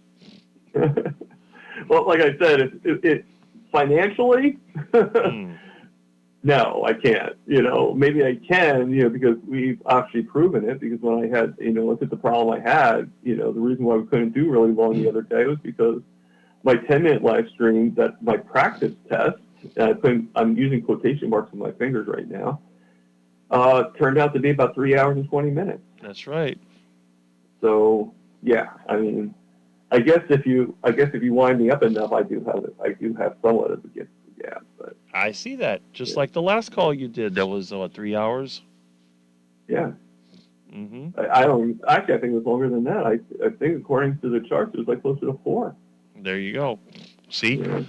But you know, and again, I don't have the money to spend on the StreamYard. That's why I rigged up this phone rig, just so that people could talk. But yeah, it's, you know, there is another way. I've actually done it before. I used a program. I think it was called Jitsi Meeting. I did it through Linux. I did this years ago.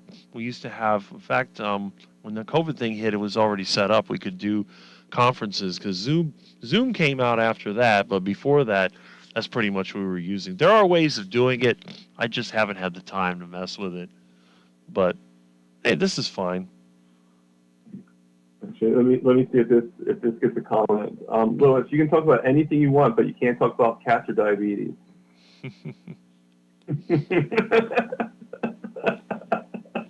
You took it on I'm just joking.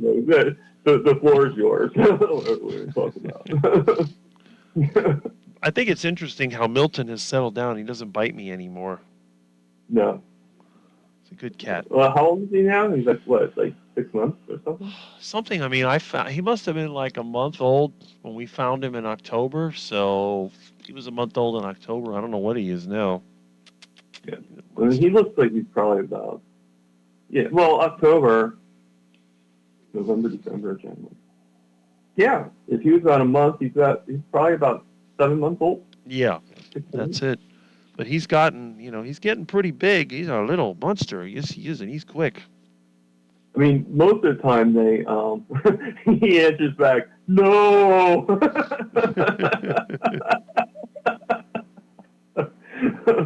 He loves attention. Such a good cat. It's a Yeah. friendly cat. Yeah. I think by a certain age, I think most animals get that, like adults, like I don't need to scratch your eyes out anymore unless I'm going to eat them. Well, hopefully, I'm going to get rid of his fleas in the next day or so. He'll be even more relaxed. You little sweetie. Yeah. I don't know how he got fleas. I don't have fleas. And I was just about to ask you that question. You know, where was he at or anything like that? Probably when he was out in the yard, he might have gotten it. I don't let him roam free, but I let him out when I'm outside. I keep an eye on him. Out is out, so it's not like the fleas are contained behind a fence, you know. So, Yeah, unfortunately, you know, they're so small they can get anywhere. that's it. I mean, I don't know. There's other cats around here outside, so he may have gotten it from the dirt somewhere, and then they start breeding. But I'll get rid of the Didn't you fleas. say you had raccoons or something like that? Maybe they get Yeah. from raccoons. It could be from the raccoons also. Could be from anything, but I'll get him all, defleed, and he'll be luxurious and happy, like that's one of the trade-offs. Whether you're a pet or whether you're going to be food, you get extra good care. And Right. luckily, he's a pet. He's not food. So he'll get a long life over here. Yes, he will. He probably feels like food right now with the fleas, but Mm-hmm. he's probably like, they're eating me alive. I'll get rid of him. Worst case scenario, I'll have to give him a bath. Always wanted a cat so bad, but my mom is allergic. Hmm. Yeah, I hear so many stories though on carnivore that people like their allergies. People that used to be allergic to cats and dogs are no longer allergic to them. They're like able to deal with it. Mm-hmm. Which makes me wonder, like, were they ever really allergic, or Sometimes it's hard not to hog a chat conversation. That is true, but there's always another one. It says here, Brian says, this past week we lost one of the originals on eating low carb, Dr. Richard K. Bernstein. Wonder how old he was. Yeah, look at Milton. Well, didn't Bart K just do a video like commemorating him? He might have. I don't remember. I didn't see it, but I could have sworn I saw it in the I've been so busy with work. in the It's just crazy. notification. Right. But I like Bart K. Don't get me wrong, but he's not like one of the people I watch all the time. Right. Like I watch a lot of your videos. I watch your mornings every Saturday for the most part, unless Mitch was having his Saturday thing. Then I kind of go back and forth. But, Brooke Graves says that Dr. Bernstein made it to 90 as a type 1 diabetic. Wow. 90. God bless him. God bless him. So it does work. The low-carb carnivore diet works. He did and was still working as far as I know. Amazing. Wow. I Yeah. knew you'd still be And here. Bruce is confirmed 90 years old. 90 years old for diabetic. Diabetics generally don't live past 70 if they're lucky. Yeah. Well, I'm gonna, as a type 2 diabetic, me and Lewis are definitely going to, and Papa Carnivores are definitely going to prove that wrong. Mm-hmm. We're well into our 90s or 100s. Yeah, I won't be around to see that, but I'll take your word for it. Well, by the time we're 90 or 100, we might not be interested anyway. Who Well. cares? I'll probably live to about 94 like my grandfather did and then die of a heart attack. Yeah. Oh my goodness, let's see here. Yep. I mean, if you were, on a sad note, if you were to, last year, like a couple of years ago when I was in my condition with the feet and everything like that, Mhm. I would definitely have not. I would be like, yeah, that's my luck. I'm going to live until 100 years old and be miserable every day, And Right. There's no At sense least to be now I'm around. like, okay, if things keep on getting better, I just want to see how much better it's going to get. Right. There's no sense of being around if you just can't do anything. You might as well just kick the bucket. Right.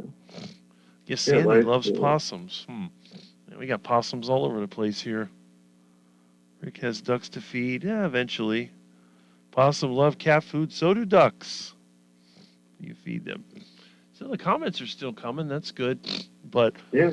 yeah, for a poor man's live stream that can't afford StreamYard and uses a telephone, I think it's relatively entertaining. And out of all the carnivore live streams, this is a unique one. You do pretty well. I mean, just don't let people copy off of you. That's all. Oh, they won't want to. There's only start- one Rick. Can you start imagine? seeing some really 4K or something like that. Call in for 4K. I mean, can you imagine if somebody wanted to create a set like I have? It would be impossible. Where are you going to get all the stuff for it? Then you got to get yourself a Black Cat. Then you got to get a rotary phone. And you got to get cheap paneling and neon and all that stuff. It would be impossible. You're not to it yet. Actually, you are to it in a way. There's like a couple lines down. Stevie Carmack made a comment that it says, "Rick, you're going to fulfill your bucket list of skydiving at 95, then finally have that heart attack." That is so true. Well, if you got to go. You accomplished what you wanted to do. You had that heart attack. If you got to go, you got to do it quick. You don't want to just kind of circle the drain. You just want to like my grandfather went to sleep and didn't wake up. That's one possibility. So you have your heart attack at night, or I think that's where most of the heart attacks take no place. No one bothers you, and you just have it. Right. Your heart stops, and that's it. Because every person, I tell people, every time you have kids, you basically sentence them to death. Eventually, they're going to die. It's the same thing with the animals. So don't feel bad if you're raising cattle to turn into steaks. They're going to go eventually. Even if they never got killed, they're going to die sooner or later. They're going to end up just rotting out in the field. You might as well use that. You might as well, Mm-hmm. I mean, it's a big turnaround of the earth. The cow die, and then we eat the nutrients from the cow, and that's how we keep on going around and around. It's like this big circle of life. If we don't eat the cow, the predators and vultures are going to get it. So we might as well eat it. Yeah. Let's see what else we got here. What's that? Nostalgic. I see someone still has several rotary phones, but the question is, do they work? Or are they just for show? That's the question. Well, I guess it depends on how you look at it. They probably do work if you plug them in, and they're probably not plugged in. I would think, like yours are. I mean, I think we should do a meetup at your house, and then we could call the Rick Museum just to show all the stuff that you have. There you go. Go outside. Who wants to be the first one to use the payphone? But I'll be honest with you, I was actually shocked on the live that you didn't do any show and tell of anything. Usually you always show something on the other channel. Well, I'm working. I gotta set up. I gotta set up a Wi-Fi. My niece was there. I'm surprised you didn't show the rotary phone or something like that, where she'd be like, "Oh, okay." It's in the works. I'm setting up a Wi-Fi mesh network. Once I get that working, there's a lot of interference here. Then I'm going to use a mobile device. I have a tablet and an old phone. I was going to try to do a live from there, taking a tour of the disaster area. Oh, okay. Well, yeah, that'd be. I mean, I do have to admit, I think Kelly was very fascinated with your engine cooking story. Ah. I think her eyes widened up when she was hearing that. She's like, "Oh, that's interesting." Once I get I my don't think it was truck wide up running, enough for her to actually try it, but it was definitely. once I get my truck running, I'm going to do a road trip with engine cooking. I already rigged up. I rigged up a body mount for the phone where I can get a better view. Usually I just stick the phone in my pocket, but I have a few things I'm working on. Now, next thing I got to do is get the video editing to work, but, thankfully Russ gave me his computer. It's steps, right? It's, we figure out something we need to do, we do it, and sometimes some things we can figure out right away, some things it takes a while. Mm-hmm. Yeah. I see C.V. Carmack has his usual comedy. My theory, when people die of a heart attack in their sleep, they're either having a nightmare or a wet dream. Well, in my case, it'd be a nightmare because we don't have no wet dreams here. That's the problem. Let's see. Did they work? What is this? I mean, either that or it's both, because you're having a nightmare about who you're having, like, oh, no! Here comes the vegans. Here comes the vegans. Oh my God, really? Hmm. Huh. Okay, sold out of the family. Yeah, that's divorce.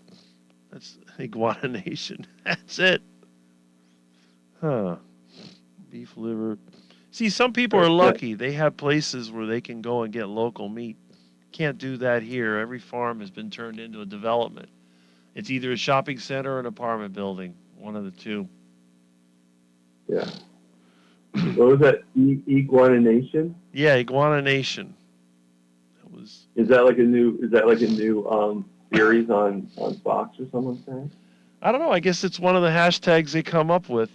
But in the carnivore space, whenever you think of iguana, people think of me. You think of Muscovy duck. I was just about to say that. I'm like, you probably are sort of the influence of that. So. Mm-hmm. That's it. I'm.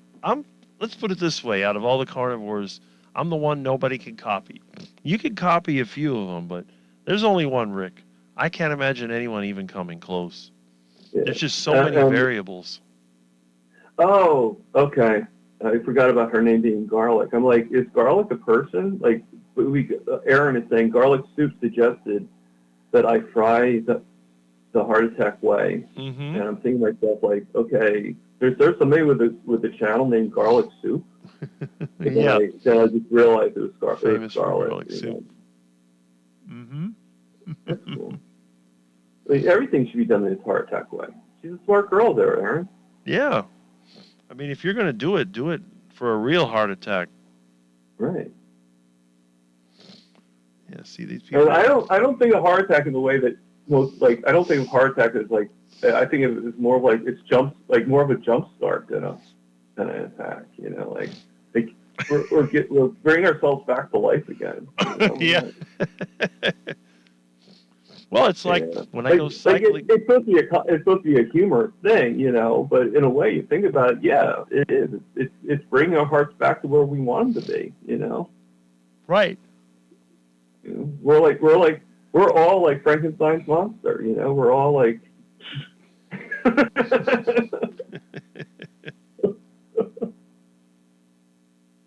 Look at this cat sleeping In away. fact, when I had the problem with the one doctor trying to get me a statin, I should have been like, what I should have said to him was like, no, I don't want a statin. I want my heart to keep on working.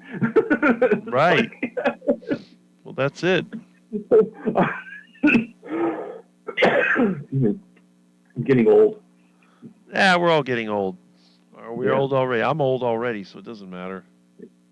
Well, I'm saying that's why I'm coughing, because, you know, I'm like, you know, like I'm getting to this like point where like whenever I laugh I pee, you know, type thing, you know. I haven't reached that point yet, so I guess I'm good. Neither have I. I'm just joking. My mom used to do that all the time. She'd be like, "Stop making me laugh. You gotta make me pee." Like, so I make her laugh more. That's pretty funny. I haven't taken a leak since this morning. I could go for hours without having to take a leak, you know, and I don't drink a lot of water, and it's hot. People are always amazed. I go on a bike ride with my vegan friends, and they have their water bottle. I don't carry one. It's like, you don't need water? No, I'll get water when I need it. Maybe I'll stop at the park and get some water there, or just when I go home, I ride the bike for 2.5 hours and didn't drink any water. Like, I don't know how you do it. Nope. And they eat snacks. I don't eat snacks. They bring fruit and all that. I'm like, you want some fruit? No, I don't want any fruit. It's crazy. You know, what's funny is I do drink water, you know, and I do pee a lot because that's probably why I pee a lot, because I do drink water. Mm-hmm. But like even the glass I made like that huge mug I've shown before, the money mug. I just filled that up and I'm still drinking it. Mm-hmm. You know, with the electrolytes, and my breakfast is still like kind of like on my side right now. I haven't really even like I touched it a little bit, but Mm-hmm. after we're done talking, I'm just going to go and just put it in the microwave real quick for like 30 seconds and just heat it up a bit. That's good. You know? 'Cause I really don't like cold eggs, you know, unless it's deviled eggs. Right. But cold scrambled eggs I really don't like. I see Bill You Cook know. is leaving. Okay. And I actually do my deviled eggs with sour cream. I don't do them with mayonnaise. Oh, good. Yogurt works too. Have a good The thing nap. is, the yogurt, unless it's naturally made yogurt, I think yogurt does have a lot of sugar in it. Oh, that's true. All the yogurt I eat, I make myself because, I mean, I do buy. I need to make a video, but I do buy the plain yogurt as an ingredient for some of my yogurt, cultures. But yeah, I make my own yogurt. Actually, I've been using the powdered milk my friend gave me because it was free, so I've been making yogurt out of that. And I eat, like I said, I eat about a pint of yogurt every day, so I eat a lot of dairy. Yeah, I mean, I might introduce that too. Like how you do with yogurt. I might introduce that after a while too. Right. Right now, I want to go mostly strictly carnivore in my Yeah. opinion. Right. Until I get my blood sugars where I want them to be, until I get that A1C to the level I want it to be, and then once I do that, and I've done that for a little bit, then I'll start introducing like the cucumbers and stuff like that. Then The I'll thing start is, introducing. you have plenty of body fat stored up, and you have a history of, having those issues. So it'll take time to clear that out of your system. It will. I mean, so I already know that, like, what I'm thinking of doing is not going to be, it's not going to be a realization for another year at least. Right. Like it could be like for my 1 year anniversary. I think we'll have a pickle now. Mm-hmm. Or something. Right. Now again, at parties with my sister and stuff like that, I don't know what's going to happen there. Mm-hmm. But I think with eating the extra and all that stuff, it's going to help me as much as possible. I'm not going to stress myself over. Like, oh my God, I got to be really stressed. Like I'm not going to do that. I'm here to have fun. I'm not. Feral Grandma has a good comment about the defibrillator, how it stops your heart and then it has to restart. Same thing with changing your lifestyle. You shock the system with the hardcore carnivore diet and then you restart. Makes sense. Yep. So I think that's what it is. I don't think that it's really I think it's a heart attack, but not in the way of like, okay, it's killing you. I think it's a heart attack diet is like, it's revitalizing, it's restarting everything and giving you some vigor, I see Brooke Graves like my last one on Tuesday. And Rick, stop yawning. Hey, that's just the way I am. Somebody's making a comment. Okay. I love sour cream. I love Russ. I do too. That's why I'm on his channel every week. Only Rick lying in bed talking to someone on the phone successfully. You see what I mean? The only problem is I was on as a chef, but I really don't do the panels that much because I work at night on Tuesdays. Right. So I have to be at work by like 10 o'clock. And so, there's really, because usually when I go on a live stream or on the panels, usually I stay for the whole time. And it's just cutting it a little close of when he ends his panels. I just don't want to leave rudely, like, I gotta go, bye. It's funny. Like we used to say in the business I used to work in, I'm off like the prom dress, Yes, Sandy, I agree with you. Russ is the only one that's been courageous enough to meet me in person so far, but that'll change later this year. Let's see how they react. I want to see how the big fancy carnivores react to the original carnivore quack. That's going to be something. I just saw in the chat with Lewis that he's talking to Feral Grandma thing about Dr. Kilt wanting her on the show. That'd be pretty cool. I wouldn't mind seeing that. Yeah, that's true. Dr. Kiltz is looking. That I would definitely, even if I couldn't, like, even if it was on a day I was working, I definitely would be watching the replay. Yeah. I mean, there's a guy supposed to be going on soon. This Rick guy, I don't know. Been there, done that, Yeah, right. He's just a quack. Nothing but a quack. The vegan over there was trying to say the carnivore quack, Dr. Chafee. I'm like, nope, you're wrong. Chafee's not the carnivore quack. That Rick guy, that's the carnivore quack. Well, I did making the joke, and I'm thinking to myself, like, I should do a drawing and send it to the three doctors, but do like a drawing of like Dr. Barry, Dr. Chafee, and Dr. Baker in like an '80s action film, Yeah. drawing. You know, Right. I think they definitely would get a kick out of that. Yeah. I want to see if someone takes a picture of me when I'm around those. If those guys ever go to one of those events, I'm I'm sure like they will. tallest one. I'm sure they will be. Yeah. Yeah, definitely. Milton. Look at the Milton sleepy. Milton is a sleepy cat. I laid down sideways so that Milton could cuddle up to me like he always does. He's been well behaved. What a good cat. Yeah. And we see here, Pretty OMG, soon you still can teach him here. how to use the mic, and he can start like co-hosting with you. There you go. Still here, yep. The Duckman and Milton show. There you go. The quack and the, Yeah. quack, the cat, and look at him. All I need to do is get some more pet ducks like I used to have. I'll put a duck diaper on the pet duck and have that thing waddling around. And I don't know why I just got reminded of the show Friends when you said that. 'Cause I think they had like a pet chicken and a pet duck for the longest time. Does this phone have conference calling? I think it does. I think it does have conference calling. Can you test it? I probably have to. I don't know if you have to. Is there a flash button on this phone? There might be. I was going to say, if you wanted to test it, suggest somebody call and There's a flash button. I don't know because hard to say this voice over IP if it has it or not, but it's kind of interesting. Conference calling. oh, it was Lewis that asked that question. Okay, yeah, Lewis. Mm-hmm. Try calling in, see if he can get through. If not, I'll hang up and you can call in. Right. That's interesting. I mean, I think most of the phones at that time didn't they have conference calling or no? I think they did. And I guess it depends on of what era the phone comes, like what era it was. It's just a service. I mean, a phone is a phone. So, Well, that's true. That's true. So it should have it then, regardless.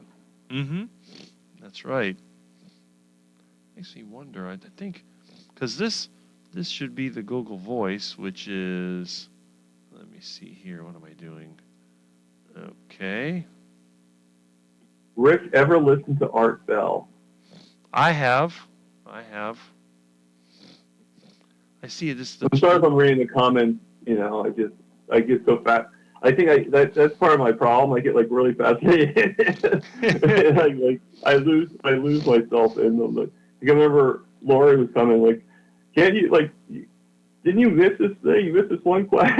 Like, yeah, it goes so fast. Well, these Well, we don't have that even many the flow people. won't go fast for me. Even though it looks like I got a troll comment here and there, but I'm not gonna. I don't delete the trolls. I just figure whatever. The only way. I don't think I'm powerful enough to really have too much in the troll comments. Like all the troll comments I've had is because I was on bigger channels. Yeah. Well, like there was a few, like quite a few with Carrie Mann's channel when I was on there. That and they're stupid things. They were like totally like one guy was like, "The hell with this! I'm not listening to it." He was only 379 pounds. Call me when he's 380. I'm like, okay, whatever. Like you're complaining over 1 pound. Like that's so stupid. Well, what it comes down to, some people get hurt. They get their feelings hurt by all these ridiculous channels. It's like when we were kids and did prank calls. You say, "Is John there?" No, there's no John here. Well, how do you go to the bathroom? That kind of thing. Right. Or is your refrigerator running? Yes. Okay. Well, then go catch it. Yeah. So. Or here's another one too that do you have Prince Albert in the can? Right. Well, yes, I do. Well, let him out. Well, there you go. See, but I could care less. Don't bother me. The only way I get rid of somebody is when they do the personal attacks, start attacking people. You can attack me all you want. I could care less. You attack my subscribers and you're gone. So, other than that, what is it, Milton? Oh, don't sit on the phone. That's a mistake. Is it raining? Yeah, I mean, yeah, it's the ones that really like try to ruin everything. The people that make like funny comments, like we were just talking about. And that to me is not really even a troller. It's just somebody like making it. Like I make jokes all the time, so I wouldn't call myself a troller, Right. But but you get people that like either try to they pretend to be somebody else and then they say things, so then you think that that person's the one doing it, Mm-hmm. And I've seen that a couple times, like, where it's like you look at it, it's like that's not him or her, Mm-hmm. I'm Oh. not fooled by that, So you want an air fryer? That's good. I guess he's still giving away air fryers. Huh. I think he still has doesn't he have like 2 more days worth of doing the air fryers or something like that? I guess. I think it's supposed to be 10 air fryers, so I think he's only giving them two a day. So I mean, unless it's already passed, I don't know if it's passed already. Mm-hmm. But who was it you were just talking about? Who won the air fryer? I didn't see. Feral Grandma, I think it was. Oh. See. Oh, Yeah, so that's see. like 3 people that I actually know that won the air fryer, because Lewis won the air fryer, Mm-hmm. Feral Grandma, and then I think oh God, what's his name? He was on the thing yesterday with me and Lewis.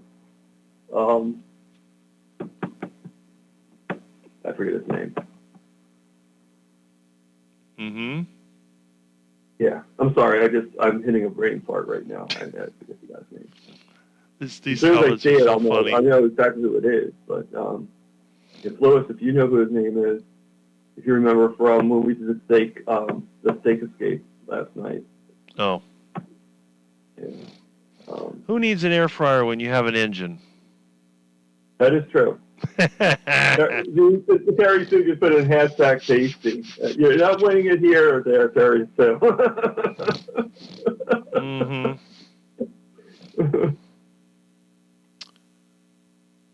Well, the only thing, like, I have an air fryer, but I wouldn't mind getting, just like with the drawer, if you put it in, you put the stuff in. But I wouldn't mind getting more of like, there's like one with like a grill, like a top, like a grill type thing.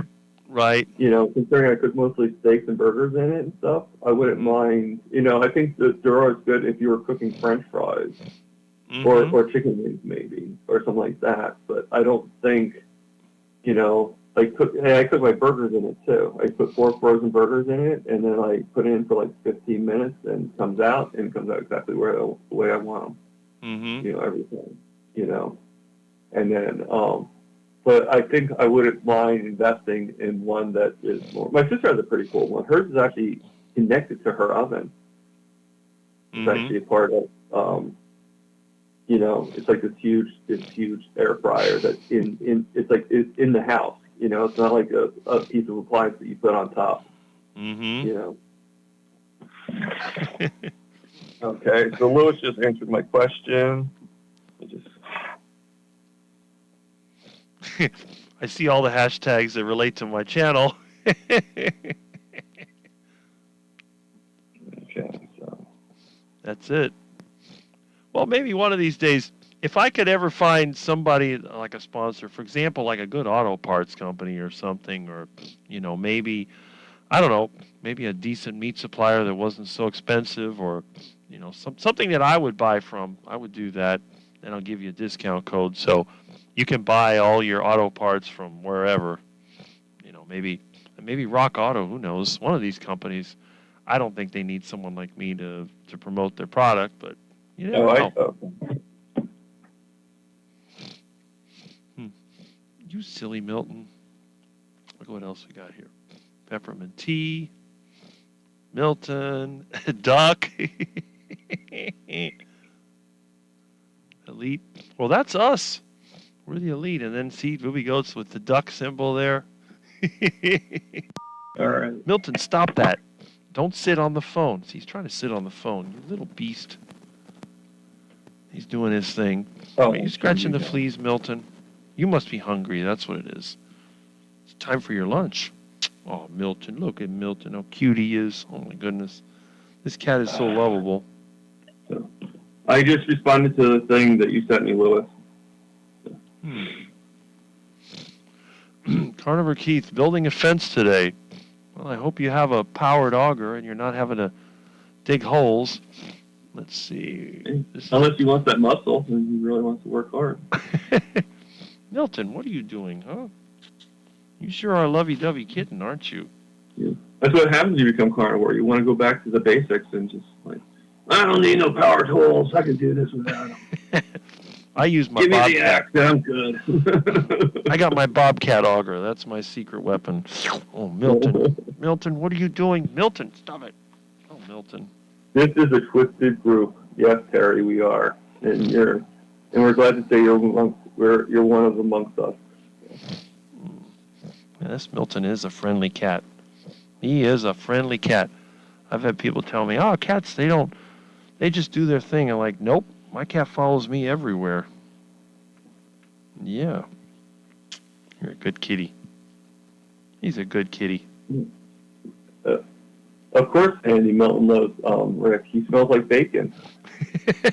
Hey, you have such a great smell. Well, that's probably what it is. He thinks there's all that meat. That's why Lewis has so many cats. He smells like bacon, probably. Like, we love you, Daddy.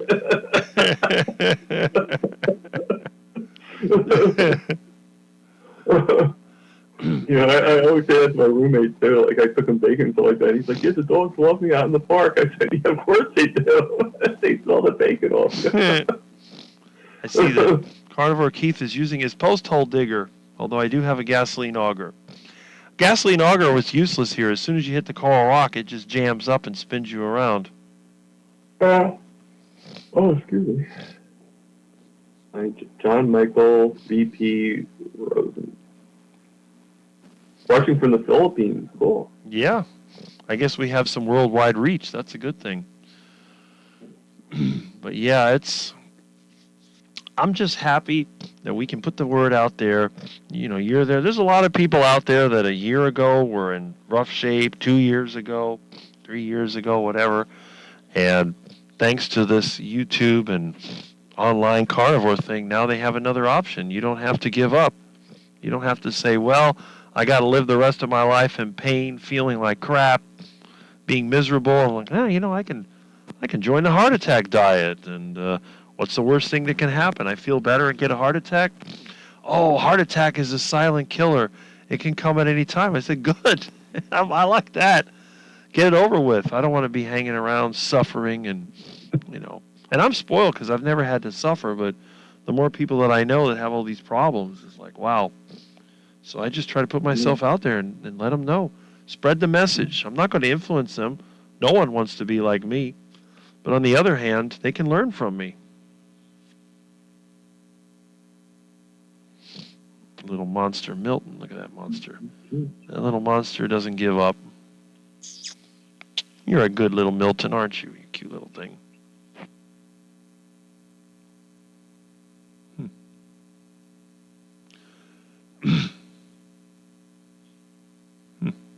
Again, I'm just like reading some of the chats, but I'm not scrolling up. I'm just reading the latest ones.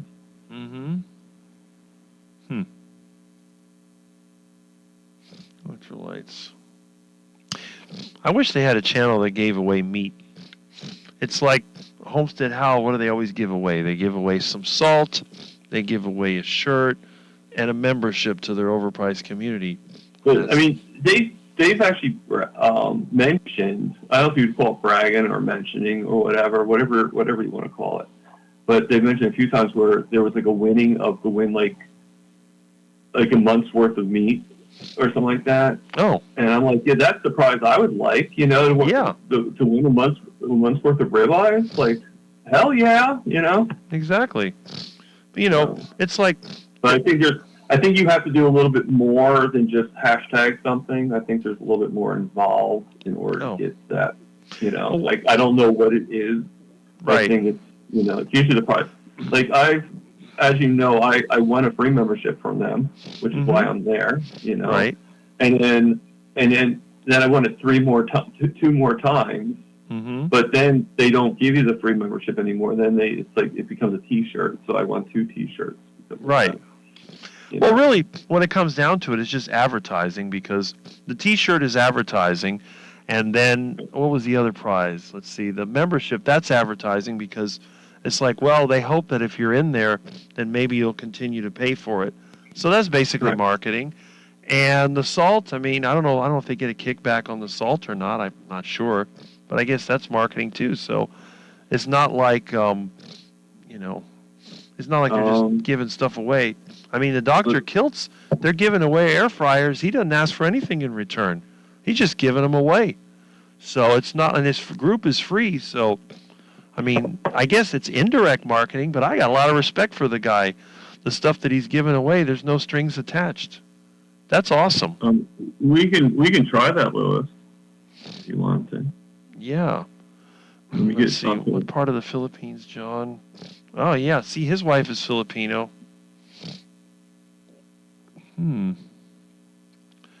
Huh.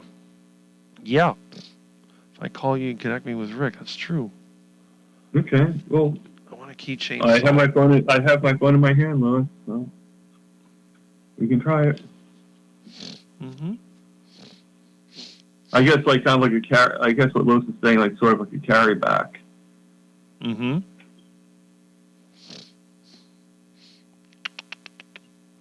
Silly Milton, you're a nice kitty. Right now, my phone's not ringing now. So Mine hasn't rung either. So. call cannot be transitioned to Wi-Fi. I don't like the thing yet. Because obviously I'm talking to you, so it doesn't matter. I would have to call my number and see if it comes through. Let's see.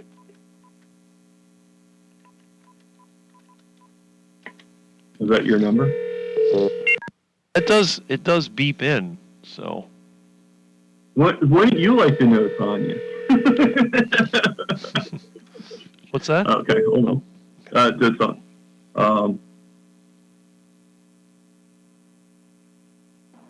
Hello? Ah, Can you hear me, Louis? I do. I hear you. Can Rick hear you? I hear you. Hey. Hey, Three of us now? Yeah. Cool. Can YouTube hear me? I hear I you can hear fine. you. Oh, I don't know about YouTube, but us two can hear you. I don't think Google Voice can do conferencing. I don't think so. No. Yeah, because I use Google Voice for something work, and I mean, this works. This is pretty creative. No, my cell phone can do it, and I have Thomas's number because we were on too many communities together. I was like, I don't know where to message you. Here's my phone number. Mm-hmm. What's going on? Everything good? Yeah, everything's really good. I mean, my sugar's a little high right now. I was telling Rick before that I kind of went off kilter last night. I had some chicken wings from the pizza place, and so I'm feeling it. Yeah, a lot of unknowns there. Yeah, and I knew there was gonna be unknowns, but I was really I guess maybe I saw the video of Rick doing his chicken. And I couldn't wait to have the chicken, so I just kind of grabbed. Mm. What were they? What were they made? Was there a sauce on it? No, I hadn't plain, but I just know they were. Really? Yeah. Oh, so you think maybe it was like in the oil or something, or whatever they used to fry them? I mean, Wow. I don't even have to think. I don't even have to. I just know it was. Mm-hmm. You know, because it's a mom and pop pizza place. You know, they're not going to. Yeah. Usually, I just get the most I get from them is like some roast beef and some cheese, Mm-hmm. and that's usually and maybe some seltzer from like their sparkling water. But no, I used to get the chicken wings and they were fine. But I think after being off it for like almost 4 months, I think now I feel it. You know, I recognize. Well, I'm leaving for a cruise on Thursday, so I'm a little, I'll be on. I'll eat well, but Yeah. I lose all control. Yeah, it's the same thing for tomorrow. Like I know my family understands what I'm doing, but doesn't really understand what it means. Mm-hmm. And so I know there's going to be food there. Mm-hmm. My sister was nice enough to give me the meat menu of like everything she's making. But there's also going to be other foods there too. And I know that I'll either break down and I'll have something, or, now how much I have is a different story. That's why I'm actually cooking tomorrow. I'm cooking at least 4 burgers tomorrow with some butter, so to kind of fill myself up. But At least that's my plan. Because normally when I went there, I always went with an empty stomach because I didn't want to be mean and not eat. But now I'm doing the opposite approach and I'm eating more. Mm-hmm. Oh, do you know what they're cooking tomorrow? Well, they're definitely cooking ham with a pineapple glaze. So I know that Of course. the pineapple glaze is going to be like problematic, but I think I can still handle it. And then some kind of homemade sushi. Like That's interesting. Sushi. Which if they have it with rice, I'll just take it off the rice and just eat the raw tuna. That's fine. And then some kind of dish, I forget the name of it, but it's with fresh mozzarella and ricotta cheese. That's mozzarella and ricotta cheese on what? That's all she said. She said it's the fresh mozzarella with ricotta. But she didn't say like it's. I'm guessing it's supposed to be on a cracker. Would be my guess. But doesn't mean I have to have the cracker. I can just, like she makes this really good, which is still probably still a little bit problematic, but she makes this really good buffalo chicken dip. Mm-hmm. And I don't even put it with a cracker. I just take it with a spoon and just do it that way. But that can be pretty clean if she makes it right. Yeah. But again, we don't really know. I mean, I love my sister, No. but she doesn't really understand all this stuff. So if you don't really understand it, how clean are you going to be fully, Rick, are you doing anything tomorrow for Easter or no? Me? Oh, I got friends. We got get-togethers. Oh, nice. Mm-hmm. So so in New York today, it's like 83 degrees. I feel like I'm in Miami. Wow. It's a beautiful day today. It's about the same It's here. pretty warm here too. I'm wearing Mhm, I'm wearing like Spider-Man shorts right now. So Nice. yeah. Tomorrow I'm very fortunate. We're keeping Easter small because usually my whole family gets together and it's like 15 of us and it's crazy. But because we're leaving for the trip on Thursday, my mom was like, let's just keep it small, so it's just a few of us going to her house, and we had gotten like a free turkey a while back, so I was like, let's just eat the turkey. Mm-hmm. So it'll be good, Yeah. and I won't have any trouble tomorrow. It'll be fine. Yeah, it'll be good. It'll be good. I've had a lot of turkeys given and to like me. I said, it's like I don't even know when this turkey is from, but it must have been like when you spend a certain amount you get it free from the supermarket. So I was like, let's get rid of it. Right. So. I want to be right back for 1 second. I have to go someplace, but I'm not leaving. I'm just leaving. Just mute if you want. Yeah, just mute. Yeah. Don't hang up, 'cause you're gonna disconnect me. No, I'm not disconnecting anybody. I'm just using the bathroom real quick. I'll be right back. No, it's fine. That's why I said mute. So, and the thing that we were talking about with Frau Grandma, she won an air fryer and she never emailed Alia. Oh. And Dr. Kiltz, I'm guessing, when Dr. Kiltz posts, it's not really him, it's Alia. But they did 4 people that won air fryers never emailed. So they put a community post on YouTube saying, hey, you people won, but you never emailed. So, and Feral Grandma was one of the people. So go on Dr. Kiltz's YouTube page, click on the posts tab, and you'll see the most recent post. Mm-hmm. But yeah, if you want the air fryer, you might as well claim it. You know what I mean? Well, I wonder who put up those air fryers. Yeah, I think, you know what I think it is? I think Tasty, because remember, Bella was giving them out for a while. Okay. I don't know if Carrie was giving them out, but I believe Tasty gives them to the influencer. Mm-hmm. It's as a promotion, because if you think about it, most people don't win. Mm-hmm. But now they know what a Tasty is. They know that it has a temperature probe. They know that it goes to 450 degrees.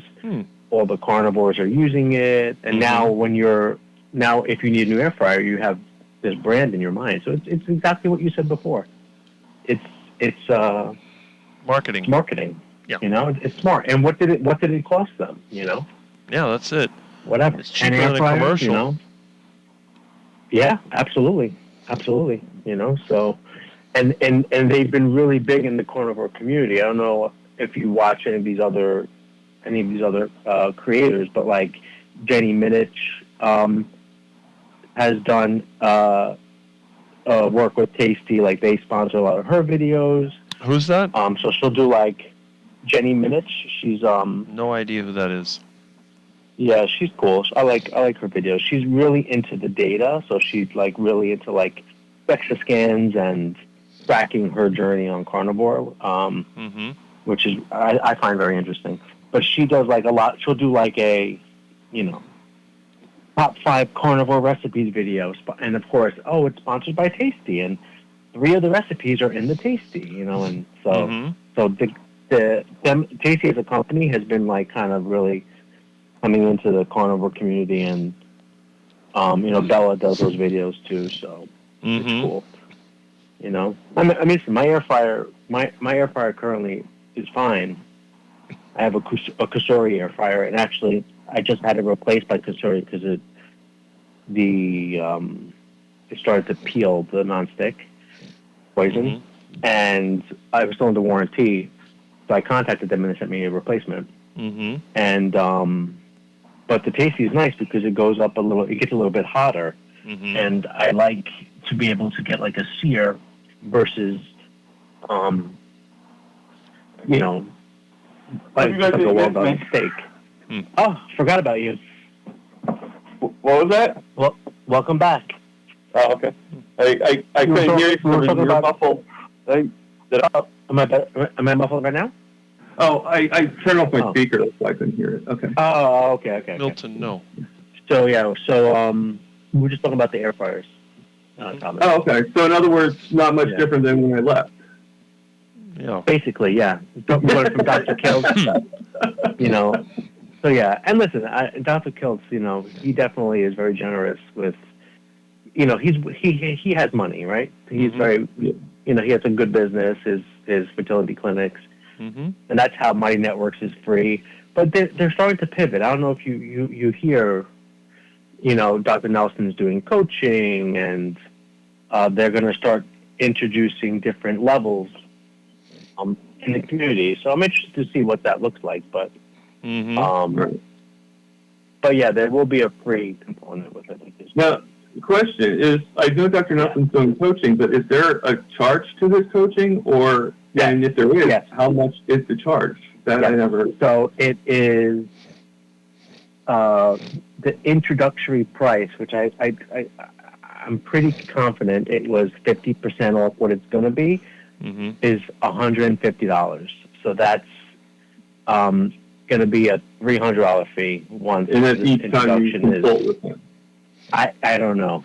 Typically, like, and again, it's not a medical. He's not your doctor. This is like so he can't coaching. like give you like downright. All he can do is give Right. And listen, he can't write you medication prescriptions. He can't. He can. They might be able to order labs for you, but he can help you interpret labs, stuff like that. But it's more like a coaching situation. Yeah. But they announced during one of the lives that it was $150. Okay. Which is probably a live I was not a part of, you know, because maybe it was one day when you were working, But but yeah, like kind of like what Rick said, and you know, I'm not saying that the coaching experience wouldn't be valuable to someone, but like the same thing with like Dr. Berry and Dr. Chafee. Like, how many times do you see people ask questions that you know what they're going to say? I know how Dr. Berry is going to answer like 99% of the things. I know how Dr. Berry is going to respond. We've heard it for so many years. Yeah. You know? Yeah, and that's why I understand when Rick says he doesn't listen to the lives, and he might just watch a new video on a specific topic because maybe you want to learn about that topic. But how many times are people going to say, I'm not losing weight of carnivore, or I have diarrhea of carnivore, or can you do carnivore without a gallbladder? I mean, what right? Like these are the questions that he gets all the time, So yeah, I mean, it's funny, like sometimes like there'll be questions on the chat, and I'm able to answer some of those questions, and I'm like, well, I never had a problem with my gallbladder, but this is what I've learned so many times. and that's basically what Papa Carnivore does, right? In all of the groups is it's true. It's basic stuff that really couldn't even make it to the live stream. Yeah. And that's what Dr. Berry's coaches do. If someone says, I want to start keto, but I don't know how to start, like that doesn't need to be addressed live on the air. That person can just, just search YouTube and figure it out. It's sort of a no-brainer if you think about it. Like, I don't know how to start carnivore. Well, this is what you do. You take a piece of meat, you put it on your plate, and you do not add any vegetables or anything. You know? And you eat the meat. That's it. I think a lot of it is determined by the goal as well, because you have a lot of these people that they really, they have problems. It's like my friend over there, Jonathan, that he does coaching. You're dealing with people with a bodybuilding or fitness background, and they benefit from the constant input. But in terms of general carnivore, I mean, like you said, these questions have been asked so many times, all of us can answer them, even me. Yeah. Well, I think you are definitely one that can answer it there, Rick. I mean, come on. Well, there's some questions that only I can answer. Rick, when they ask about how to prepare Muscovy duck or how to cook iguana, how to cook on the engine, there's only one person. You ask Dr. Berry how that, long he's going to be... the iguana is hit by a car, can you eat it? Right? Yeah. No one knows. If it ran around at one time, you can eat it. Right. And then Rick would be like, well, is it Miami in August or is it Miami in January? That will determine how long the iguana is good for. And then the other thing, what does it take to convert my car to run on wood, or how do I use seed oils into diesel and all that stuff? Right. How do I make plaster for my wall? My wall is plaster and lath. I need to fix it, and I don't want to use drywall. Those are the questions you can ask on my channel. You won't be able to find on any of the carnivore channels. Yeah. It's funny. But yeah, it's good. It's and then I think a lot of those channels, and I'm a member of Dr. Berry's community because I wanted to be able to ask him some things when I first started, like medically, not like how do I cook a ribeye. It was more like my CRP is high and it went down, or it's like medical stuff. I wanted to get access to him, and it was more worth it for me to pay $12 a month to get access to his, those smaller live streams that versus doing a $10 super chat. Mm-hmm. You know what I mean? Like so. That's true. That's true. Yeah, it was worth it for me, stuff like that. So, I mean, and I did, like, it was funny the other day. I was telling Rick before that I didn't do a super chat or anything like that, but I did a comment and talking with somebody. It might have even been you. I don't know, but he said he said the comment on the thing. I'm like, whoa! I mentioned my name. That's great. Yeah, I heard him mention your name. I think I was watching that. Mm-hmm. You can check out. I'm leading the big leagues now. Dr. Berry mentioned my name. Yeah, that's it. Well, it helps that it's prime rib is in the title. It's helpful. Right. You see, like right now, Jonathan put a comment. The general carnivore is hard to go wrong. He did mention my name another time, but I had to do like a huge super chat in order for him to mention it. Right. And he mentioned it, and I gave him these numbers, and all he did was just kind of snicker and say like, these are the numbers. This is horrible. Eat more meat and lift heavy things. Yeah. Like, and we spoke about that. We spoke about that yesterday with Amy on the it's just a comical thing, It's like just every now and then, Dr. Berry, he's in the mood, and sometimes you'll get like a curt, just like everybody else response. This is all right. And sometimes you'll get, it's you fine. Get friendly, Dr. But that's why I would hate. I would hate to give that money. And then at that time it sort of felt like a waste. But then I'm like, you know what? This is how sometimes things are. Sometimes you're going to waste your money, and you just avoid the experience. And I think so one thing. Now I just do the chats with you guys, and if my name pops up on chat regularly, then Yeah, they recognize it. They see it. They see it.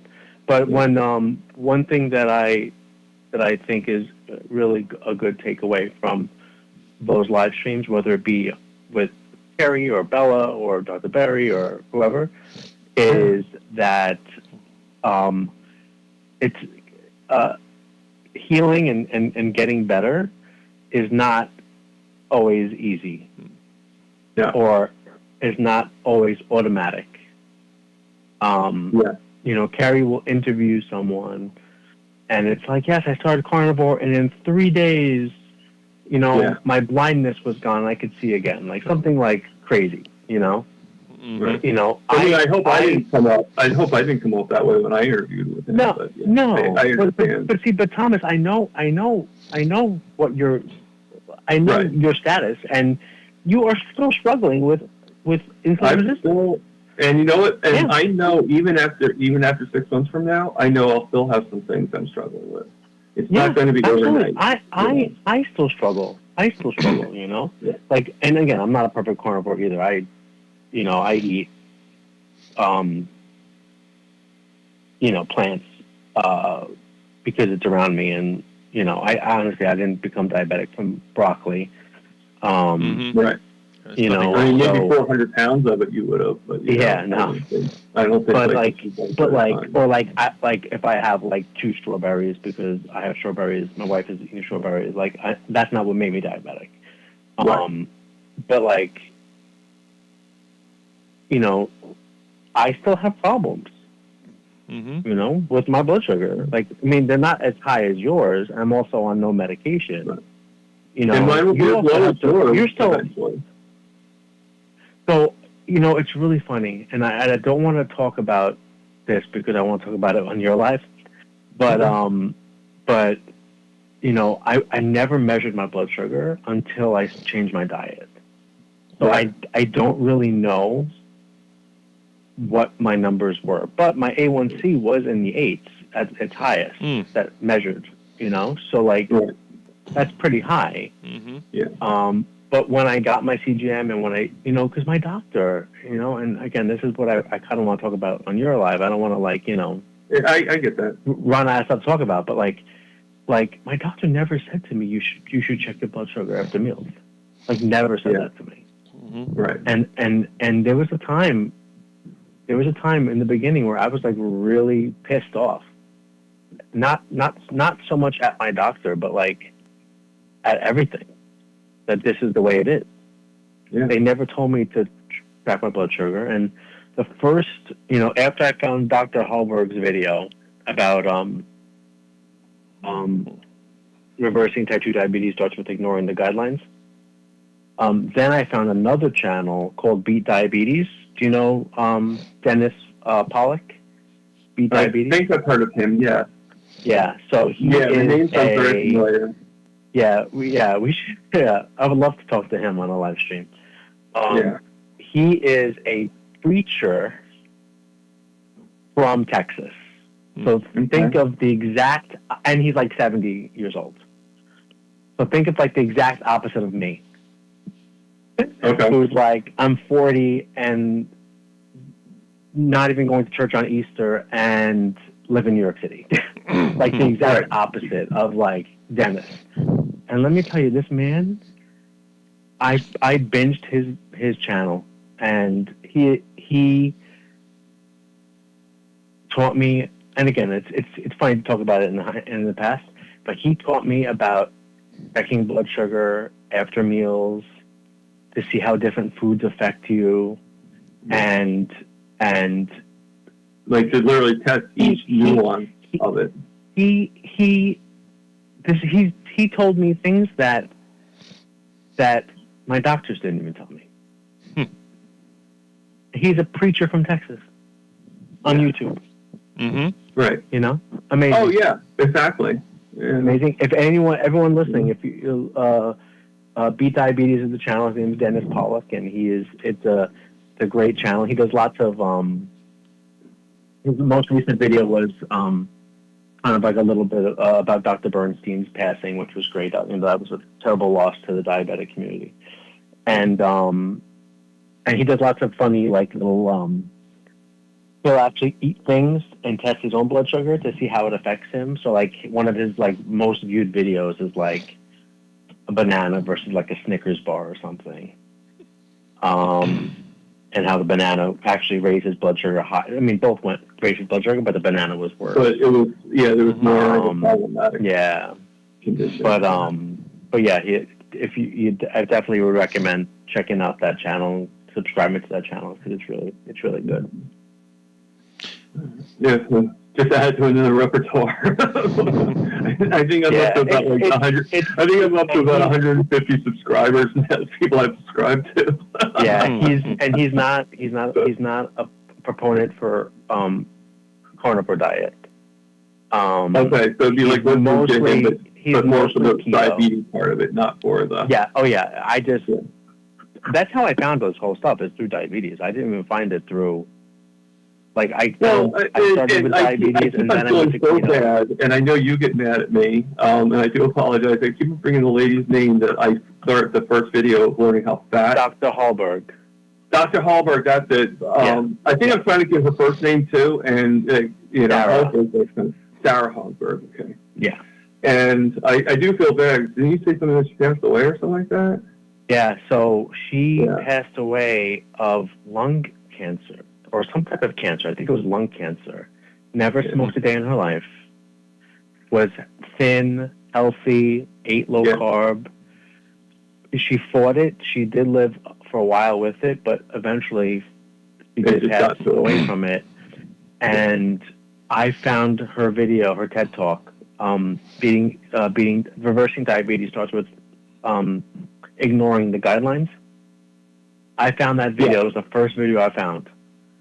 And I must have found it. I mean, I must have found it like 3 months.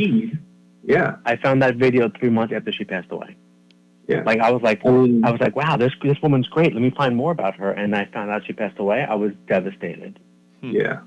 Devastated. I mean, you think about it. That's sort of the like if you see that video, and then you start looking down the road on other videos that are connected to that, not to her, but to that concept.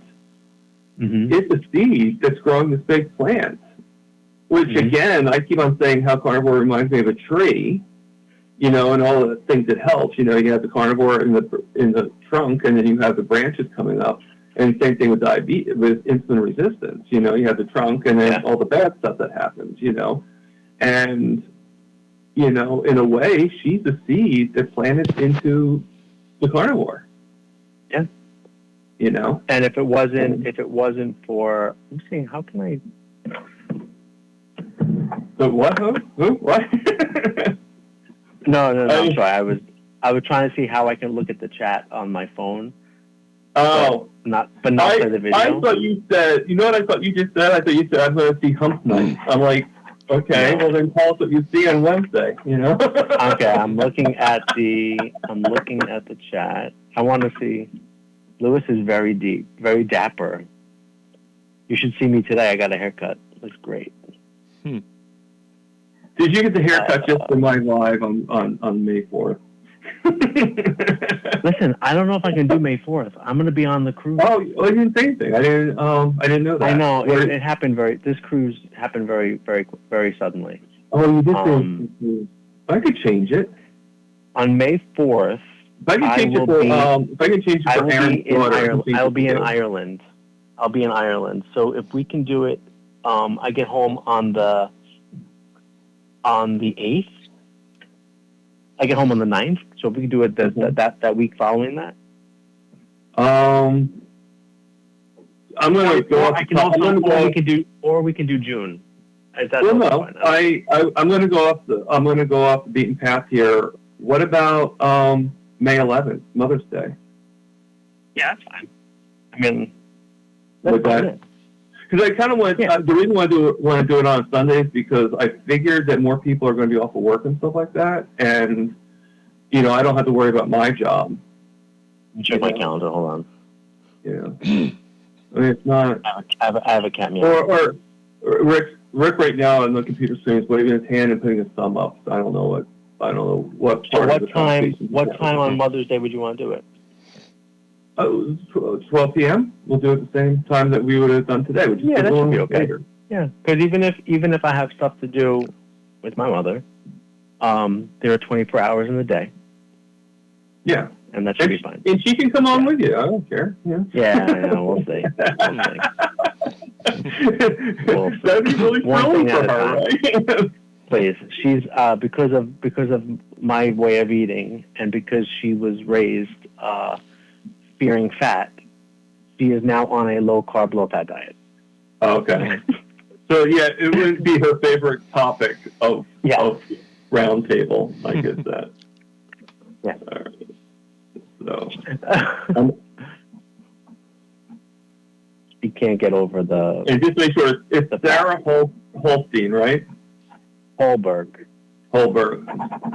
Right. I'm actually writing it down so I can get it into my I'll text head. it to you. I'll text it to you. See Oh no, I'm writing on paper because in this way, if I'm doing my interviews, I can look at my wall, like put on the wall, and just like look up and be like, oh, there it is. You Well, know? that's a big part of your journey. Yeah, absolutely. Yeah. You know, I mean, I love talking. I also I about don't that video. mention him, but I also watched Jason Fung. You know, that's where I started. Mm-hmm. I mean, I did fasting way before I did anything. You know, Yeah. to get myself to this point. You know, but so many people were telling me like, oh, you're diabetic, you shouldn't fast. It's not good for you. You got to eat like. I know. It's like you know, and it's funny like you know, like when I was on with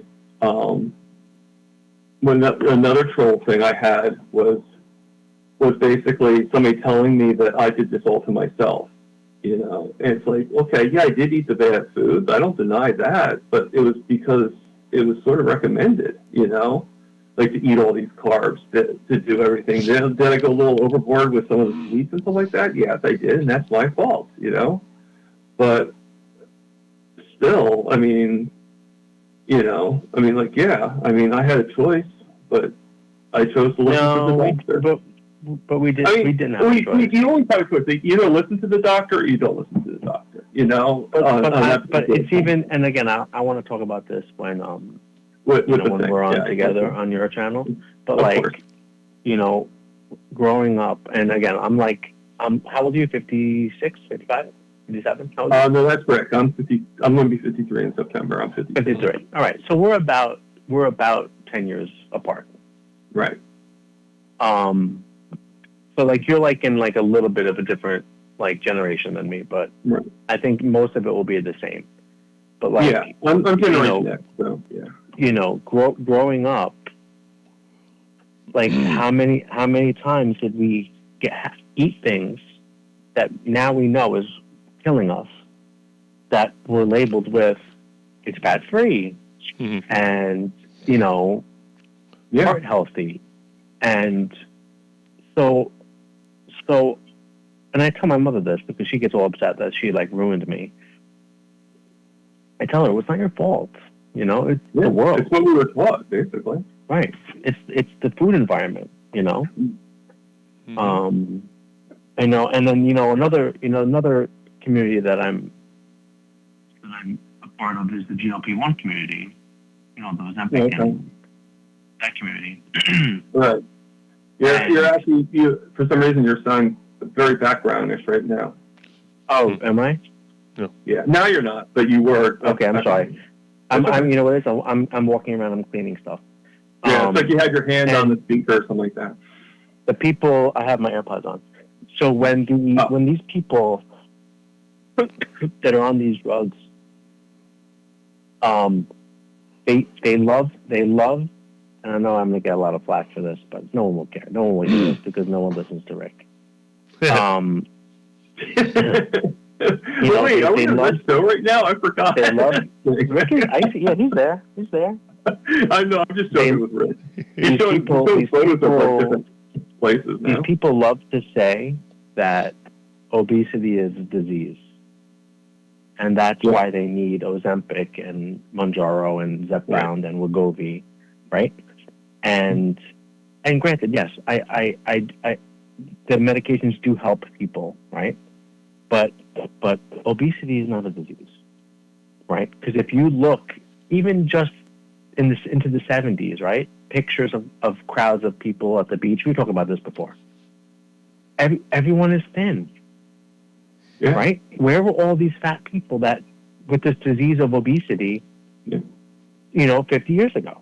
Absolutely. I agree. You know? And so the problem is not us.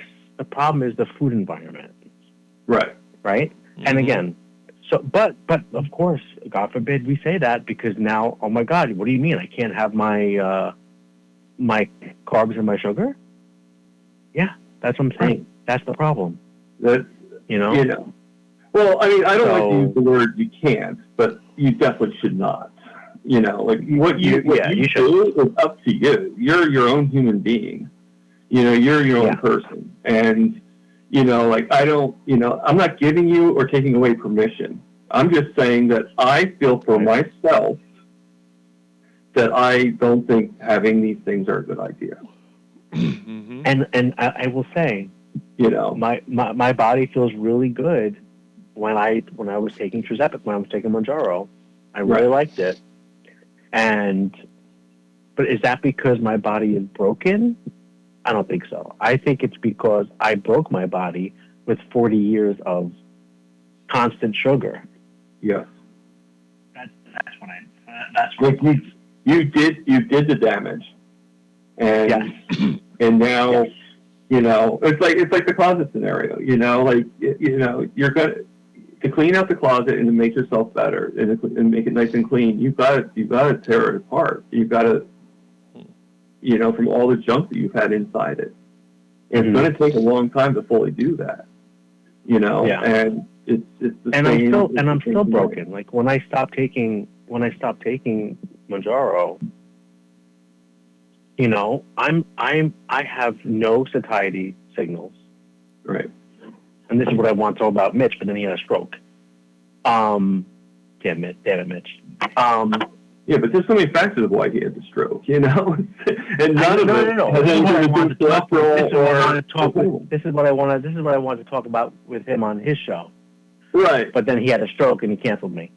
right. Mhm. Which, But, now, yeah, like, if he does bring you back, He will. and I think We'll talk about it. and I think it's a possibility, then that's something you guys can talk about. Yeah, I'm not rushing him though. Let him do his thing. He's doing it. I'm not saying that. I'm saying that if I think that he does respect you enough to be like, okay, I get better. Maybe a year down the road, maybe we'll reintroduce it. I think I'll be invested. I'm not saying that you're watching it right now and that you're going to do it tomorrow. I'm just saying that, I don't think it's off the table. But I just when I stop taking that medication, I can tell my body doesn't work like it should. Like people say, oh my God, I eat a pound of hamburger and oh my God, I can't eat for hours. And that's not what I feel. I can eat 3 pounds of hamburger and still eat more, and I'll gain weight. And still be hungry. Yeah, so it's just and then I hear Rick saying, "Oh, I can eat a 5,000 calorie, You can eat $5,000 5,000 calorie burger." That sounds delicious, by the way. It is. Yeah. Your pork rind chaffle bun, Yum yum. and not gain anything and be a stick. Mm-hmm. It's very complicated. It's very Dave just told complicated. me to shut up, so I'll be quiet.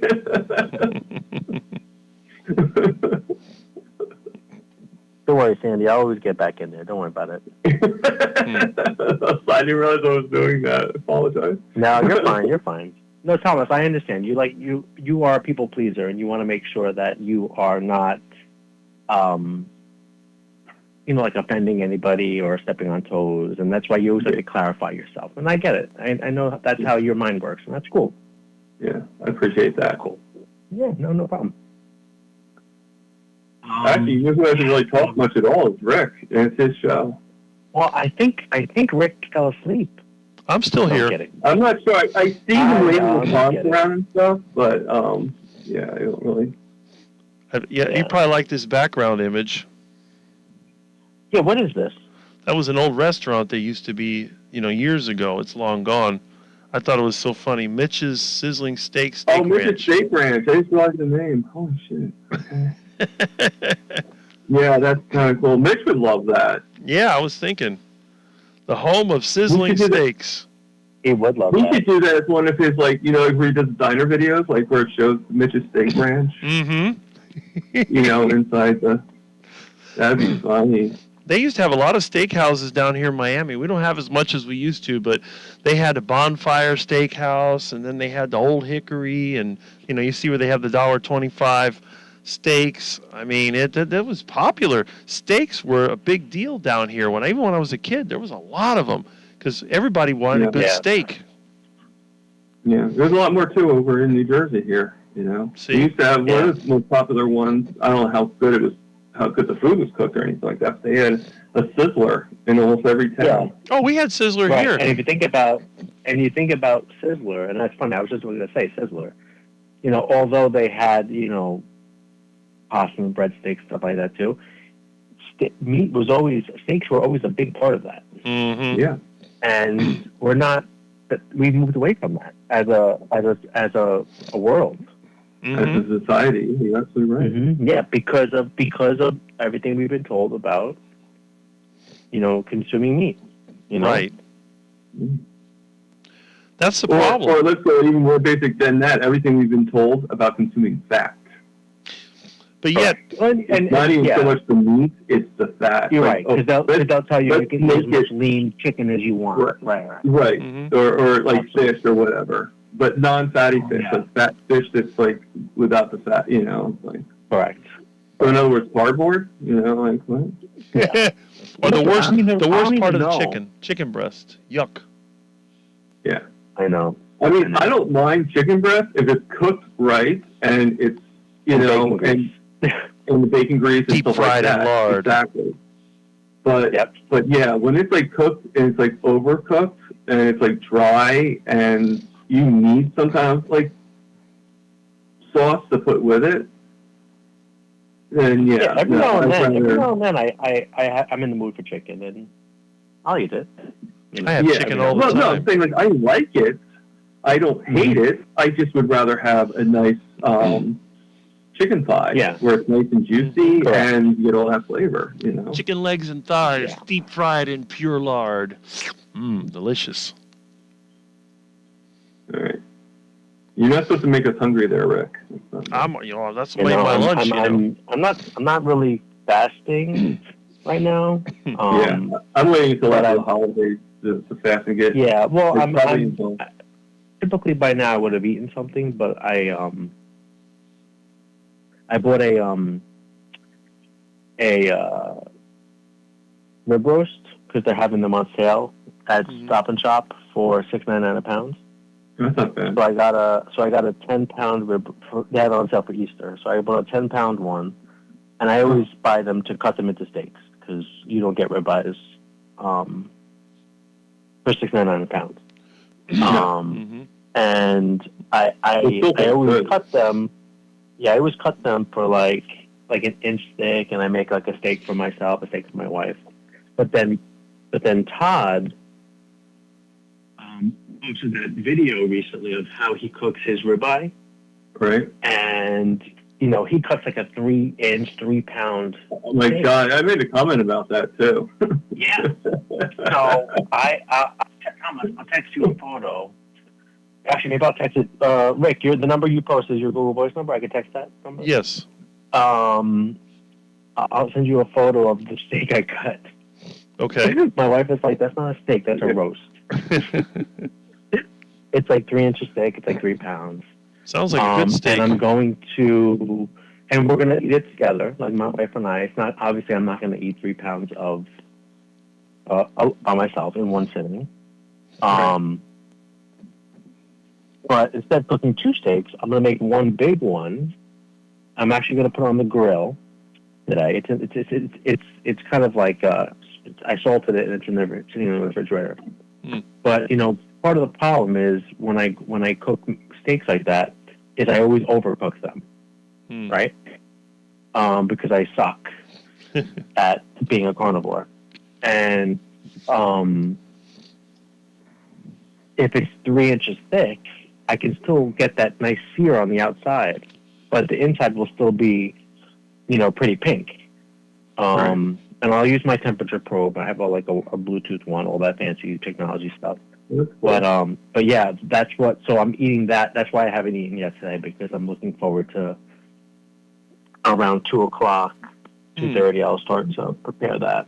Yeah, I do that sometimes too. Like I'll hold off because I know what I'm making is going to be that much. Yes, exactly. And then tomorrow, if I'm having basically turkey, I really want to get the red meat in today. And I also anticipate that I'll have some leftovers from this giant. The thing was over 3 pounds. It's impressive. It's impressive. Mm-hmm. So yeah, I'm looking forward to that. But definitely love to stock up. And I know, Thomas, you said you don't have a lot of freezer space, but not enough to do a half a cow. No. Right. But you have Stop and Shop by you? Is there a Stop and Shop? Yeah, there is. You should. Yeah. Yeah. I mean, usually I get most of my meats from Walmart. I just get delivered, or I do the shop right. I usually like steamer. No, I haven't gotten my steaks from Walmart in a while because it's when I go there, what it is like I get deliveries done. Right. And delivery, they charge you like double the price for weighted items. So anything like meat and stuff like that, yeah, they like one time I ordered like 5 steaks and they were like $10 each.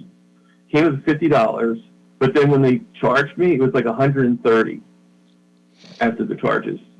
So it made me realize they charge for weighted items. Whatever it is that they need to weigh, they charge extra because I'll probably get the money back, but I don't want to spend that extra money if I don't have to, So when it comes to weighted items, my roommate will actually drive me to the Walmart or wherever we need to go, or I take an Uber, and I usually just get the steaks and stuff like that then. I do everything else, the burgers that's pre-boxed and all that stuff. I do that, get that delivered, put that in the freezer, and then I do the extras. I put like an extra $100 aside, and I get the stuff. And that's, because I shop monthly, I don't shop weekly, really. Yeah, but the good thing, if you want money to go as far as possible, but this, the $6.99 per pound, like I still spent like $70 on this piece of meat, but it's gonna last you a while. It's really good. Yeah. Rick, what's your let me change my. Rick, what's your number? Your Google Voice number? It's up there at top. I can read it by heart.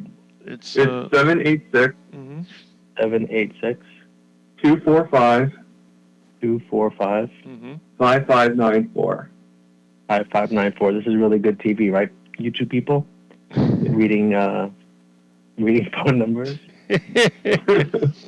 Well, you're pretty trusting there, Rick. there's definitely the nostalgia end. We'll even have a payphone segment where you can call into the payphone outside once I get the mobile thing set up. That's funny. All right, I sent the pictures. I sent the you gotta be careful. You gotta be careful, Rick, because you might get some like really crazy people calling you right now. Oh, I'm sure I will. From New York and New Jersey. But I think I'm crazier than all of them. That's why using Google Voice. A Google Voice number is perfect for that. For this. Yeah. For our cat work, and I'm not allowed to talk about cats, but for my people are crazy. Cat people are crazy. I will never give my iPhone phone number out. We have a cat Google Voice number just for cat stuff. Cat people. So if I wanted to connect, have like a business phone in a way. Yeah. We call it the cat line. It's 347-850-2287, and 2287 on the keypad is cats. Actually, it was really cool. Back in the day when Google Voice was less popular, I was able to get that number, which was fun, which was cool, and it's completely free. Google Voice is a great. It's good to get things from the start because then you get the good deals and stuff like that. Exactly. When they're young, You know, actually, I was going to make a suggestion, Rick. You know what you should do is when you do your thumbnails, you should put you should have like an image of Milton with headphones. Oh yeah. Well, I have. Once I get the video, photo editing, I have a few things I want to do. Let's see, we got here. That would be funny, you know. Because I'd be laughing like, how'd you get headphones on your cat, you know? But You know, Lambs is like, who are we listening to? Thomas and Lewis, and Lambs is like, who is that? Who are they? Mm-hmm. I didn't see that. I saw the part where she said Thomas and Lewis. No. I'm just joking. Oh, okay. I was going to say. I'm just a nobody. See, Lambs. Sandy does need a wrench. I wouldn't say you're a nobody. I think we're all, compared to some people, I think we're all technically nobodies, you know. Now I'm Can I extremely say something about the hungry. vegans? That looks really good. That's it. Look at that marbling, Rick. And I'm gonna tell you, this is not good meat. This is Stop and Shop. You know, like USDA choice, like whatever the lowest grade meat. Look, isn't that beautiful? It looked like something I got out of a chuck roll. And you know what, Lewis? I hope not. I paid. Shop near me. It's really expensive. It's not cheap. I've gotten, but chuck Hey, rolls. That's get why that you price have at to buy Stop and it. Shop is That's pretty why you good. have to buy it when it's on sale. Right. You have Right. to buy it. Like But no, I'm just saying I in a think constructively way, you know. I think I threw the receipt out. But the I think I threw it out. But like I think the it was a little over 10 pounds, so it was like between $70 and $80, right? That's what I paid for the sale price. For the whole And like thing. the discount was like $111 off. Like I paid less than what the discount was. Mm-hmm. Wow. But see, the thing is also they don't carry that unless it's on sale because it's so expensive. People don't buy that, you know. Right. But you know, when it's on sale, I like to buy it, and you know, Yeah. it's nice. It's gonna cook delicious. I'm gonna put the wireless probe in there. I'm gonna get the grill up to 500, Mm-hmm. and I'm gonna, you know, it's gonna be delicious. Yes. I mean, I'm just saying that, you know, normally like Stop and Shop's always, yeah. I mean, the fact is you know, I guess anywhere you go, if you can find the sales and find the good deals, it's a good thing too. Yeah, Yeah. beautiful. Or if you can get the But, markdown you when know, it's I mean, expiring. You know. I've I gotten think meat you out have of to the be able to dumpster be before. advertising. The what, Rick? The I'm sorry? dumpster. I've gone through the dumpster. Yeah, so Brian is saying, I know, well, yeah. Brian is saying it looks like it's sitting on a dry age rack. So I bought these 2 little racks on Amazon that have like a bottom tray and it has like a rack to keep the meat off of the pan. And they're really little. I like them because like I can put like I can fit them in my refrigerator, and this is basically what I use just to when I have something either defrosting or like I had salted that steak. Like I said, you really can't call it a steak. It's like a roast. I have it just hanging out because I had bought it. The sale started on yesterday, so I bought that meat yesterday at the Stop and Shop on my job, and then this morning I opened it up and I cut it up. But yeah, they're really those little trays I got are really good. Yeah, I mean, can I say without feeling like I'm losing my manhood, I admit I did cry a little bit when I saw that steak on the computer screen. I know, isn't it beautiful? I'm so proud.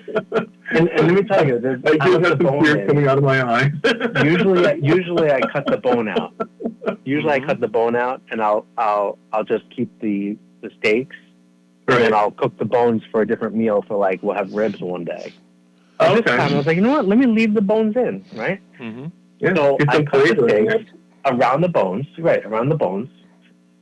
and I wasn't gonna eat this one today. I was gonna eat another one today. That was a little smaller. It was like the end piece. I wanted to eat the end piece first. But this piece had such a sharp piece of bone that I could not get this piece of bone off. It was so sharp that whenever I went to go seal it with my vacuum sealer, it would pierce the bag and break the seal. Mm-hmm. So I said, you know what? I'm eating you today. Natural selection. That's it. What I've had to do with But those, yeah, it's really funny. I put what do you call it? I'll try to get an extra piece of fat and stick it over where the bone is, so it doesn't puncture. Absolutely. The I fat. was going to put like a piece of fat or a paper towel, some little piece of something. You could do a bunch of stuff to kind of to remedy that. Right. Right. Yeah, it looks beautiful. Mm-hmm. It's going to be tasty. So I'm reading the chats right now, and the last word is from Kitchen Witch Tanya. Sorry, I'm in a weird mood. Behave, Tanya. So Mm-hmm. I don't know what that is about, nor do I think I want to know. But,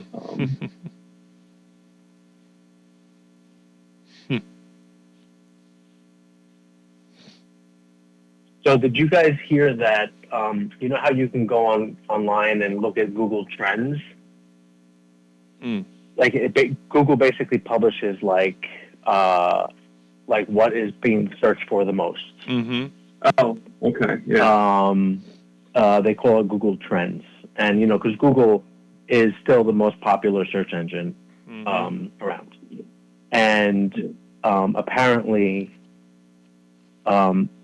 searching for vegan diet is down, and which is more interesting to me than the fact that the carnivore diet is up. I feel like the carnivore diet being up is just how I'm not saying it's a fad diet, but how things come and go and stuff like that. But the fact that searching for the vegan diet is down, I think says more than anything else. And I have lots of friends who are vegan and vegetarian. I don't know if you guys know this, but I do a lot of work with cats. Mm-hmm. Yeah. And Well, I'm joking. yeah, I heard something about that. But I'm not, yeah. And when you work in animal welfare, you are often surrounded by people who don't eat animals. Mm-hmm. Right. Right? That makes sense, right? It's a kind of like a logical kind of. Well, I don't think it makes sense, but you can understand that connection, right? Right. Mm-hmm. So I'm just so like over the world. This is not like a. I'm not going to hurt myself. I'm just so over the world, like supporting people who That was weird. to eat plants. You got cut off on me. Oh, did it me? I'm sorry. Well, the no, on world- purpose. There's just my phone just I did it think on me. no. Oh, okay. I'll The take people the bend over backwards for people who don't eat animals. Yeah. But the other way is not a thing. Yeah. And for people who just don't eat plants, it's not. I don't know. It's just very frustrating for me. And again, I have no problem with people who choose not to eat animals. That's fine. Mm-hmm. I might not agree with it, but like Rick said before, he doesn't believe everyone has to only eat meat and stuff like that. Right. Well, that's true, right? Yeah. Yeah. Everybody has their own rights, and they have their own Like I'll opinion. never forget one holiday. We're at my aunt's house, and this really freaking gets my goat. Like she was like, they know that I have a carbohydrate intolerance. That's kind of how I present it, and But they probably don't and believe whatever. it. And she's like she made I'm from a big Italian family, so she made pasta and she made like a vodka sauce, delicious. And she's like, oh, blah blah blah blah is vegan, or vegetarian, not vegan, vegetarian. So I didn't put the prosciutto in the vodka sauce. So I said, that's very nice of you that you did that for the vegetarian. And then she's like, as she's telling me this, she's dumping glaze on the ham, the only thing that I could eat. She's dumping glaze Right. on the ham. Like, and you have to say, like, the hell with you. I don't care. We're doing this. But and again, my I aunt, mean, I'm sure that's how you felt. she loves me and it's fine, blah blah blah. but they don't. Well, It doesn't go both ways. They only do that once because the last time someone did that to me, I took it outside and I got the garden hose and washed it off. Right. The whole ham. They never did it again. You know, it's just very frustrating. Very frustrating, you know. And not even as someone that doesn't eat you know, vegetables. It's as someone who's diabetic. Mm-hmm. You know, it was very frustrating to me. It really pissed me off. You know. Mm-hmm. Most people don't care. You know. It's not even that. I know my aunt cares. She just, I don't know. It's the world. It's the world that we're in. I don't know. Yeah. I mean, You know, like I told you, like yesterday, Thomas, when we were in the Zoom with Amy. right. Like, I'm in charge. And Rick might find this funny. I'm in charge of cooking the vegetables tomorrow for Easter. Yeah. I'm cooking Brussels sprouts and string beans. And why is that? Because I'm going to control it, and there's going to be bacon grease and bacon, and it's going to be delicious, and butter. Because last time my cousin made broccoli, and like I said before, broccoli did make me diabetic. I ate this broccoli, my blood sugar shot up to 180. And I'm like, what's happening? He goes, oh, I put honey in the bacon. I said, why would you ruin bacon? Not bacon, broccoli. Broccoli. I said, Yeah. why did you ruin broccoli with honey? That's awful. Why? And I didn't even taste the honey. Like, it wasn't What is like, even like the point of putting honey in your broccoli? Like that's. Well, I'm sure it's a recipe. I don't know. But still, like it's just like I don't know. Right. It just So seems, I'm it just cooking seems like a vegetables. weird ingredient, you know. I'm cooking the vegetables so that if I want to have some, I can eat it. And honestly, everyone else they're gonna love it because I'm gonna be using lots of fat, Mm-hmm. and it's gonna be better for them too. Yeah. The only way I can eat broccoli I'm is in when it's charge cooked in of- ground beef. Yeah. Oh, absolutely. Yeah. I'm gonna do. No, I I'm agree. gonna do I broccoli. agree with you doing it. I just thought Yeah, I'm it was gonna do weird broccoli. that you were like that you're roped into it. You know, like that's the thing. Yeah, that I don't mind. Like the one guy that doesn't eat vegetables is making the vegetables. Yeah. I know. I'm looking forward to it. And my mom is making a You got to make a certain irony to that, you know. yeah. My mom is making a wedge salad, like the iceberg lettuce with Yeah. blue cheese and bacon and stuff like that.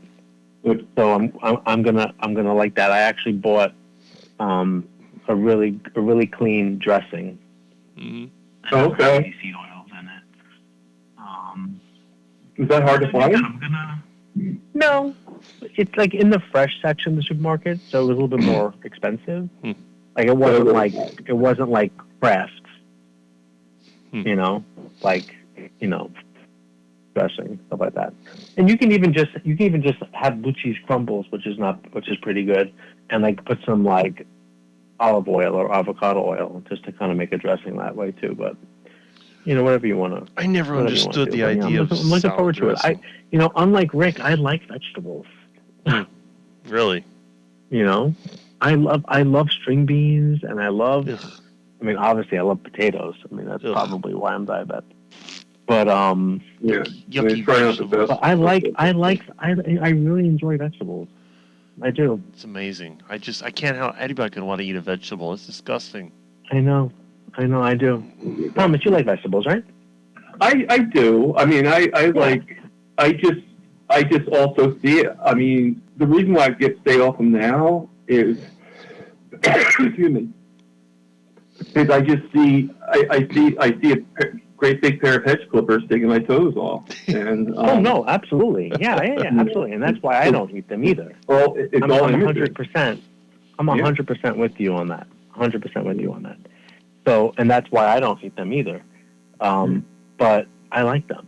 See, Rick doesn't eat them and he started his heart attack diet because he never liked vegetables, Mm-hmm. Right. and he was trying to, Some people don't like that. And he's never really Have a been, heart attack. no offense, Rick, but he's never been exposed really to good overlay of them either. You know, like you've been so long carnivore that there's things that we have that you aren't going to have because you've been like over 40 years. Yeah. You know. Yeah. So you know. Yeah. Well, he's extremely insulin sensitive. I think you can say that safely. Right. Which is probably why he doesn't gain a lot of weight. Yeah.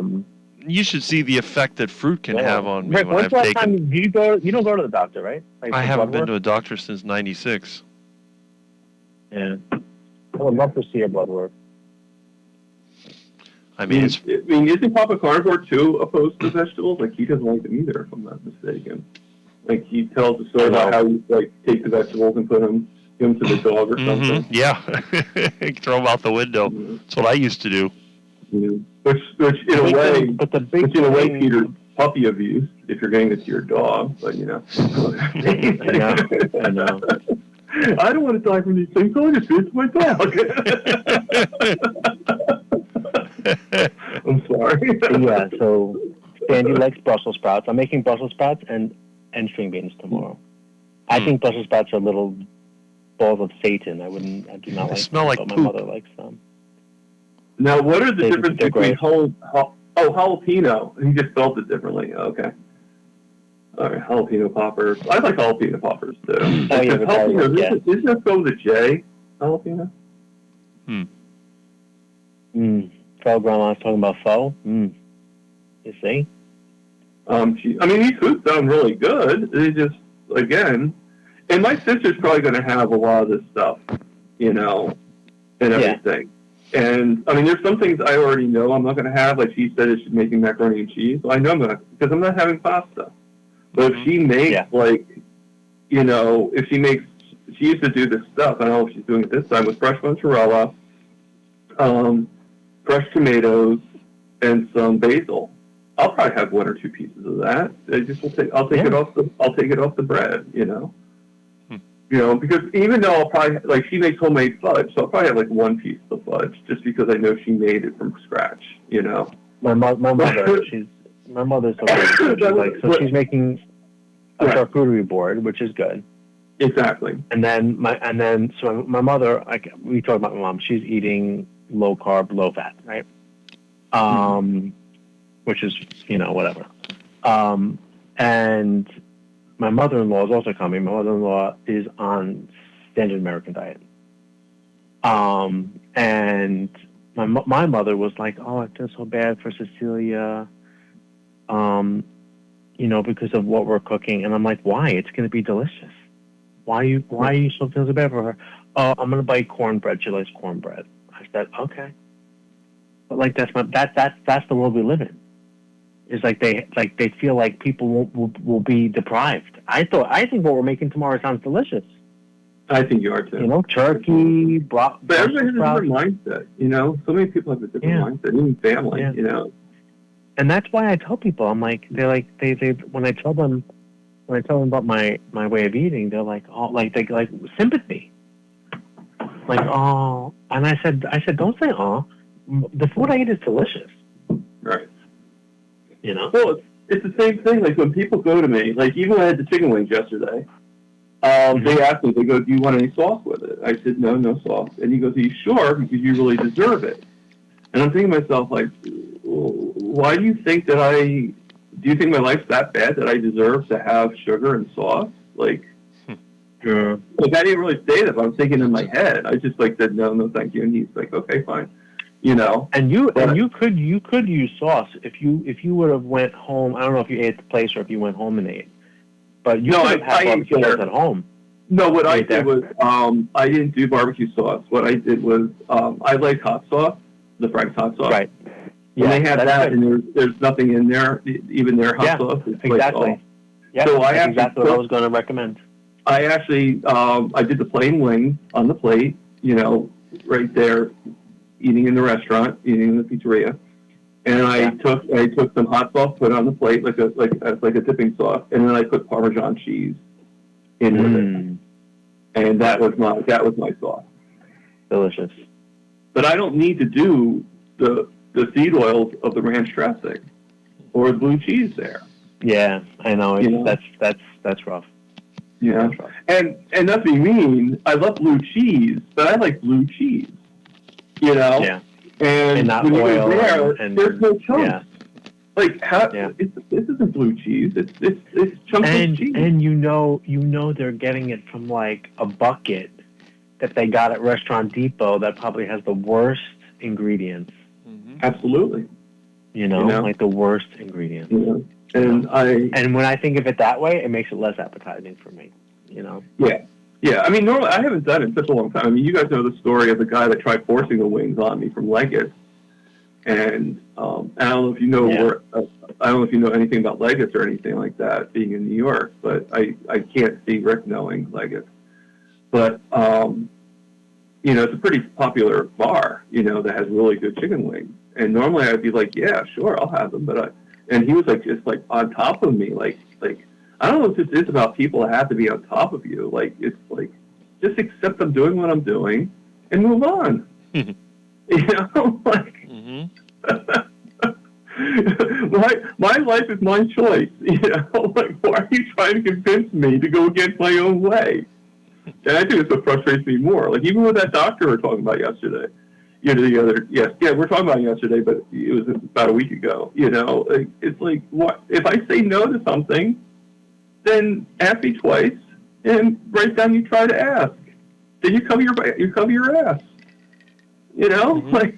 Yeah. Why do you have to push it? Why do you have to, you know, like literally, he's like arguing with me for like, it wasn't even an argument. I said, you know, I really don't want to do this. Well, this is why you should do it. Why should you do it? I'm just finally like, okay, fine, just put it down and I'll do it.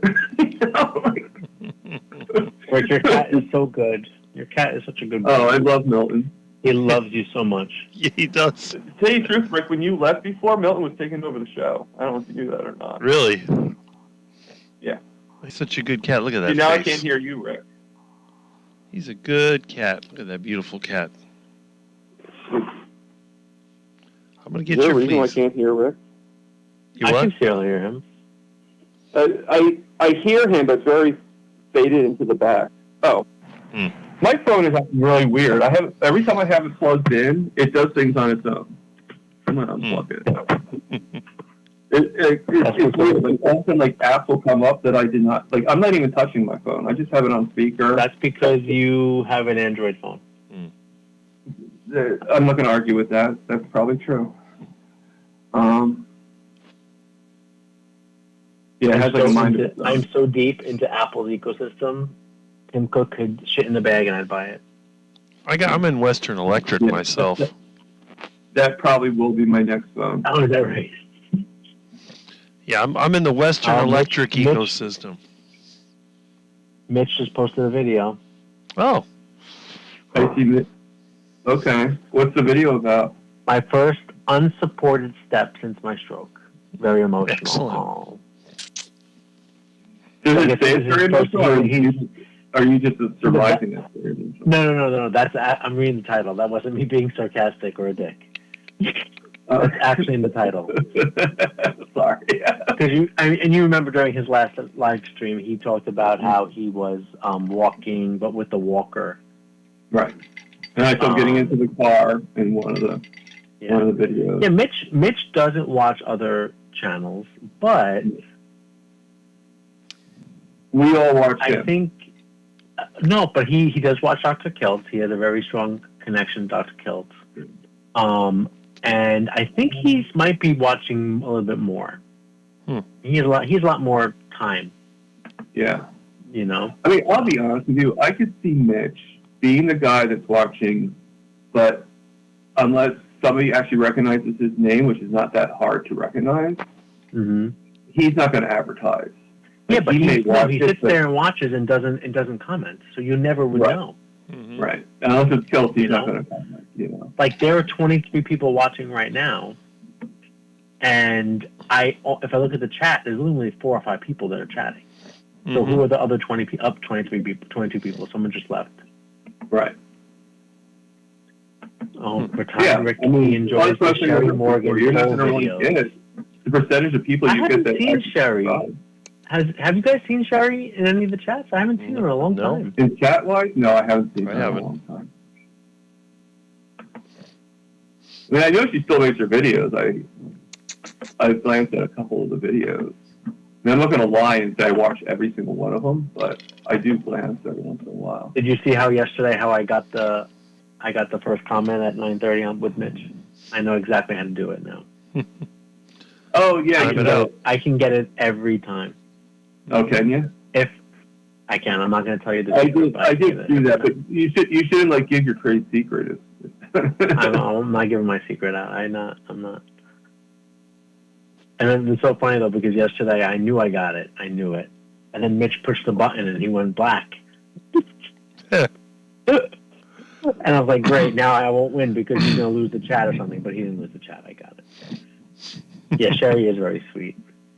Oh, No Slow. See, I knew No Slow was here, but he wasn't chatting. See? You got to take a break from mowing the lawn. There you go. Yeah, I do not. I pay someone to cut my grass. I did not mow the lawn. I got rid of my lawn. What do you have inside? Concrete or Mulch. rocks? What do you got? It's all mulch. Oh, okay. I got a little grass by Cool. the street. The rest of it's mulch. Yeah, the reason why I don't mow the lawn is because I really don't have any place to keep a lawnmower, like space wise. Mhm. And I don't have a garage, and I have no. Do you have a pretty big yard, or? It's not that bad. Big enough. I leave the lawnmower in the I know. yard. Does Milton with a drink tarp water over it. out of? Does Milton drink water out of your cup? No, he will if he gets a chance. I won't let him. I was going to say you probably does if you let him. Yeah. He'll climb on top of me if I let him. Look at him. He's just sitting there. Yep. Sherry is in California.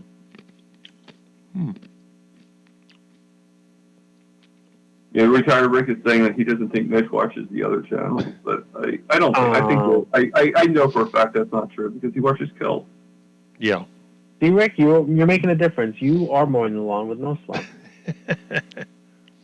There we go. Meanwhile, I'm sitting here with the little monster.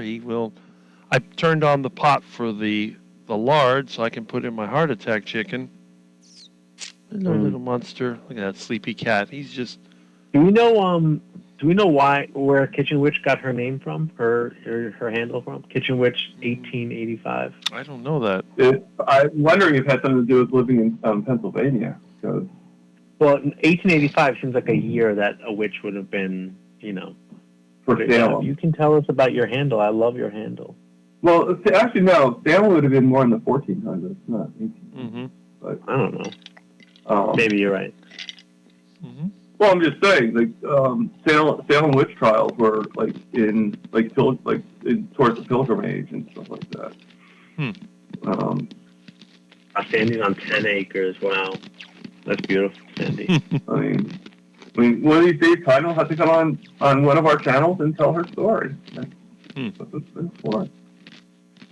I was just thinking. I actually did the math for StreamYard, and I actually have 37 minutes left for the month of April.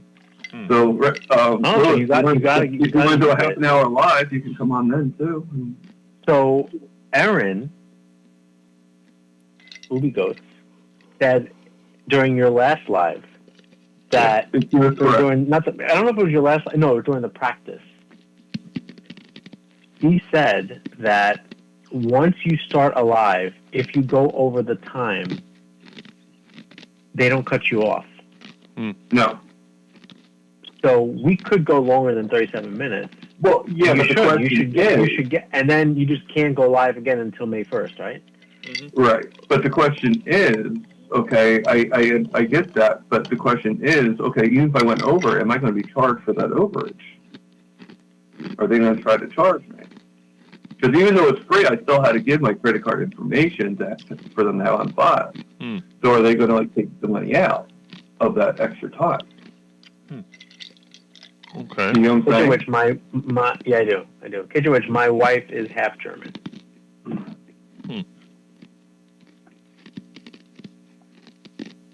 Which is fun.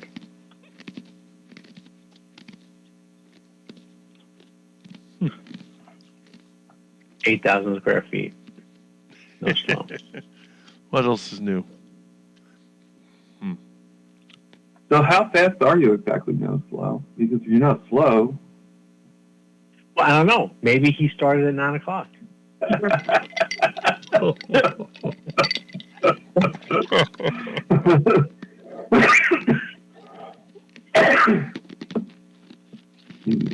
That's funny. I'm telling you, I'm getting old. I cough every time I laugh.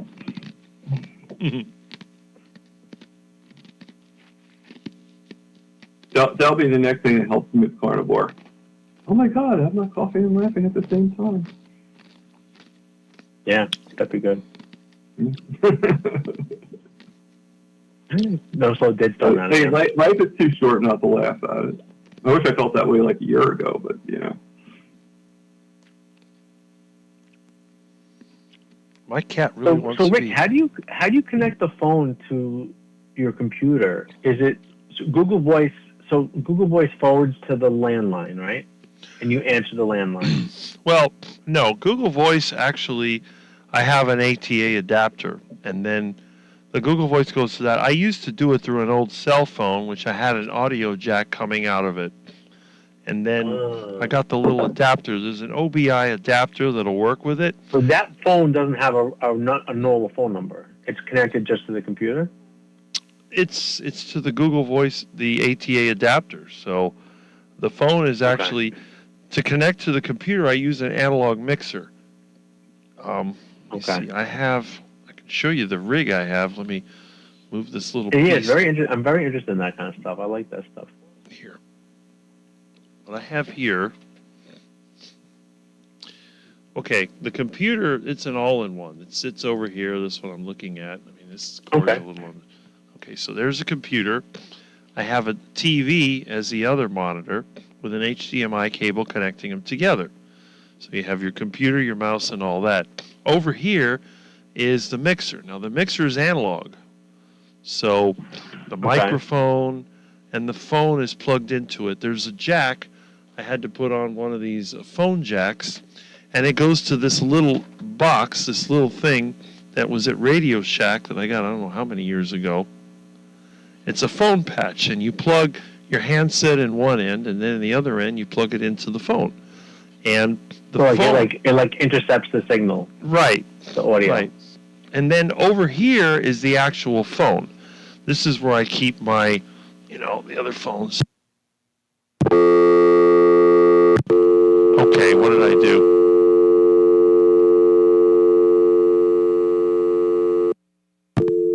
Okay, that was weird.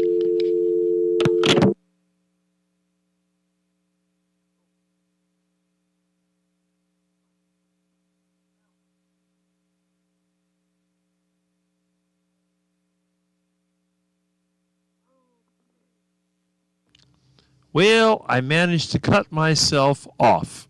What I did, I pushed the button and somehow I must have disconnected it. Oh well, you can always call back. There we go. You don't sound like, Hello. Where'd you go? Hello? Okay, What happened? did it call back or you called back? I called back. Okay, I pushed the button for the main phone and I disconnected the line by mistake. So, Steve, you didn't want to talk to us. Just, No, I was trying to show how it was and what it is. You see, this is wired into the old phone. If I select this line, it connects this phone to that line. I went over there to touch the button and I ended up touching the wrong one and it cut me off. I figured something happened. And also, if I Yeah, pick but up the this stuff is phone, really cool. oh yeah, it's So what was the? Oh wow. it's just old. What was the problem last week where we couldn't hear the caller? That you figured it out. Impedance. What it is, the handset in this phone. Now, I don't want to pick it up or it'll put me on hold. But let me see if I have another one. But the mouthpiece, the transmitter element, is a resistor. It's resistive. On this phone, they use a capacitive microphone. That would be the one over here. So basically, let's see. Yeah, don't forget the grease is heating up. It should be pretty hot by now. But as you can see, this is a combination of tech. And now that she mentioned it, let me check on my heart attack chicken. I'll be right back. You can talk amongst yourselves, like I Okay. used to say. We will. Hey, Bill. Like an I'm episode talk amongst yourselves. I know. I was just thinking the other day, I'm like, that would be a pretty funny episode of SNL with Mitch and Coffee Talk. Yeah. Imagine that. Did anyone get motion sickness from Rick moving the camera all over? Yeah. But I And didn't close my eyes. scammers. I fish golf balls out of the creek as the golfers keep missing the green on their approach shot. I live near a golf course also. I think we all kind of, I mean, I think this one near me in Neptune too. Oh, I shouldn't say that. I don't live near a golf course right now, but when I grew up a mile Yeah. away, where my mom There was lived, a time right you near a did. golf course. Yeah. Right. Well, who's this Habitual Hub? I never saw him before, or her. That's somebody you know. Orbital Hub. Oh, Orbital. Okay, well, Orbital Hub. Who are you and what do you do?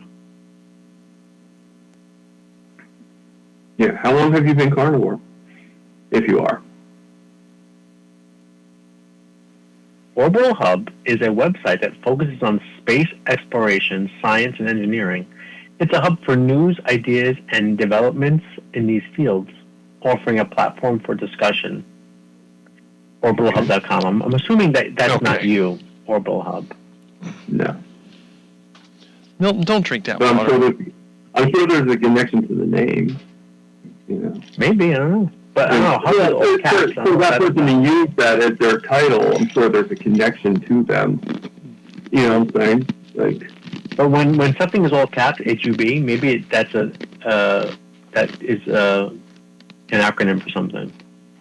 maybe. Maybe. Yeah, you're in Oh, there. thank you. Look, we just got his life story. Caleb Thank you, Tucker, Caleb. freelance artist. Okay, so hello, Caleb. How you doing? So you are not in space. Okay. I was a little excited about you being in space. Yeah, that wasn't spacey. How long have you been eating carnivore, Caleb?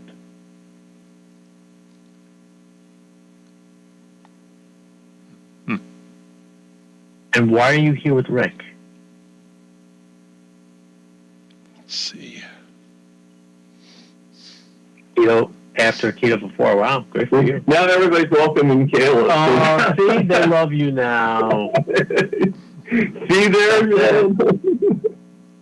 You're more, with your unique name, you're more than just a prospect. You know? And what kind of art do you do? Yeah, that's kind of cool. Are you watercolors? Is that your website?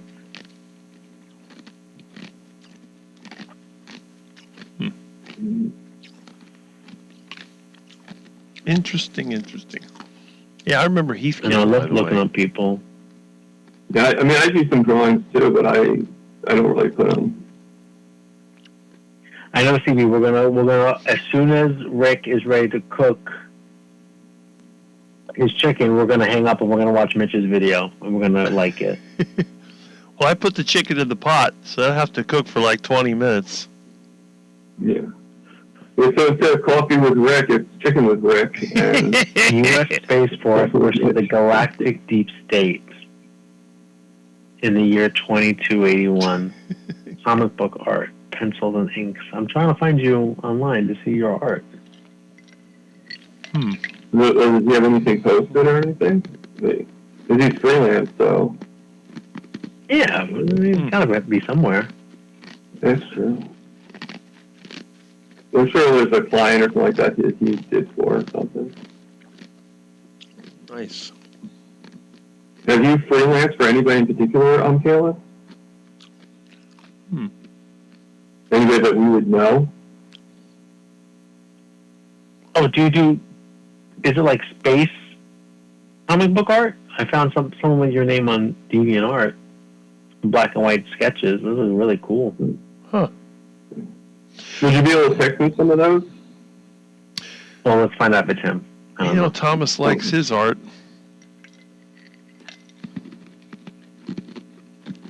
You know, I'm trying to get back into it.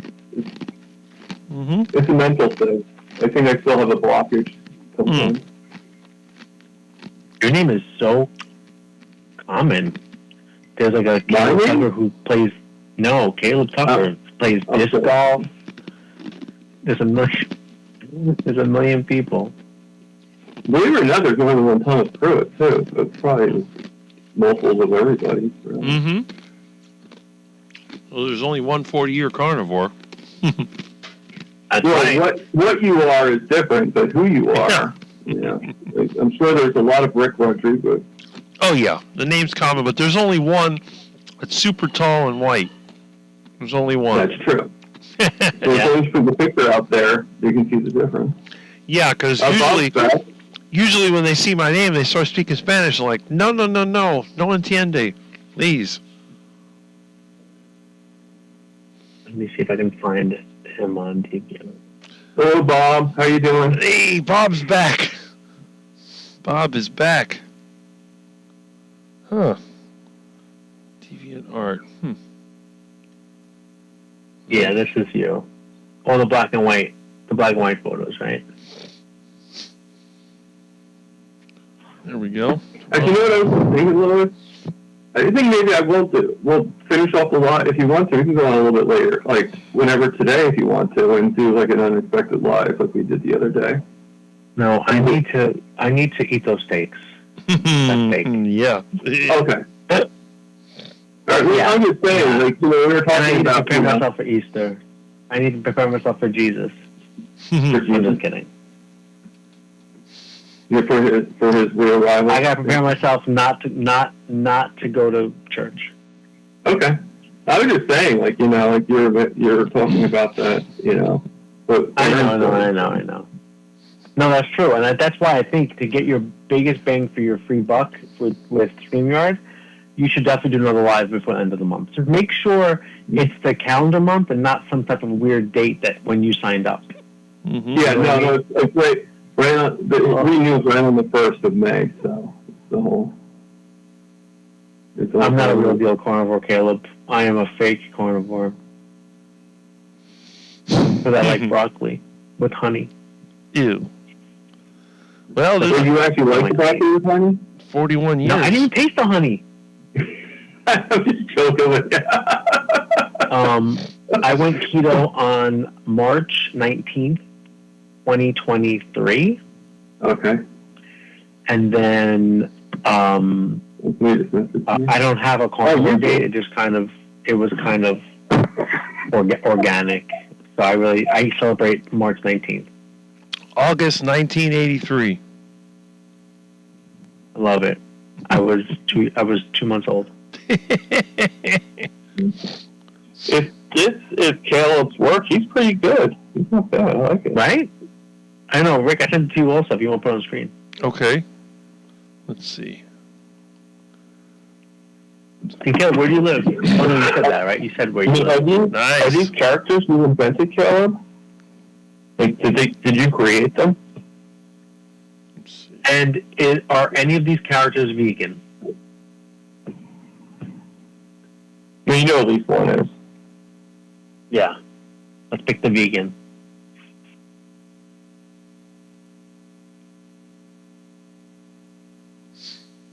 What, the cat?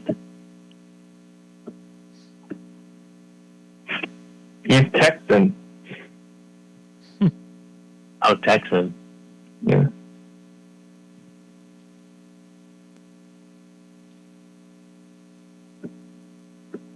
I was 3 years old on August 20th, 1983. Nice, CB. Yeah, my birthday's on June 11th. I'll be 42. You made a baby there, Louis. And I think Rick's birthday's in June too, right, Rick? Yes, it is. Same birthday as that goofy president. Oh, yes, that's right. We talked about that before. Flag Day. That should really narrow it down, Rick. The goofy president? Yeah. It could be anybody. I think we know who we're talking about. Yeah, I'm just making a joke. Like they're all kind of silly. So, But actually, you know what? Actually, going back to my niece was actually saying something. I might do a video of my time at my sister's house, and she said something about doing it, and maybe we could do it live from there. I haven't mastered doing it on the phone yet. Like to be able to. Yeah, listen, I can even do live from the cruise ship. That's true. Because I'm going to be gone for 14 days, so this trip is just me and my mom. Okay. She's Yeah, down you have Wi-Fi sailing. to do that. Yeah. Yeah, I have to pay for Wi-Fi because I'm gone for 2 weeks. My wife has to work, so she's staying home, and plus we have the kids and stuff like that, so she's got to take care of it. So it's me and Mom. We're going to have a really cool. We're doing it's transatlantic. We leave from New York. We end up in London, and then we fly home. But there's 5 or 6 sea days where we're just on the ship sailing. So I can let you know what that, and then maybe we can do a test, just me and you, just see how the internet is. Yeah, what we could do is do it as a test, and then if it blows up a little bit, then it blows up a little bit. Yeah. Yeah. Yum, yum. I mean, the funny thing is when I did the test run, I didn't advertise the test run. I just went into the test run, and everybody joined in. Everybody came on it, and that was not even with advertising it. I didn't put it out there like a week before. That was just YouTube pushing it out, right? Mm-hmm. Right. Well, whatever happened, it still got pushed out, and everybody was on it, and it was like fly by the pants. So I had a feeling that even if we did that, we did the test run on that day and tested it, and if it works out, then that can become the new live. Mm-hmm. Yeah, but if you guys follow me on Instagram, I'm going to try to post everything I eat on the cruise. Okay. And I don't know how crazy I'm gonna be with seed oils. Like Dr. Lisa. No, you can't control that. Not really. I can tell them I'm allergic, and then they'll be like, "You can't eat yeah, that," but still, okay, yeah, but even if you did that, there's still that 10%, of the possibility that you have that stupid person that still gets them in there. So I went on a short cruise in October to Bermuda. Okay. And I purposefully took off my CGM so that I would enjoy myself. And I didn't monitor my blood sugar during that trip at all. I did not eat sugar. I didn't eat carbs. But you can't control the ingredients of the stuff you are eating. Well, I mean, yeah. Hell, they can ruin bacon and put sugar on bacon. Mm-hmm. So I did fine. I felt fine. It was fine. This cruise, I'm wearing the CGM, so we will know exactly what's happening. I'm looking forward to being able to get steak every night. Sounds good. It sounds cool. I've never been on the biggest thing I've been on a cruise is one of those steamship things that you go to Niagara Falls. That's sure. Like a little to go around, yeah. Yeah, that's where I go to whatever, Yeah, I was very fortunate growing up that my grandparents took us on a lot of trips and a lot of cruises. I've been cruising since I was a small child, probably in the 90s. I've never been on one. And it's expensive. Rick, have you been on a cruise? You live in Florida. You must. This cruise ship central over there. I've never been on a cruise. I'm a poor guy. I got no money. Yeah, I know. It's expensive. I know. The good thing about cruising, living in Florida, and again, I know it's still a lot of money, but you can get last minute cruises if you can just drop everything and go. Much more affordable, and you're already near the port, so you don't have to worry about that kind of travel and stuff like that. But you do the math, and I'll tell you, this is a 14-night cruise. Yes, we had to fly home, so that was an expense. But I think how much was it? Let's say, be generous. I think my mom and I are sharing a room. Obviously, we did not get a balcony because there was none left. It's a. I told her to get an interior room. I didn't give a shit. I said I don't need a window. Let's just get on the ship. I don't care. We're never going to be in the room. Mm-hmm. And she was, no, I want a window. I said, fine, get a window. So we have a porthole or whatever. Probably going to see the fish swimming by. We're on like deck 5, and it's like $70 a day. Mm-hmm. It's your hotel for all the meals. I guess you can upsell. You can get, like, we have no drink package. We have no specialty dining, like none of that shit, you know. I'm looking forward to just being just relaxing and stuff like that. Yeah. And we're going to some great places. I'm going to Iceland and Ireland, and it's going to be so cool. And listen, that is the price for the cruise. But then, of course, we have to, we're going to Paris. Like, I have to go see the Eiffel Tower. You know, so there is expense with travel. But Rick, if you leave from Miami, you're probably going to the Caribbean. You're going to Mexico. You don't have to. You can really just get off and go to the beach and spend nothing. Mm-hmm. But yeah, but then you have to leave Milton behind, so you can't do that. Yeah, well, that's the problem. Look at this cat. He attached himself to me. Perfect. He loves you. He was so wild when I got him, but I told everyone, you just watch. He's going to adapt like all my cats always do.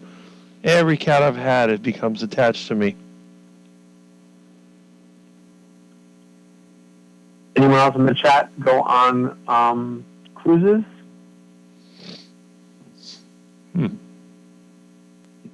Yeah, I know, like, Dr. Reederman was, like, saying to me that I should go on one of her cruises. But then I'm like, yeah. But then she's like, yeah, it goes out in Florida. And I'm thinking to myself, like, well, okay, first I got to get a plane to Florida. And even, she is living out of New York. But she, you know, I work for public schools. I can't take off the end of September, you know? Yeah, and I don't think sometimes people realize the extra cost. Like, it's just, they're probably so used to it. It does add up. I don't even want to tell you how much I'm going to pay for internet.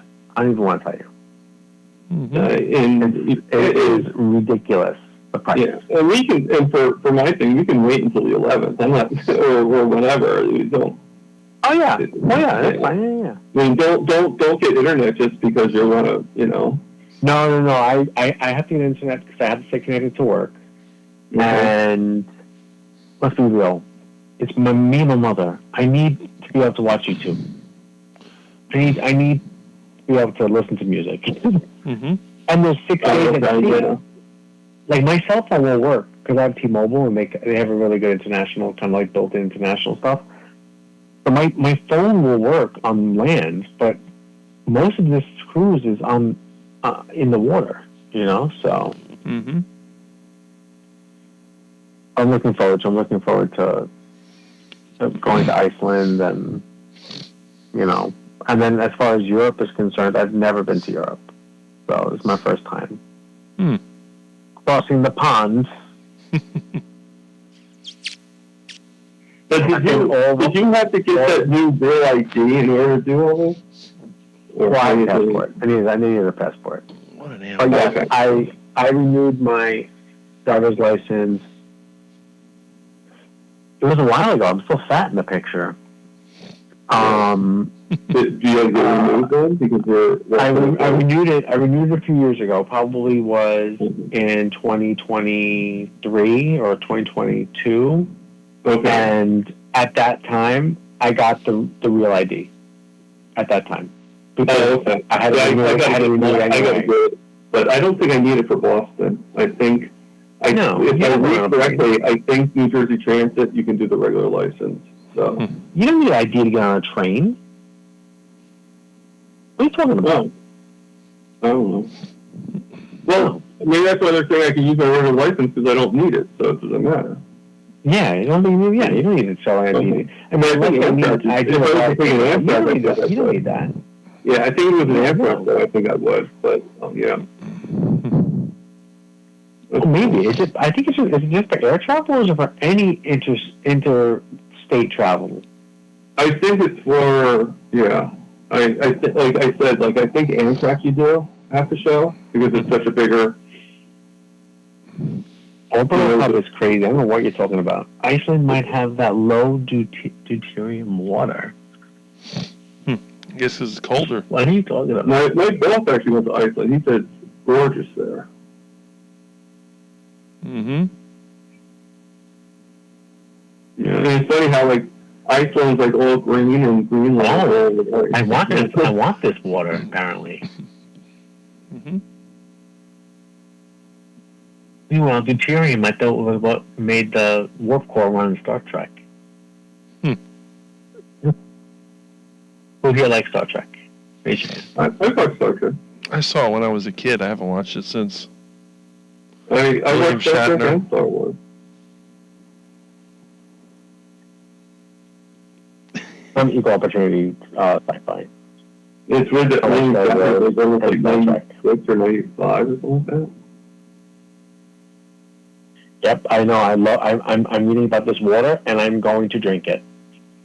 And then I'm going to get diarrhea. And then I'm going to go on Dr. Berry. We all have to do what we got to do. Okay. Go on a cruise, Yeah. drink the water, and then Milton. get start seeing Lose 5 pounds from the poison. Milton. Oh, the No, pause. Iceland does have. Isn't that why people go to hot Mexico springs. so they can drink their water? It only comes from glacial melt. Well, that's good because all the glaciers are melting. A beautiful animal you are. Look at Yes, lambs. It is the cat's world. We are just living in it. That's basically what you're saying. I agree. that. Crazy cat. And Rick, did you put him like that, or did he get in that position? You kind of rolled him over. He got in that position. He does it all the time. I love it. This Did he cat. sleep with you at night as well, or no? No, I have to keep him out at night because he'll wake me up. He's just too active. Got it. Oh, Rick, Sandy's telling you to check your food. I don't think it's. Let's see. Timer. I know. I'm gonna go. I want to hang up. I'm gonna start getting the grill ready. Yeah. I'm gonna get going. I still got my breakfast here next to me. I have to eat it. Start talking. What It did you doesn't make for end. breakfast? It's 6 eggs with some cheese and like 4 burgers with patted cheese on it, like a slice. Sounds good. Now, when you eat that, that's a lot of food, right? Yeah, Are you doing OMAD, or why are you eating so much in one sitting? I just made it. There was really no rhyme or reason. Because if I would eat that, my blood sugar would go high. Yeah. But not super high, my but it sugar- would go higher. My than- sugar is a little bit high today anyway because I wasn't feeling 100%, but I don't know. I guess Yeah. it's just But if you Yeah. would see, but for me, if I took that meal and cut it into 2, it's all about the protein. Yeah. If I had one, maybe 4 or 5 hours apart, and cut that, it would be a better. lot better. Right. I mean, and don't get me wrong. I have the meal for right now. If I finish it, I finish it. But a lot of times, No, I'm just. a lot of times I'll just put it on to the next meal. If I don't finish it all, even when I was doing priming, if I didn't finish it all, I would put it for the next meal. Yeah. That's the beauty. That's the beauty of carnivore. You could have it again. You could just put it into Oh, leftovers. Yeah, the best. Yeah. Like I That's one of the biggest. I hate it. What? Like potatoes recooked. I hate potatoes recooked. Like you do mashed potatoes. If I didn't finish it the first time, I'm throwing it away. It'll never be the same. Never be the same. And pasta too. Like any of that stuff. And I'm leaving on a cruise on Thursday. It leaves from New York. We're stopping in Halifax, Nova Scotia, Canada. Then we're going to Iceland. And then we're doing 2 stops, and then we're crossing the Atlantic, and we're doing 2 stops in Ireland, and then another stop in the UK. The UK is weird. They have places all over the place. And then we go to Paris, and then we finish in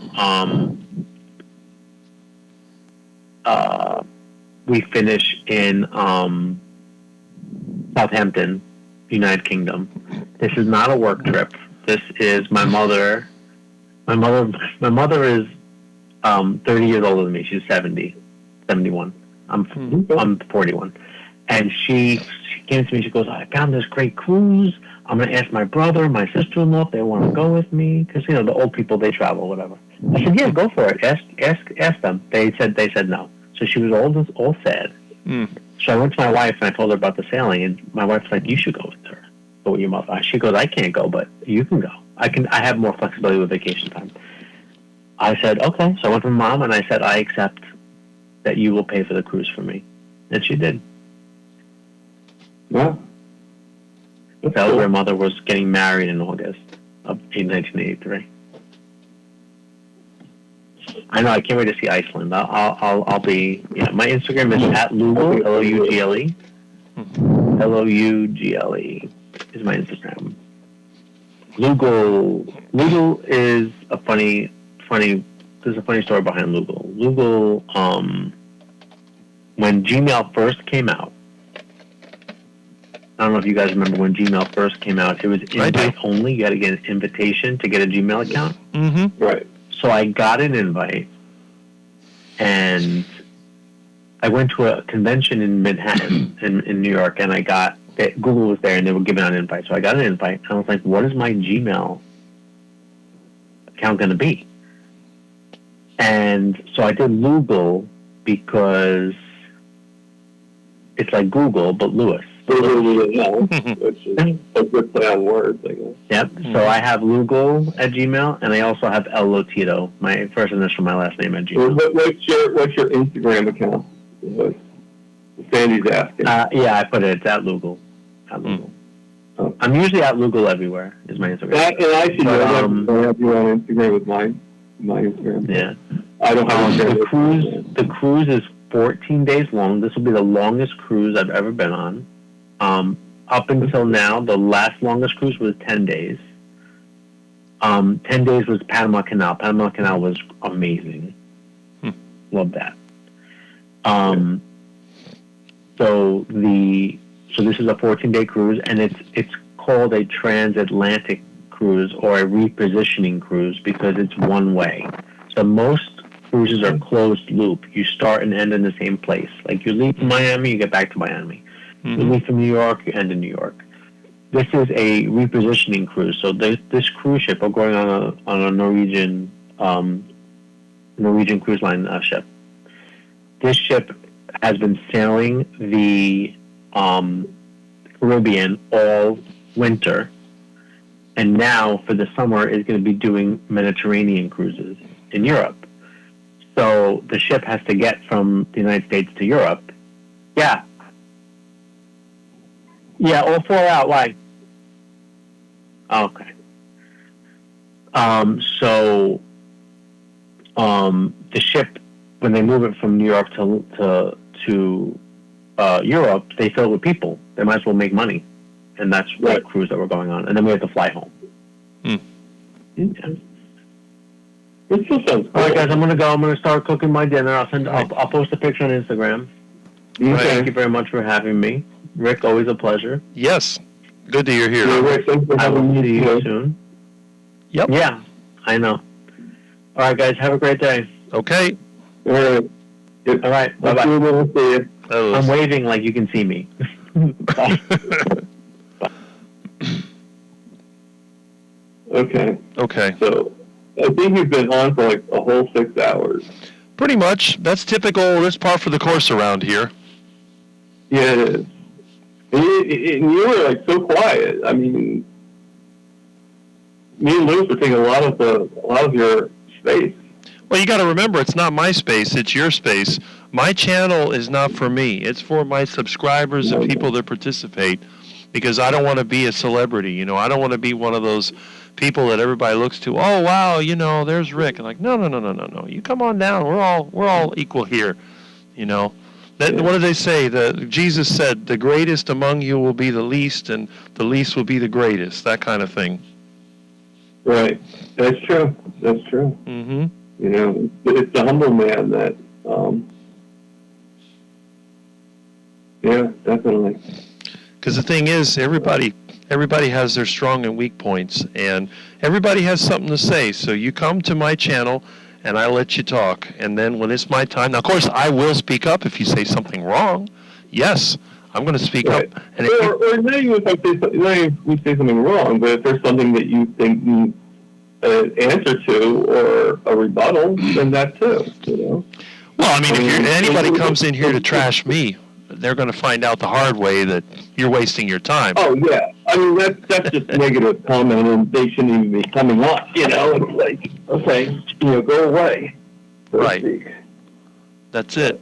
But, again, I'm glad that anyone would spend their time on my channel. I'll be here. That's what I've been doing. I work so much, I never get a chance to really meet with anybody, so this is kind of our time. Yeah. I had to get up out right now. I was at my desk chair, so I'm going to actually get up for 1 second. I'm going to go into my living room, so you might hear some noise. Mm-hmm. But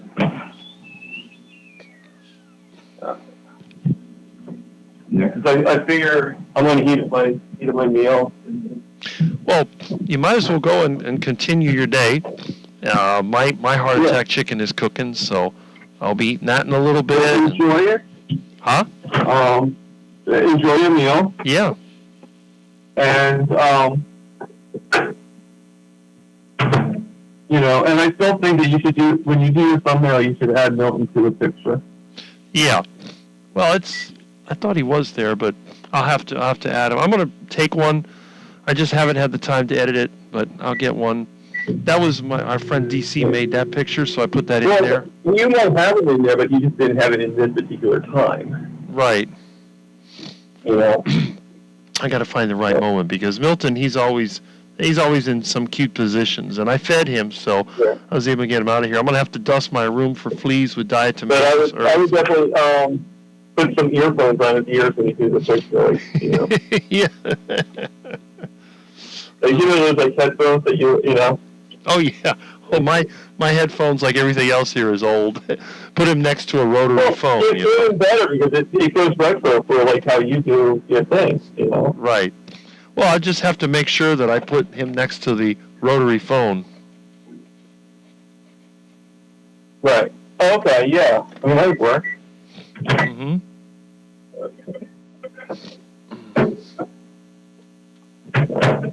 All right.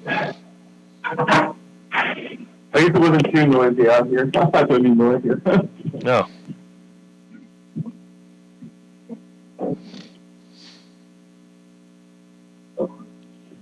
I guess I'll watch Mitch's video. Yeah, I'm going to do the same thing. He won't watch mine, but I will watch his. You know, I wouldn't take it too. You know, I think Mitch is just Mitch. You know, he's. You know, it's like it's his thing. You know. Well, that's it. And, On his channel, it's his thing. On my channel, it's your thing. That's the difference. right. Well, no, I'm not saying for that reason. I'm saying that with Mitch, this is just his personality. You know, it's just the way he is. It doesn't mean anything bad. It's just, you know, it's just he likes. I think he likes the spotlight, so to speak. Mm-hmm. Right. You know, I mean, it's fine. You know, Mm-hmm. and the fact that he, you know, if you think about it, like, you know, I mean, you can kind of make the joke. I think I did make the joke with him one time. Like, you went to really extreme measures to get yourself more followers and stuff. Mm-hmm. Because his thing blew up as soon as he had the stroke. It's like, Oh, yeah. you know, and you know, and I guess I would take advantage of that too. I think any of us probably would if it came naturally. But Mm-hmm. Well, I'm Yeah, sure so. once I have my heart attack, then I'll have 100,000 subscribers.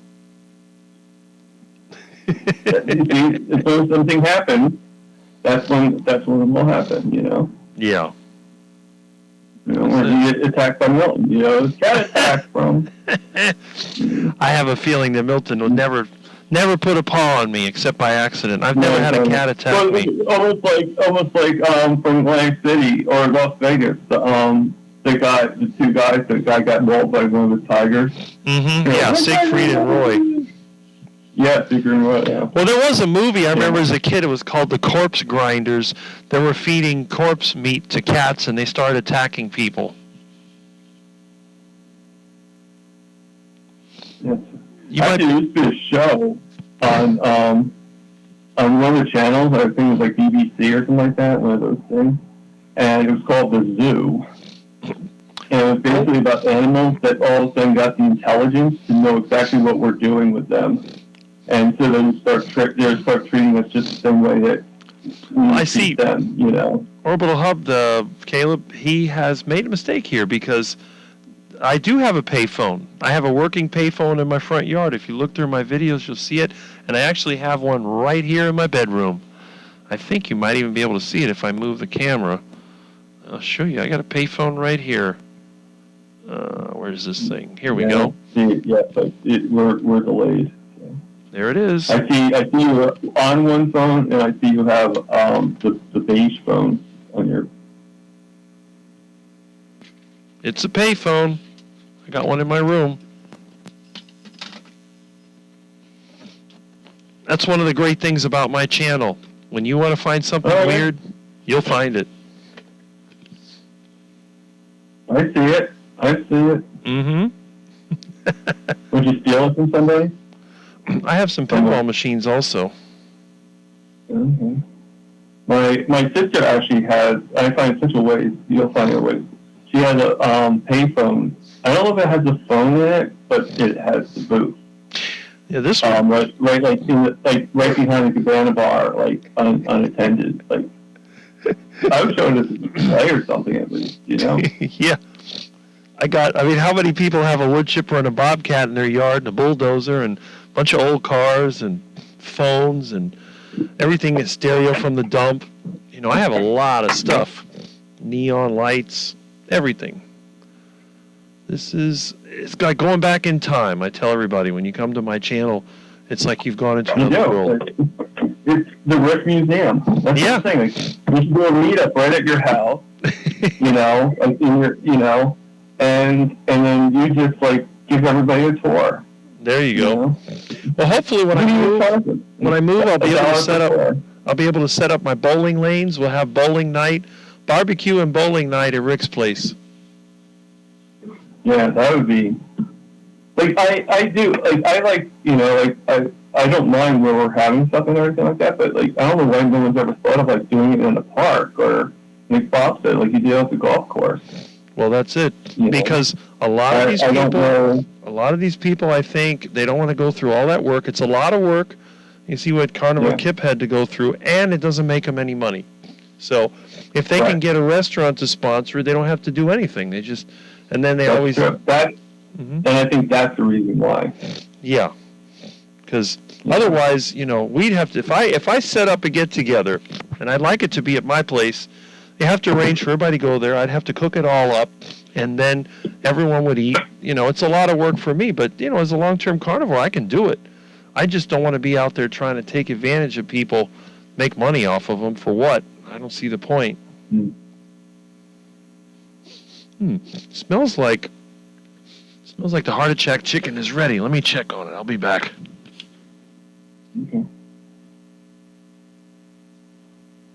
Okay, so let me read the comments.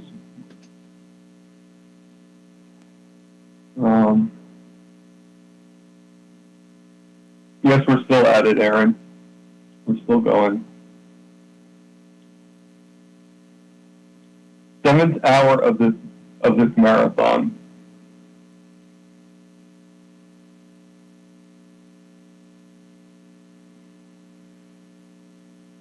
Well, we at least know that I can talk for quite a while too. Of course, I need 2 other people to help me, but Ooh,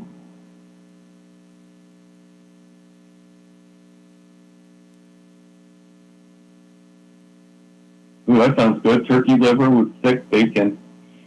Sounds pretty good.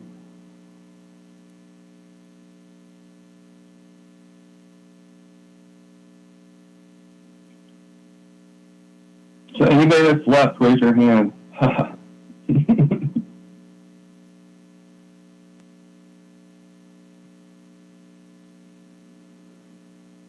What is sheep yogurt? Orbital hub. Oh, okay. I was going to say, like, Some of it is ready. I don't yogurt from sheep. Well, that smells so Are you good. back? Yeah, some of the heart attack chicken is ready. You can see a few of the pieces. They look, I got more of it cooking in there. There's like 5 pounds of chicken cooking, but the smaller pieces are usually ready first. Oh, okay. Well, and I mean, am I getting the recipe right? It's just basically like beef lard and the chicken, right? Yeah. It's just chicken deep fried in lard. Really good. No salt or nothing. I'll be honest with you. You guys are gonna. I cook with bacon grease, and I cook with butter, Mm-hmm. but I've never actually bought lard or anything like that. I cook it in its own fatness. Lard is like bacon fat. Yeah. No, I'm just saying I've never actually gotten, so I have to actually get lard and learn. I know I'll like it. Don't get me wrong. I mean, that's. I'm definitely not debating that concept. Right. You know? Like, it's not like, do I like lard or not? I don't think so. No, I know I'll like it. Mm-hmm. Let's see your comment-wise. Ah, boy, you got a lot of comments. Look at this. Yeah. I knew he was going to have a payphone. You're right. This is still going. Yes, it is. Almost like the Twilight Zone. Do do do do do do do do. Well, I told anybody that left that they raised their hand, but no, for some reason no one raised their hand. Okay. Yeah. 7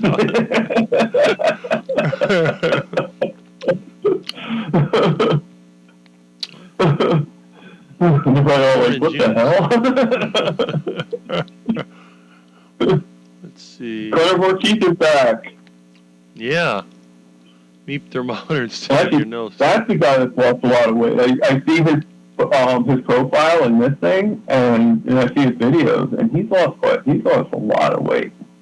Really? Yeah, Carnivore Keith, definitely. Aaron's funny. You should check out his videos. I've been on his videos for a long time. Oh, okay. You see Hey, his you bike never rides? noticed how you lost all that weight. If you look at his profile picture in the thing, you can see that he lost weight from his Right. videos now. Oh, yeah, but... That's good. Let's see. You can't stop me out. It's true. Aaron, were you going to do a Saturday Live? Like, was that your plan?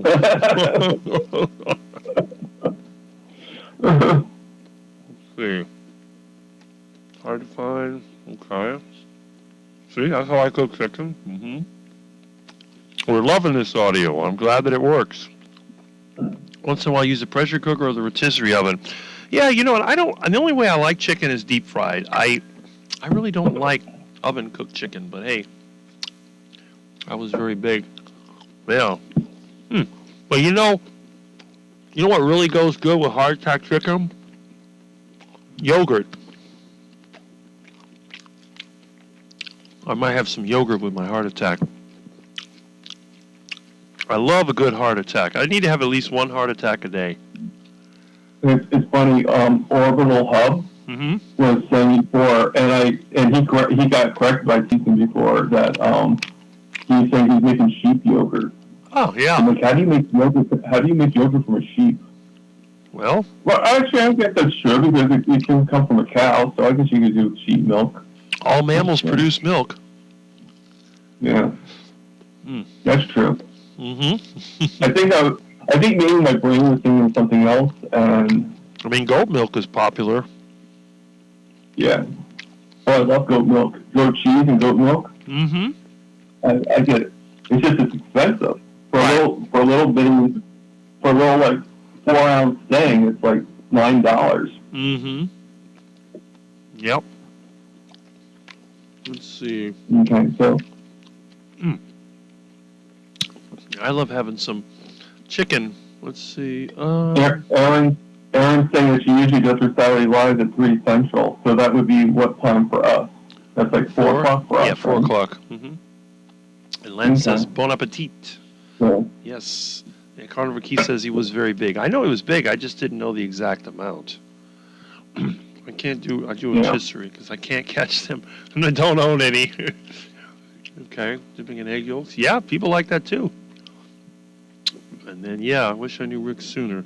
I hated veggies. I just ate it because I thought it was necessary. I know the feeling. I was a kid. I used to hate those nasty things.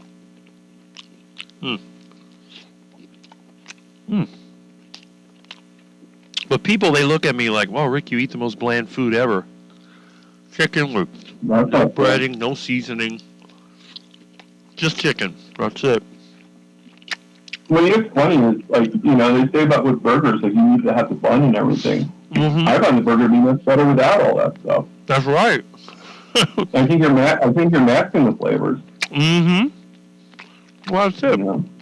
I always thought that the bun and the lettuce and all that was to make it look bigger, so they could give you less meat and you'd be satisfied. Because as a kid, I always thought, You were actually right. That's definitely why they did that. yeah, because I always thought the meat was like the meat of the matter, and everything else was just added on. So that's what I wanted. I wanted the meat. Let's see. We got some comments here. A lot of good comments. We got the best people here. Rotisserie costs more at the store. Yeah, the rotisserie is actually cheaper than some of the raw stuff. Fermented camel milk is good. Yeah, see? I know that they make yogurt. In fact, I think that's where yogurt started in the Middle East. Camels were one of the reasons they did that. I like fries or sweets. $4.99. Yeah, see? Our instincts were right. Veggies are disgusting. I hate them. I do not like veggies. The only way I could eat veggies is when I cooked them with meat. That was it. Mm-hmm. Oh man, I need to get some yogurt. Hold on, let me get some yogurt.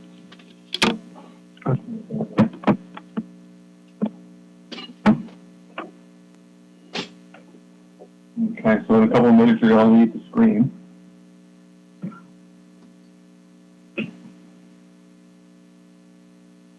Because, you know, it's delayed, so you said he's left.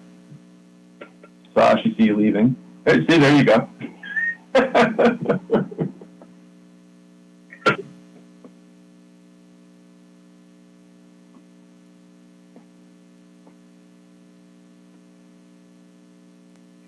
That is true, Keith. Only royalty eat meat.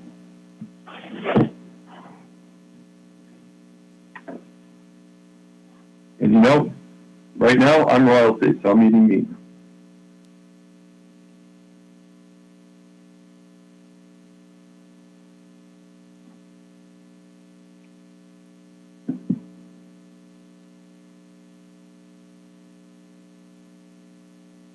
So, Brian, you do fly fishing. Whereabouts are you that you do the fly fishing?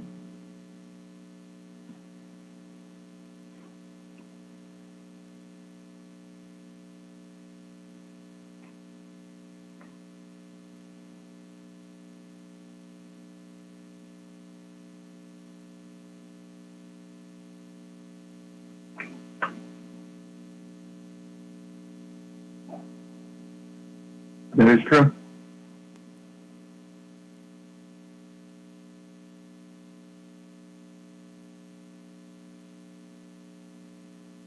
Oh, you're in Pennsylvania, Brian? Okay. I'm in New Jersey, so we're not that far from each other.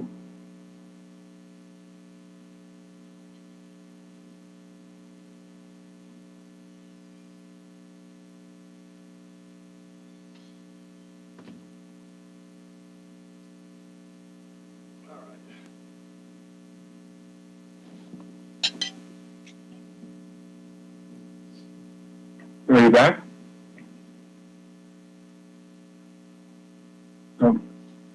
All right. Okay, that's not too bad.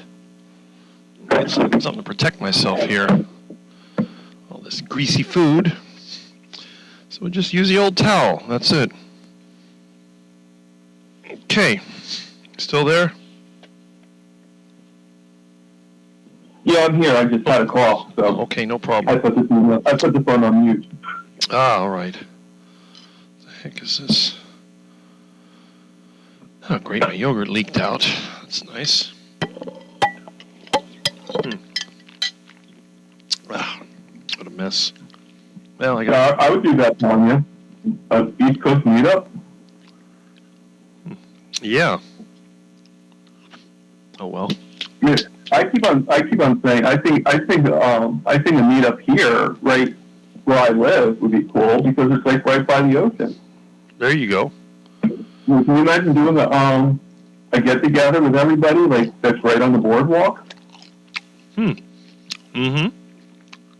That'd be pretty, you know.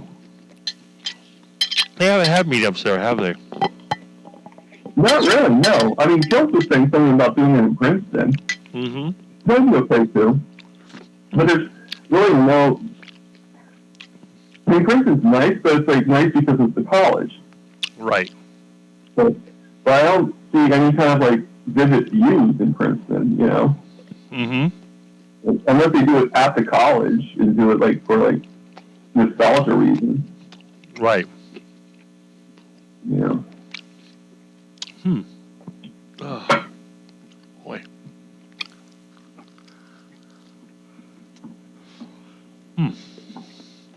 But then again, that being said, how much nostalgia are you doing when you do it at a restaurant? It's not like there's any history to it or anything. Mm-hmm. It just doesn't seem like it would be all that much fun at a restaurant, but I guess it depends on the person. Yeah. Well, that's what I mean. Like, there's no history to it or anything. There's no. I guess it's just the concept of everybody getting together and saying hello. You know? Right. That's true. Problem is, we all live so far apart, we can't meet in person very easily. No. You know, like my excitement isn't really because I'm going to a restaurant. My excitement is because I'm meeting all these people that I haven't met. Mm-hmm. You know, that I only see online. So it's like, oh, this is cool. You know. Right. And then you can have it in the back of a garbage can for all I know, for all I care. Don't see the people. Mm-hmm. Right. Please don't have it on the back of a garbage can, so that's not a suggestion, but Mm-hmm. in case there's anybody on here that has any kind of influence. Right.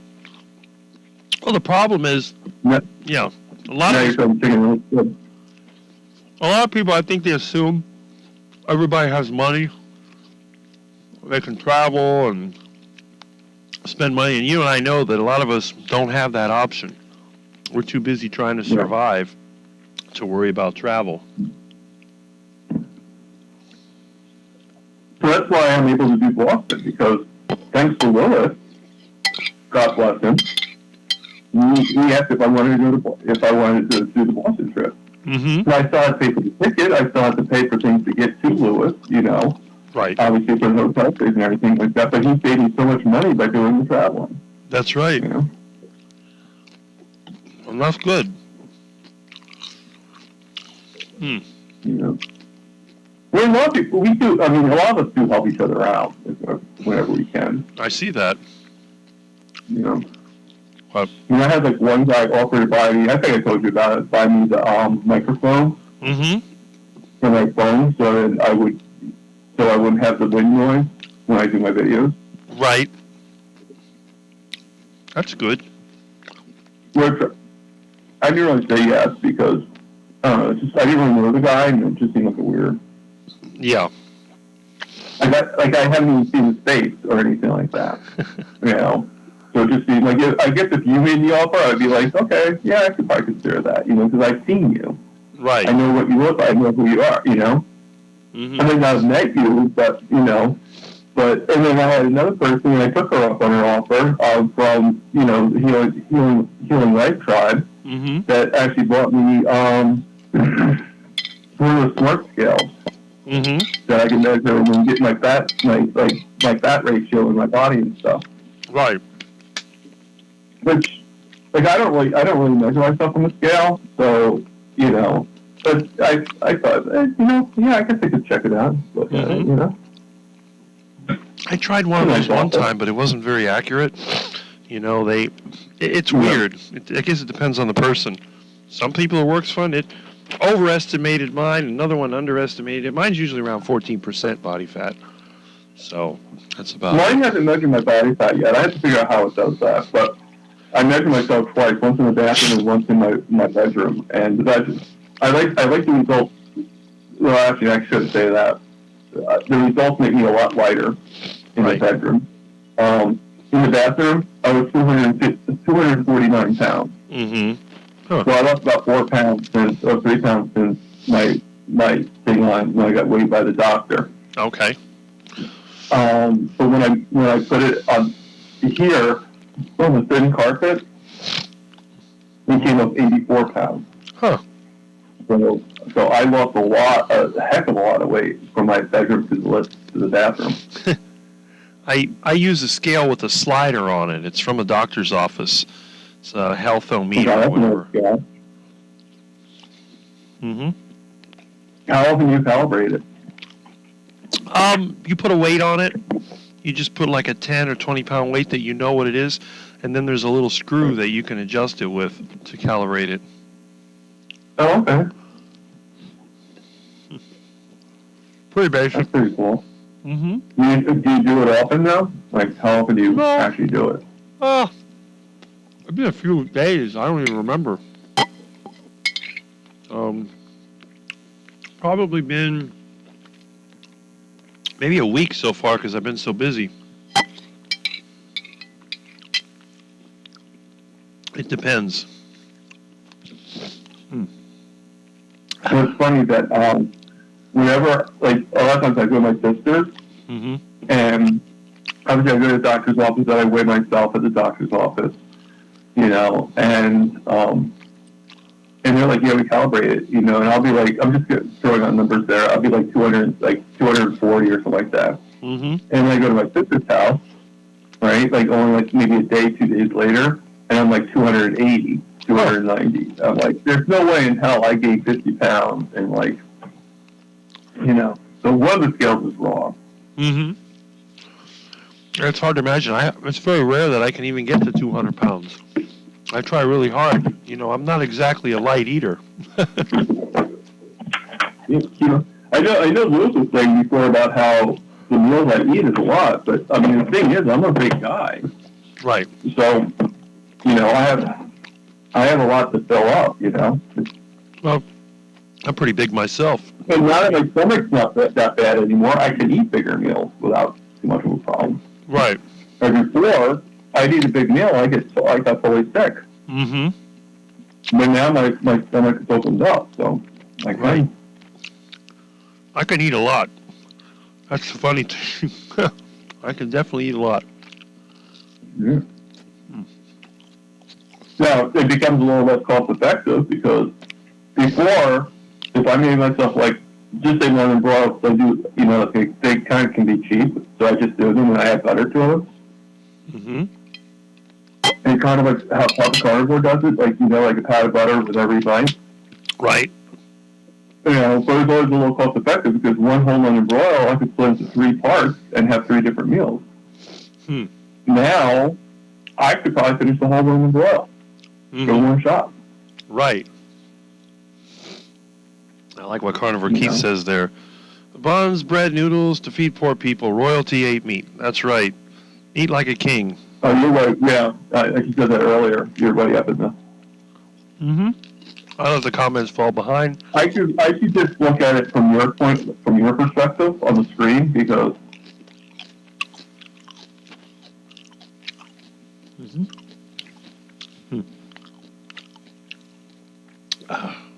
when Well, the hunter ate meat, according to Brian. Mm-hmm. Yeah, see, McDonald's fries were awesome before the tallow was banned. I bet they had to be better than that crap they have now, with sugar and all that other junk added to it. I mean, this isn't really carnivore, but I remember as a kid, I used to do the French fries, and then I would dip it into. You're going to be cringing in a few minutes.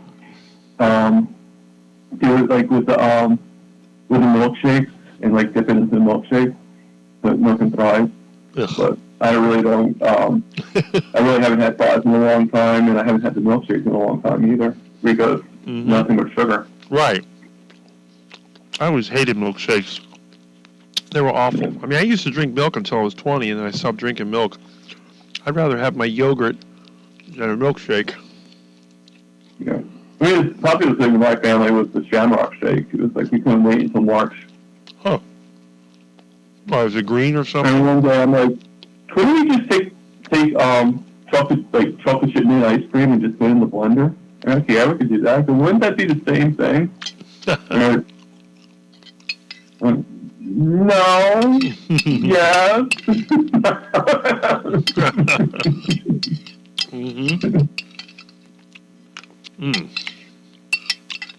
So you mean to tell me you would have had it all year long? That's funny. You know? This chicken is... Yeah. I mean, I know you can't make it carnivore, but you probably could make like some kind of like Shamrock Shake that's a little bit more... Well, if anybody could do it, you could check out the Chris Cooking Nashville channel. Oh God, yeah, I actually sent him some of my story, so I don't know if you've seen it yet, but you know, he actually was like, "Yeah," I was like, "Show it to me." That's kind of. I don't know if you remember us talking, like just a bit back and forth. It was right before I had to go to my job when he was on the other day.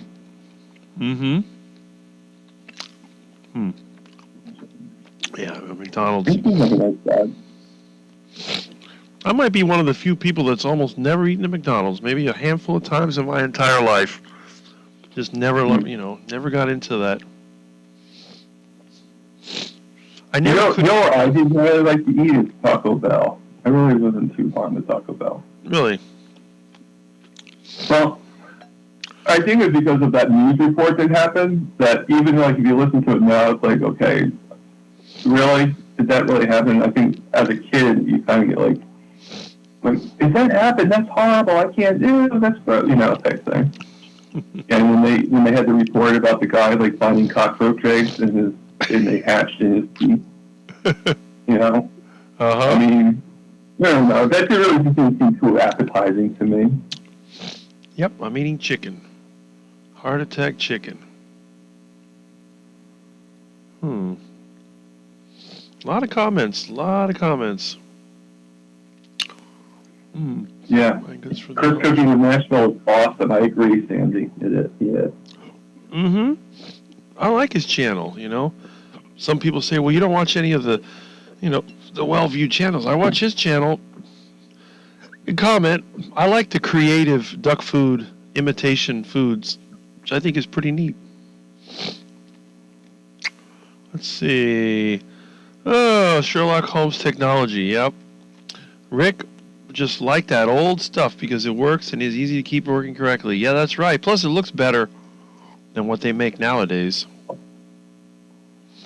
Full lunch on his live stream indicates we're going to hit a record. Rick is a genius. I've heard that, but I don't believe it. Wow. Outside kitchen. See, that's it. Some people have lots of room. 7 hours, 6 minutes. It'll be a full day. Kitchen Witch, you have a restaurant?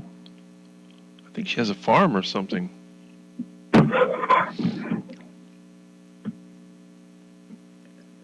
Kind of cool. I liked milk as a kid, but I got tired of it. Dipping Pop-Tarts into syrup. Ugh.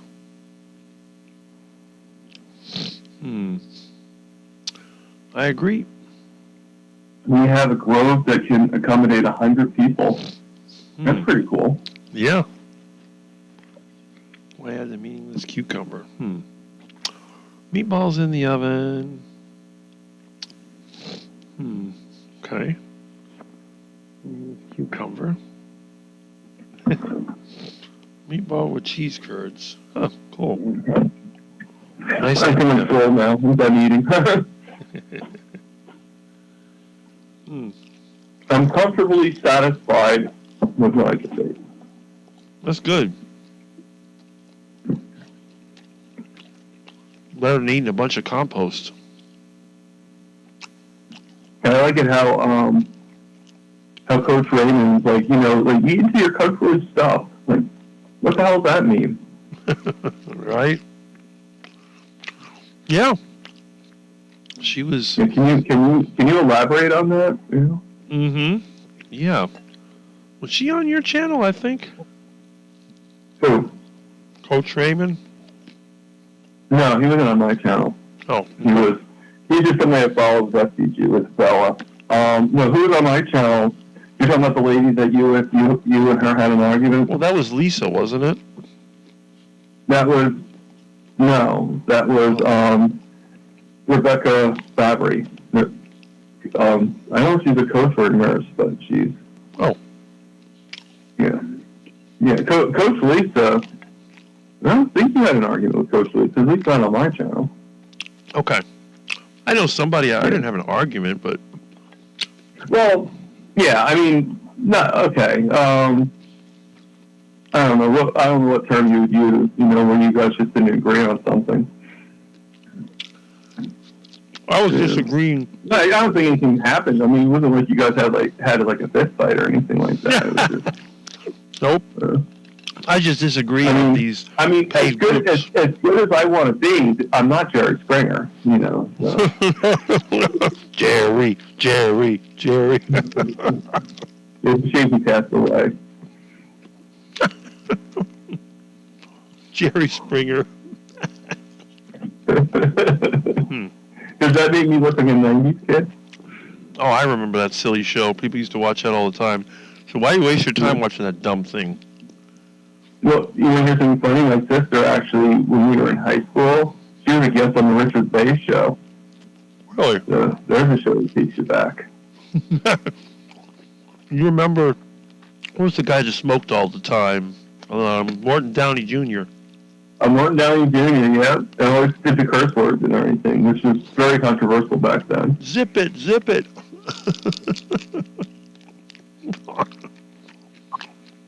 It's funny. Well, you know. Well, not look like, but why does that remind me of Mitch? Is it the reference to the cigar? Maybe. Except that Morton Downey smoked cigarettes all the time. I think he died of lung cancer. Right. When he got sick, he actually told people not to smoke, which I thought was kind of interesting. Morton Downey Jr.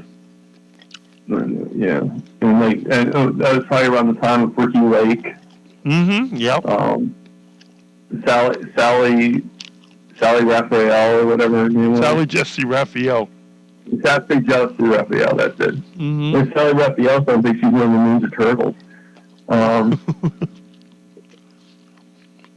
I watched a lot of TV when I was younger, but I stopped watching TV in 2010 when that TV show Lost finally ended. I was like, I'm done with TV. Remember that program? What was it? It was called Lost. Oh, yeah. Well, you know what, though? I didn't see Lost when it first started. Oh. I actually, I watched most of it on Netflix. Because when it first started, I was starting with my management job. And so I was working like a lot of hours. So I'd miss it every time when it was on ABC. So then I finally saw that they were having it on, but this was back when Netflix, you got the tapes. Like it wasn't like stream like it is now. Right. It was like you get DVDs sent to your house. So I just got the DVDs. You know, like I had like a membership of like getting 7 at a time, so I would just get 7 and just watch them and then return them. Right. You know, and that's how I got to watch Lost. You know, Well, they started that show when we were starting our second business. I think it was like 2004, somewhere around there. And Right. started out as like a plane wreck, and then it got weird. I thought, oh, this thing is stupid. But I had friends that used to watch this stuff, and then they would have like websites. They had one website. There was like somebody that was like financing a Dharma program, and he was kidnapped and all this other stuff. And then you had to figure out the password and all that. So all my friends got into that whole lost thing. It was crazy. But Yeah. I remember I was watching it, and then I wasn't paying attention. All of a sudden, I heard Cass Elliot, like, what was that song called? Make Your Own Kind of Music, I think it was. I go, man, I have that on an 8-track, and I looked at it, and I was like, that's that stupid show. And then the whole thing was just crazy. They were trying to, I guess, make it look like this thing was back in the 70s, and then the show just got really strange as time went on. Everybody I know got into it, but when that was over, I said, that's it. I'm not watching any more TV. I spent way too much time watching this. Right. You're like I wasted my life on this, you know. Right. And that's weird. I don't remember exactly how it ended, but I do remember that it was definitely a strange. Well, they got off the island, and then their life was terrible. And then the guy Jack says, "Oh, we got to go back to the island." They went back to the island, and then I think they ended up in some church, and then had some bright light. It was just plain weird. Yeah, well, that's what I just said. I mean, it was like a weird ending. Mm-hmm. But you know what, though? It might have been a weird ending, but it's probably the most talked about ending. You know, a lot of people talk about, like, oh, You the still ending was remember, lost, you know? It's like the biggest joke out there. you still remember it. Yeah. I mean, you might, like me, I didn't remember the exact, like you just did, but Mm-hmm. I remembered it was a weird ending. Anytime you, like, if you say Dharma Initiative, oh, yeah, I remember that show. It was in Lost. And then they had, like, a button they had to push. They had the thing set up. If you didn't put in the code, which I think was 4, 8, 16, 32, I forget what it was. Some set of numbers. It was. I'm actually going to go into YouTube right now. Well, not that I'm not already in YouTube, but I'm going multiple screens. Mm-hmm.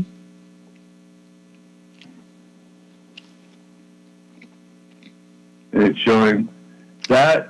I have to admit, I'm going to watch that video because that talking as somebody that was with a walker and stuff like that. That is, if he's walking without assistance, Mm-hmm. that's huge. Oh, yeah. That is huge. Like, good for you, Mitch. I told you you'd recover faster than people think. It's going to work to the advantage. Oh, I had no doubt about it. I had no doubt. I mean, he's too determined not to. Right. Mm-hmm. Yep. He's too determined not to.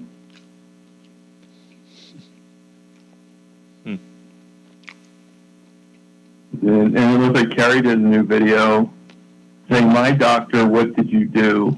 Me, I went carnivore." Mm-hmm.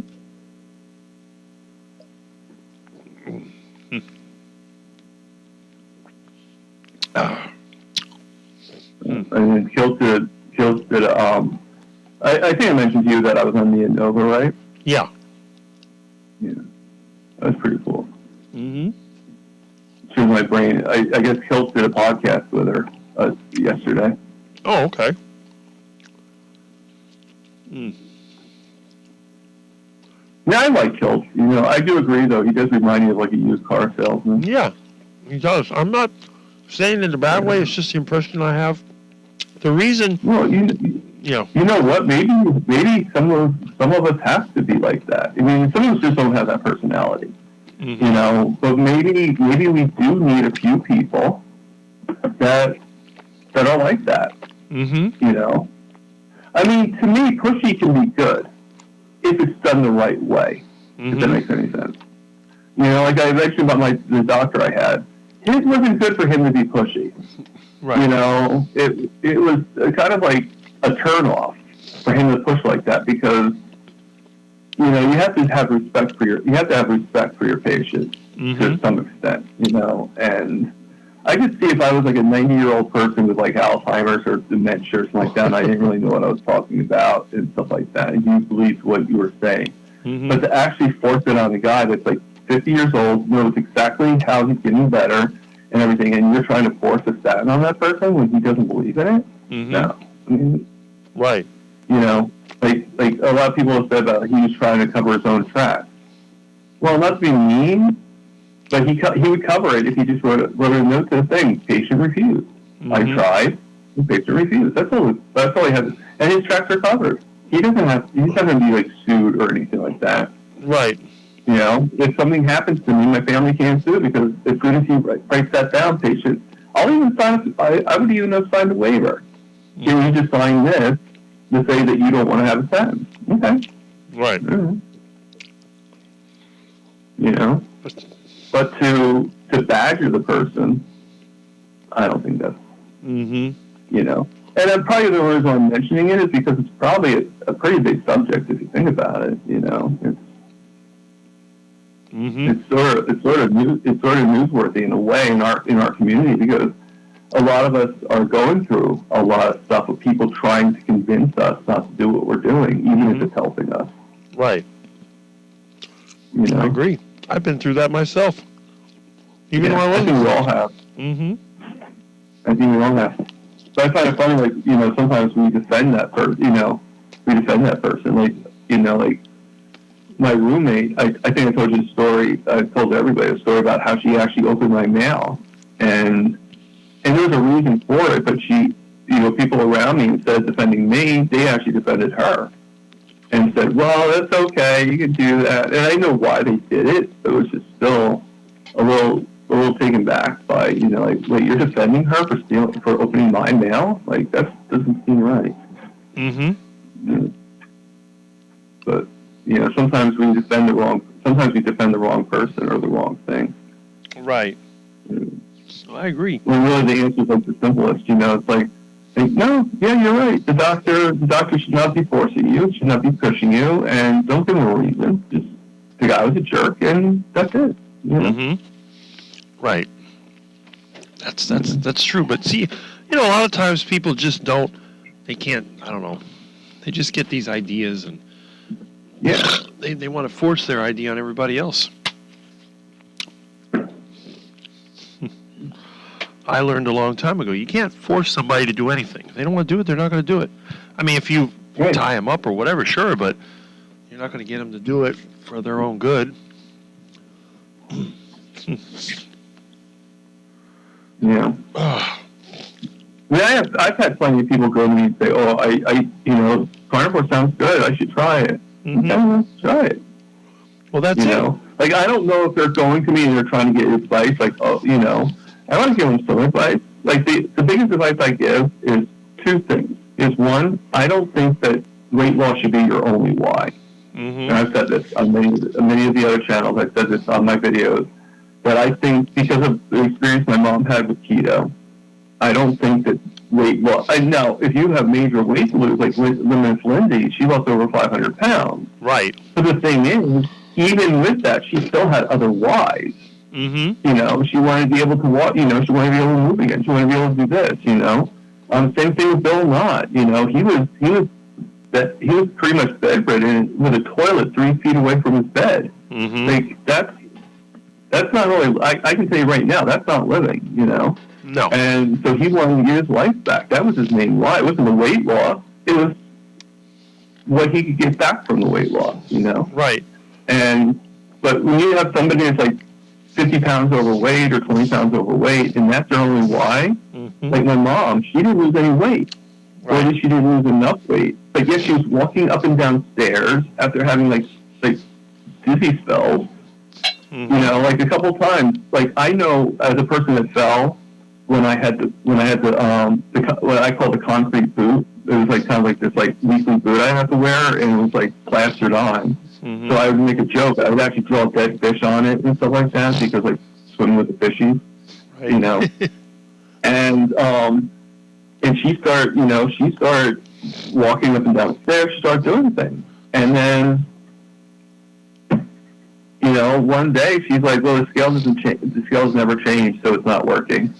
Like, how can you say it's not working? You're so much better. Yep, You know.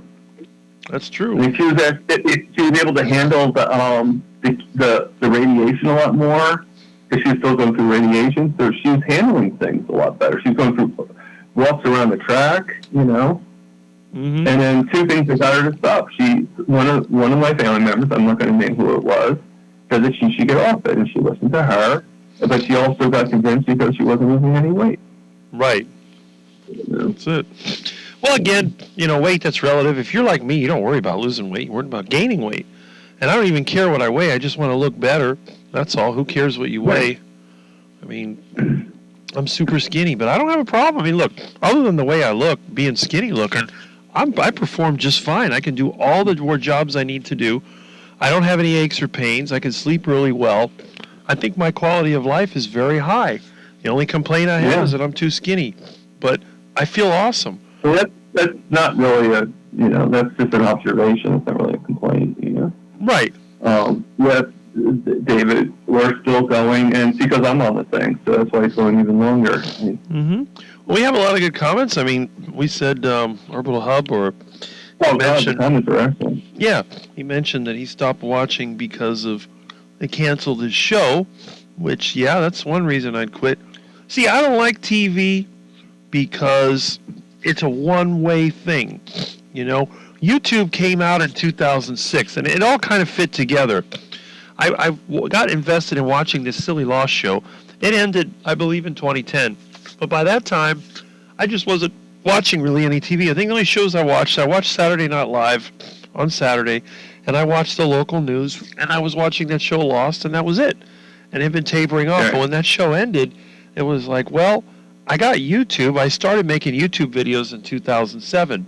So what I ended up doing, I would watch it, and then I could comment. Back then, YouTube actually had its own little email system where you could contact people directly.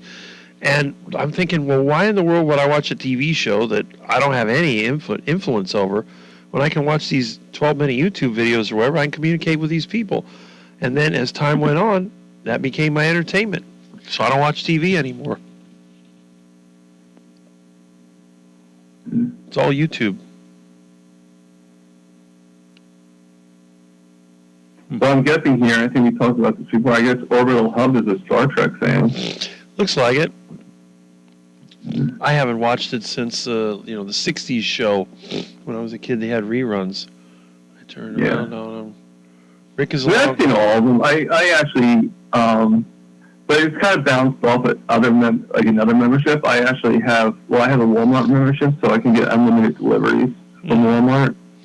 So it just makes more sense to just pay $12 a month and get unlimited than to do $9 each time I get deliveries. If I need something last minute, especially when I wasn't walking and stuff, Right. So it just makes sense, And with that membership, you get free Paramount Plus.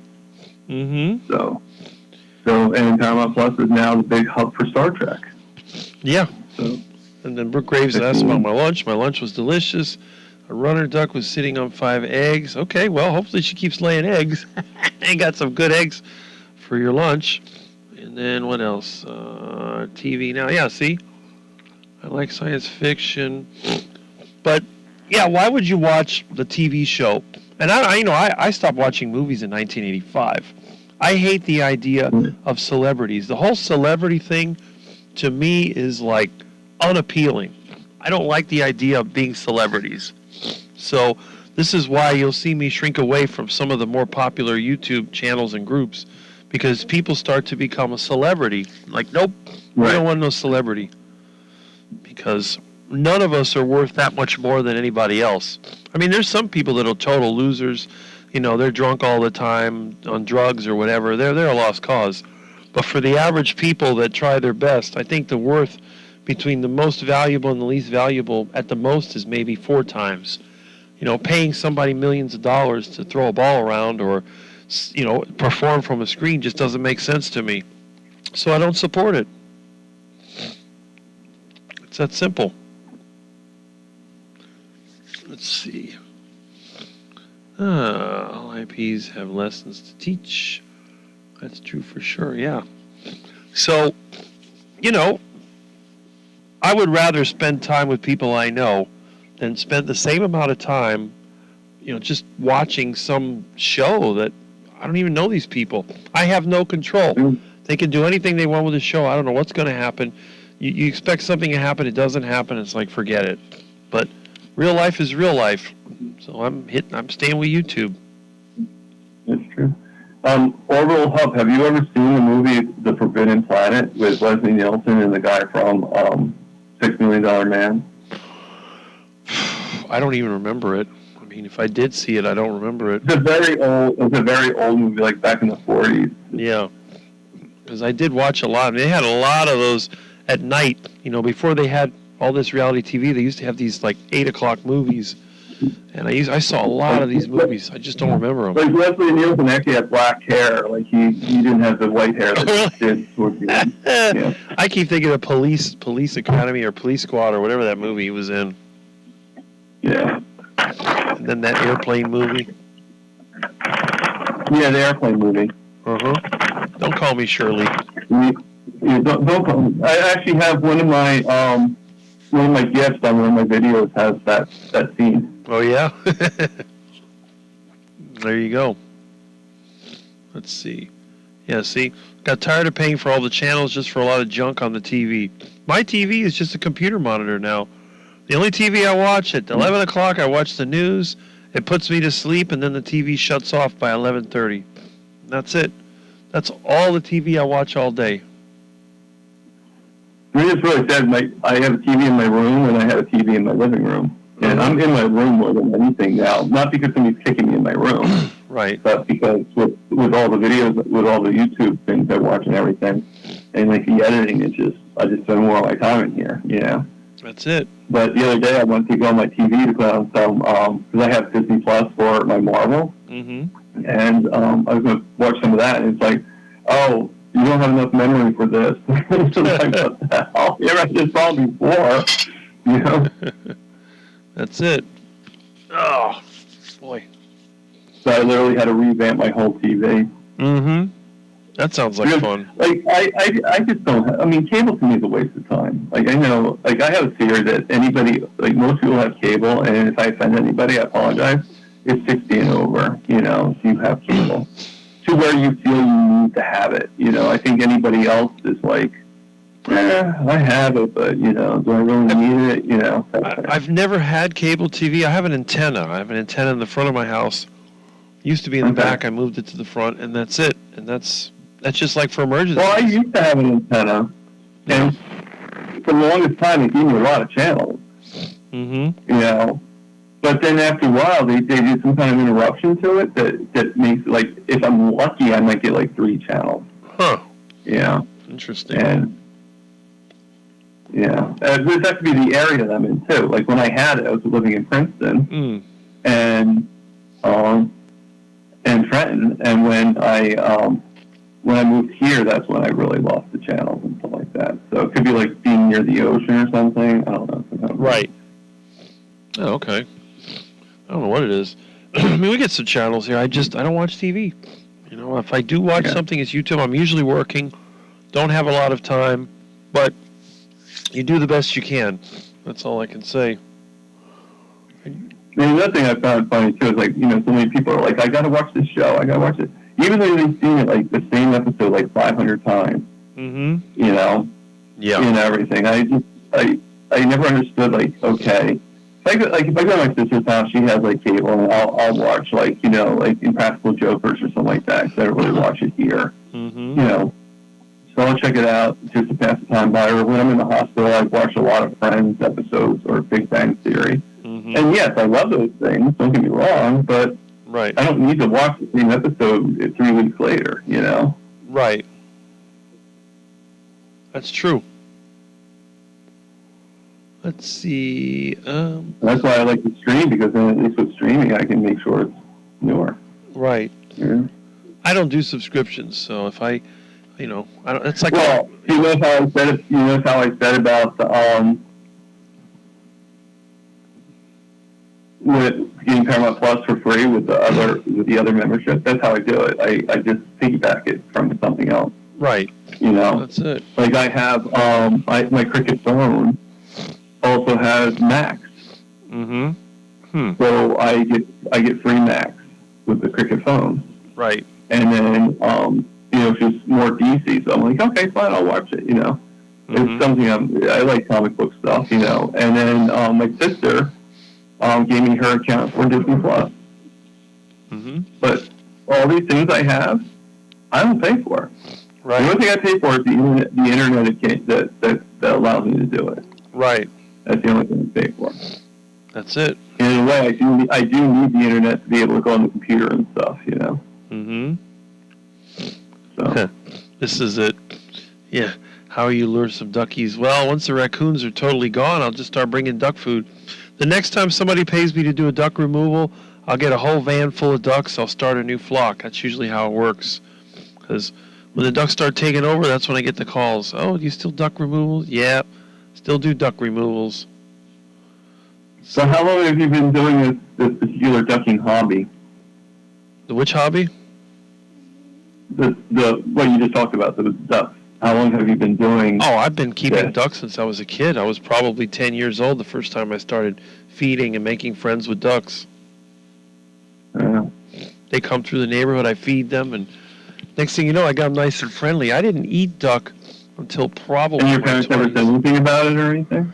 Well, my parents hated all the duck poop, but, there wasn't much they could do because I'd always get the food, feed the ducks when they weren't looking, and then the ducks would hang around. My mom would try to shoo them off, but they always came back. So I just looked at my blood sugar, and it's still high, but it's gone down quite a bit since we talked. That's good. So, I haven't I mean, checked. it's still higher than I want it to be. It's at 135 now. Mm-hmm. Well, the problem So is whatever was causing it to go so high is dissipating. your body has also been, used to running on higher sugar. I mean, if you think about it, if it was 300 and Yeah. something, it may not be used to running low. Like me, I could be 50 something and I feel fine. But can you imagine an average Yeah. person, 50 something, they'd pass Well, the out. other day was low. I mean, the other day was really low, and believe it or not, I really didn't feel it that much. I felt a little bit, like when it hit 50, I felt it, but at 60, I had no idea. If I didn't have the CGM, I would never have known that. Right. For it to go down to 50 and be where I get the shape, it's showing some progress, Yeah. with what you just said, And CGM everything. doesn't actually measure blood sugar. It just measures the fluid around the cells. And there's a delay. Right. I know it could be up to an hour delay with some of these. Oh, yeah. I mean, actually, now that we're talking about it, I'll actually do an actual prick. Mm-hmm. We say that's actually a more accurate number, but the problem with that is I'm not going to prick myself 400 times a day. Right. One, I don't have that many strips. Mm-hmm. And even, basically, I have my meter. My meter was about $9 when I got it, and I got myself a Lancet, and that was whatever, about $9, $10. Mm-hmm. And the Lancet, the Lancet itself, you get a huge box of that lasts me a long time. Mm-hmm. And then you have the strips, and the strips are for 100 of them, it costs like $18. Right. So it's a pretty good value if you're not doing it but if you're doing it many times a day, Mm-hmm. then okay. So what do you think my number's going to be? Probably about 15 to 20 points lower than the CGM. Okay. No, it's actually higher. Oh, so it must be on the It's uptrend showing that- now. It's showing that it's 147. Huh. So it's weird. It's on the uptrend. It goes up and down. I had a friend, like I said, that had switched to a more. He's on the keto diet. He was able to get the glucose under control, but it took 2 years. It was like a long, steady process. Yeah. I just logged it in. Mm-hmm. That's good. Let's see.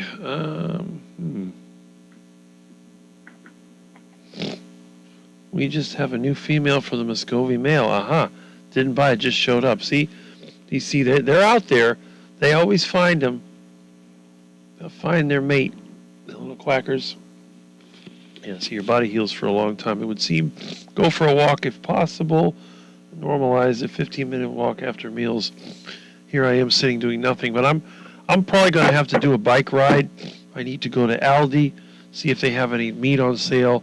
Plus, I'll hit the Fresco y Mas, and Aldi's been selling those little hedge trimmers I like to use, the little handheld shears for like $5.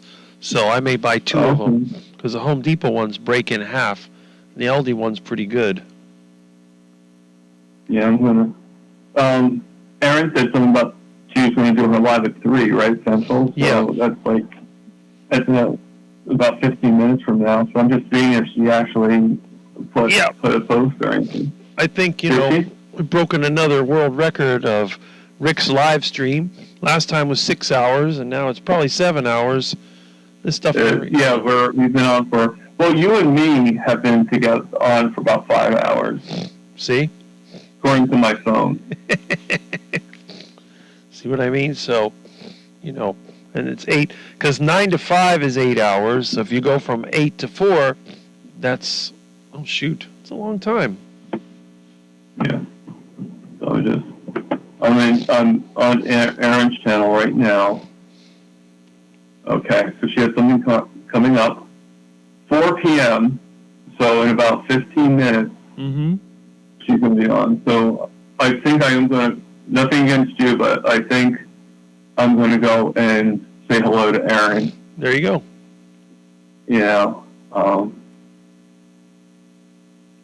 What's that thing that Russ always says, that fills the family obligation or something like that? We have fulfilled our contractual obligation. You maybe say something like our contract obligation to the family or something like. I thought he always says we have filled our. I can't help but think that the family is part of the conversation. Okay. No, you're right about the contract. I'm just saying, like, isn't also the term like we've honored our contract or obligation to the family, or something. Yeah, like something whoever like the that. hell the family is, Something like that. The problem is that if I control the live stream, I'd cut it off whenever I wanted. But because the viewers control the live stream here, that's why it keeps going. One of these days, I'm going to break Carrie's 24-hour live stream record once I get set up for it. And then, we'll see if we can get enough guests on there. We'll have Rick's. And little by little, you're already doing that. Yeah, I kind of am. But we'll have Rick's live stream. Of course, Carrie, I think, had to take a break. I don't remember. I know he was out for a while, but I'll just be cooking and working and doing all my things. We'll start like on a Saturday and go all the way into Sunday until the morning, and then, eventually we'll see. But that's okay. Some plants are medicine. Yes, they are. Like if your cat has fleas, it's a great way to kill those fleas. That's what I need to do. Otherwise, right. I just put a comment in the chat for Erin. So I put down hello, Erin and Goaters. There you go. Yeah, but I'm not the first one on there. Granny, the Kitchen Witch actually beat all of us. She put here, support that other carnivore. That is correct. We need to support the carnivore. So, you can when you go, we'll just sort of. I think we technically, if we can, we need to support each other. That's right. It's the only way, because if we actually went by the fly and didn't give each other support, I think we'd be failing a lot more, because I think the support is everything. Right. That's true. I really do. Well, by decentralizing it, it makes it harder for the system to get rid of us. If everybody goes to one group, it's an easy target. You have hundreds of groups. Yep. It's a lot harder to get rid of. Yes, that's true. Let's see. Have a carnivore quiz show. We can do that too. We can definitely do that. Da da da da da da da. What does the winner get? Winner gets a ribeye steak. Okay. Okay, see you, Rick, on your Bike and Talk next week. Yeah, well, that's true. I have a Bike and Talk today. You never know. So, Maybe. yeah. Or at least have the Bike and Talk, but don't actually put it out until whenever you want. I could do that too. I do need to go down to Aldi's, so I may try my new mount. Well, no, I'm saying make the video, Yeah. but to actually put it up for us to see like another day. So we think it's like 3 days from now, but Right. you actually did it today, you know. Well, that's That's sort of the beauty of doing these videos is That's right.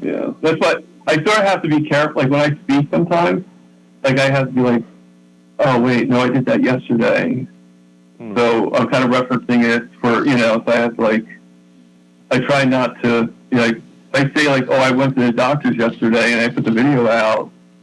Well, so you kind of look at the future, like, okay, I plan on putting this out on Thursday. I went to the doctor's on Monday, so I guess. Right. Okay, got that there. Turn Because it people out. definitely get confused with the timeline. They're like, wait. Oh, yeah. Yeah, see, she says, bye, guys, get outside. Hold on. Having secret meetings about the carnivore issue. Good point about hundreds of groups. That's right. Yeah, there you go. Right now, outside, they're doing Cake Slice Saturday, Oh, which I mentioned before. And they're doing it it's like one of those things where the restaurant's the place is outside. mm-hmm. So going outside is totally overwhelmed with people wanting cake and cake and stuff. Well, they're not giving it away, are they? I hope not. Cake day. Cake is But so, they yeah. do get pretty busy. I mean, there's probably if they're still open, there's probably at least 100 people or more just in front of both my door to get out and Mm-hmm. the business door. There's other ways to get out too, but if I really want to get to any place else. Yeah, we need a carnivore theme song. That is true. Someone's going to have to come up with that. How about Rawhide? Or those commercials. Beef, it's what's for dinner. Rawhide. Or Okay. some kind of thing about that. The Mm. Ribeye Kid. There's actually somebody in here that you would think would be a little old lady, but his title is "Where's the Beef?" Nah. And you think of Wendy's, the old lady from Wendy's. Where's the beef? Yep. She was also in that last movie that I watched. It's called Moving Violations. Yeah, you said. Yep. I remember that. Where's the that. beef? Moving Violations. That was funny. Did she actually say that in the movie? No, but that was the Oh, same okay. lady. Hey, that would be really weird if she actually said that in the movie. I wonder why we actually put her in the movie. Just sing along. Caleb's got a challenge. There We you like go. having the lady from Life Alert commercials. I saw it and I can't get up. Yeah, oh, that was a life call, Mrs. Fletcher. I've fallen Yeah. and I can't get up. I can't get up. You can find that on YouTube, Oh, sure you can. There's all these old commercials, or how about the guy from Dunkin' Donuts? Gotta make the donuts. Oh, yeah. I always tell everybody, donuts are something I do. They're not something I eat. Yeah. Well, I actually created, but it didn't come out well, I call it the carnivore bacon burger do not. Instead of donut, I just spell it do not. Oh, right? And, it's sort of like hey, here's the bacon burger donut, Uh-huh. That's it. Yeah, see, look, Mitch's video came up in my recommended ones.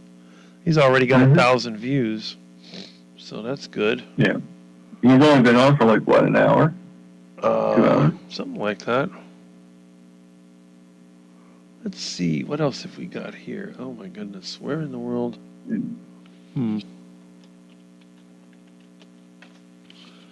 Let's see. You got me thinking about that one. When I became deathly ill, I was able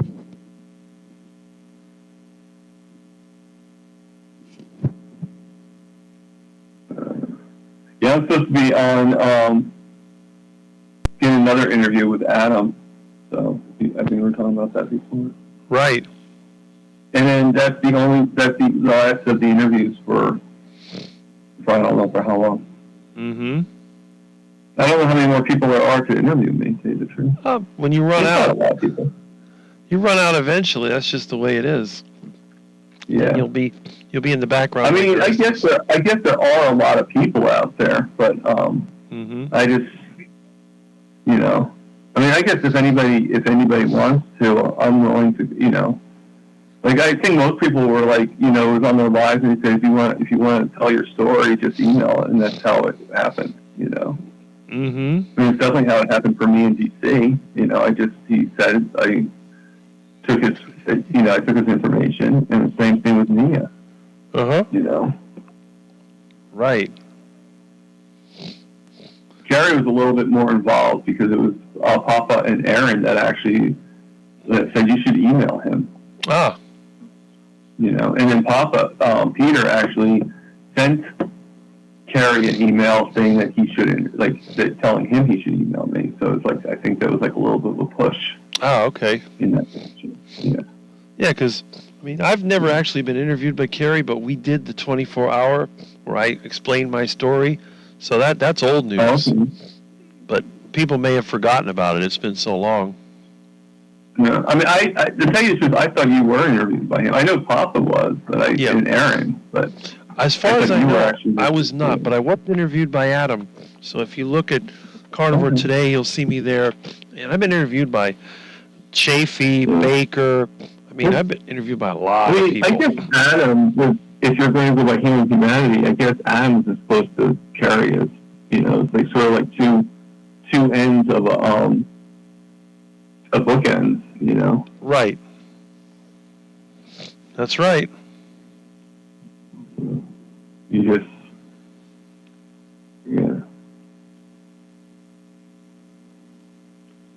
So you're going to watch Aaron's video, her live? Yeah. Well, I have it set. So as soon as, in about 6 minutes, she's coming on, according to my phone. Mm-hmm. Actually, she's talking on there, so she's left. So, Mhm. you know, I think I am going to leave now. Yeah. You know, good thing my phone doesn't work on minutes anymore. Right? Can Well, you imagine that?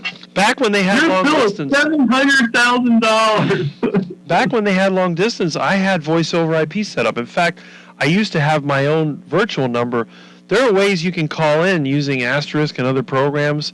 So I used to bypass. I've been bypassing the system as long as I can remember. When I was a kid, I used to hack payphones. That's how long I've been messing with this stuff. Yeah, I just went over to click on to Aaron's channel, Mm-hmm. and Terry Sue just said, I think she's on here too, so I think she hears me. She said, save us from Rick's channel. Well, that's it. All I have to do is push a button and it ends. Please, So. I'm having to talk with those two people. Terry's funny. Mm-hmm. They're all funny in their own way. That's the whole Some idea. people can be a little too serious. Like I say jokes a lot, and they're like, "No, you can't do that. What are you doing?" Mm-hmm. You make yourself sound like Harrison Ford. You know, I don't sound like that. Well, there you go. Yeah, it's funny. All right. All right. I'm gonna let you go. All right. Thanks again for letting me on, That's great. and always thank you for a great show. Glad to have you here. All right. All right. All right. See you later. Yep. All right. See you guys.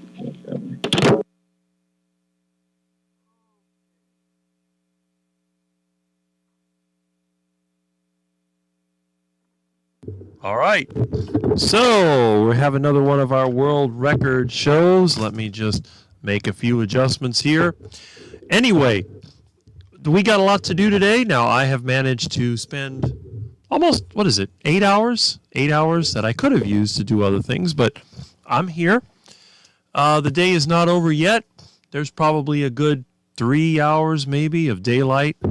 So what I'll probably do, Well, obviously, right now I'm going to end this live stream. Let me just see if there's any more comments I missed, and we'll wrap this up. Okay? Now, again, it's up to me. We can end this at any time, but I don't do that. Why did I lose my live stream here? Okay, there it is. All right. Let's see.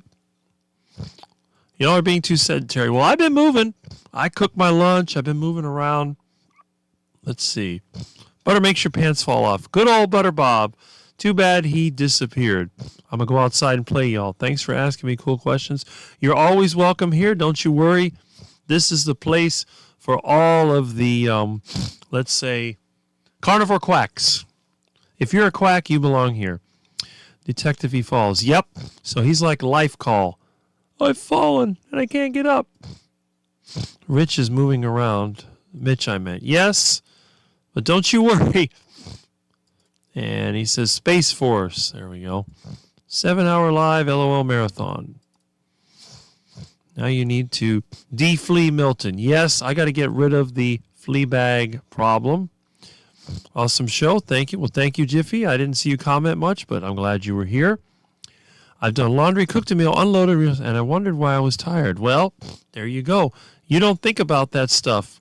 Retired Rick says bye-bye with the duck in the middle, and Rick says bye-bye as well. Don't forget going to Aldi. Don't worry, I won't. I may make a video of it, see what I can get over there. And have a nice day and a nice Easter, and the same to you, Brian. I don't know exactly how many people we have. For some reason, this does not give me a count. But I'm sure there's 2 or 3 people left. In fact, I'm going to close the comments, and I'm going to go over here. I'm going to check out my channel. See how many people we got. We have 21 watching. I don't know if you've been watching the whole time, but if you have, that's impressive. Hopefully, because this show is audio focused and not video focused, you've been able to listen in and maybe you've been able to get some information. And again, my guests speak more than I do. That's the beauty of the Live at 8 with Rick.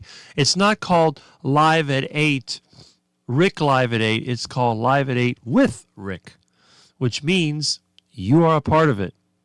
And you people are the only reason why I do these live streams, because it certainly is not for money. Let's see. All right, we have 21 right now, according to Brian. And yes, it shows 21 watching over here. And Phil Grama says, see ya. See ya. I'm glad that you participated in the show today. And for those of you that were either afraid to call or maybe you didn't want to interrupt the conversation, don't feel bad. If you want to call in and one of our guests is talking too long, all you have to do is let me know in the chat that I would like to call, and I will cut it off for you. Because at any time, I can simply push the button and you're gone. If you're a person that aggravates the chat, I can make you disappear as well. But anyway, I'm glad you were here. I think we've broken another record. I hope the next time we don't break another record, but I have a feeling this is a pattern that is going to seem to take a life of its own. So anyway, I have a lot of things to do. I'm going to try to watch Aaron's video. If you still feel like doing it, you can go over there to the Booby Goats channel and check it out. And let's see, Lamb says, nice one again. Guys, see you all later, and I will see you later. So it is 4 o'clock, and we are going to stop this stream. So from 8 to 4, that's a pretty good amount of time. And I'll see you next week. Remember, on Wednesday, early in the morning at 5 a.m., I should be on the Dr. Kilt's channel. So check that out. And also, Tuesday night, we have Russ Mitchell, the Homesick Buckeye. I usually join in the last few minutes. Every other week, I'm a co-host, but I'll join in that probably the last few minutes.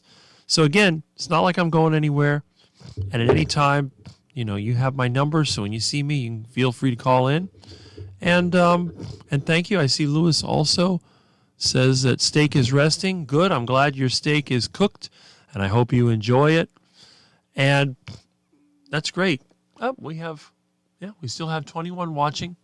So let's end this. And thank you so much for being here.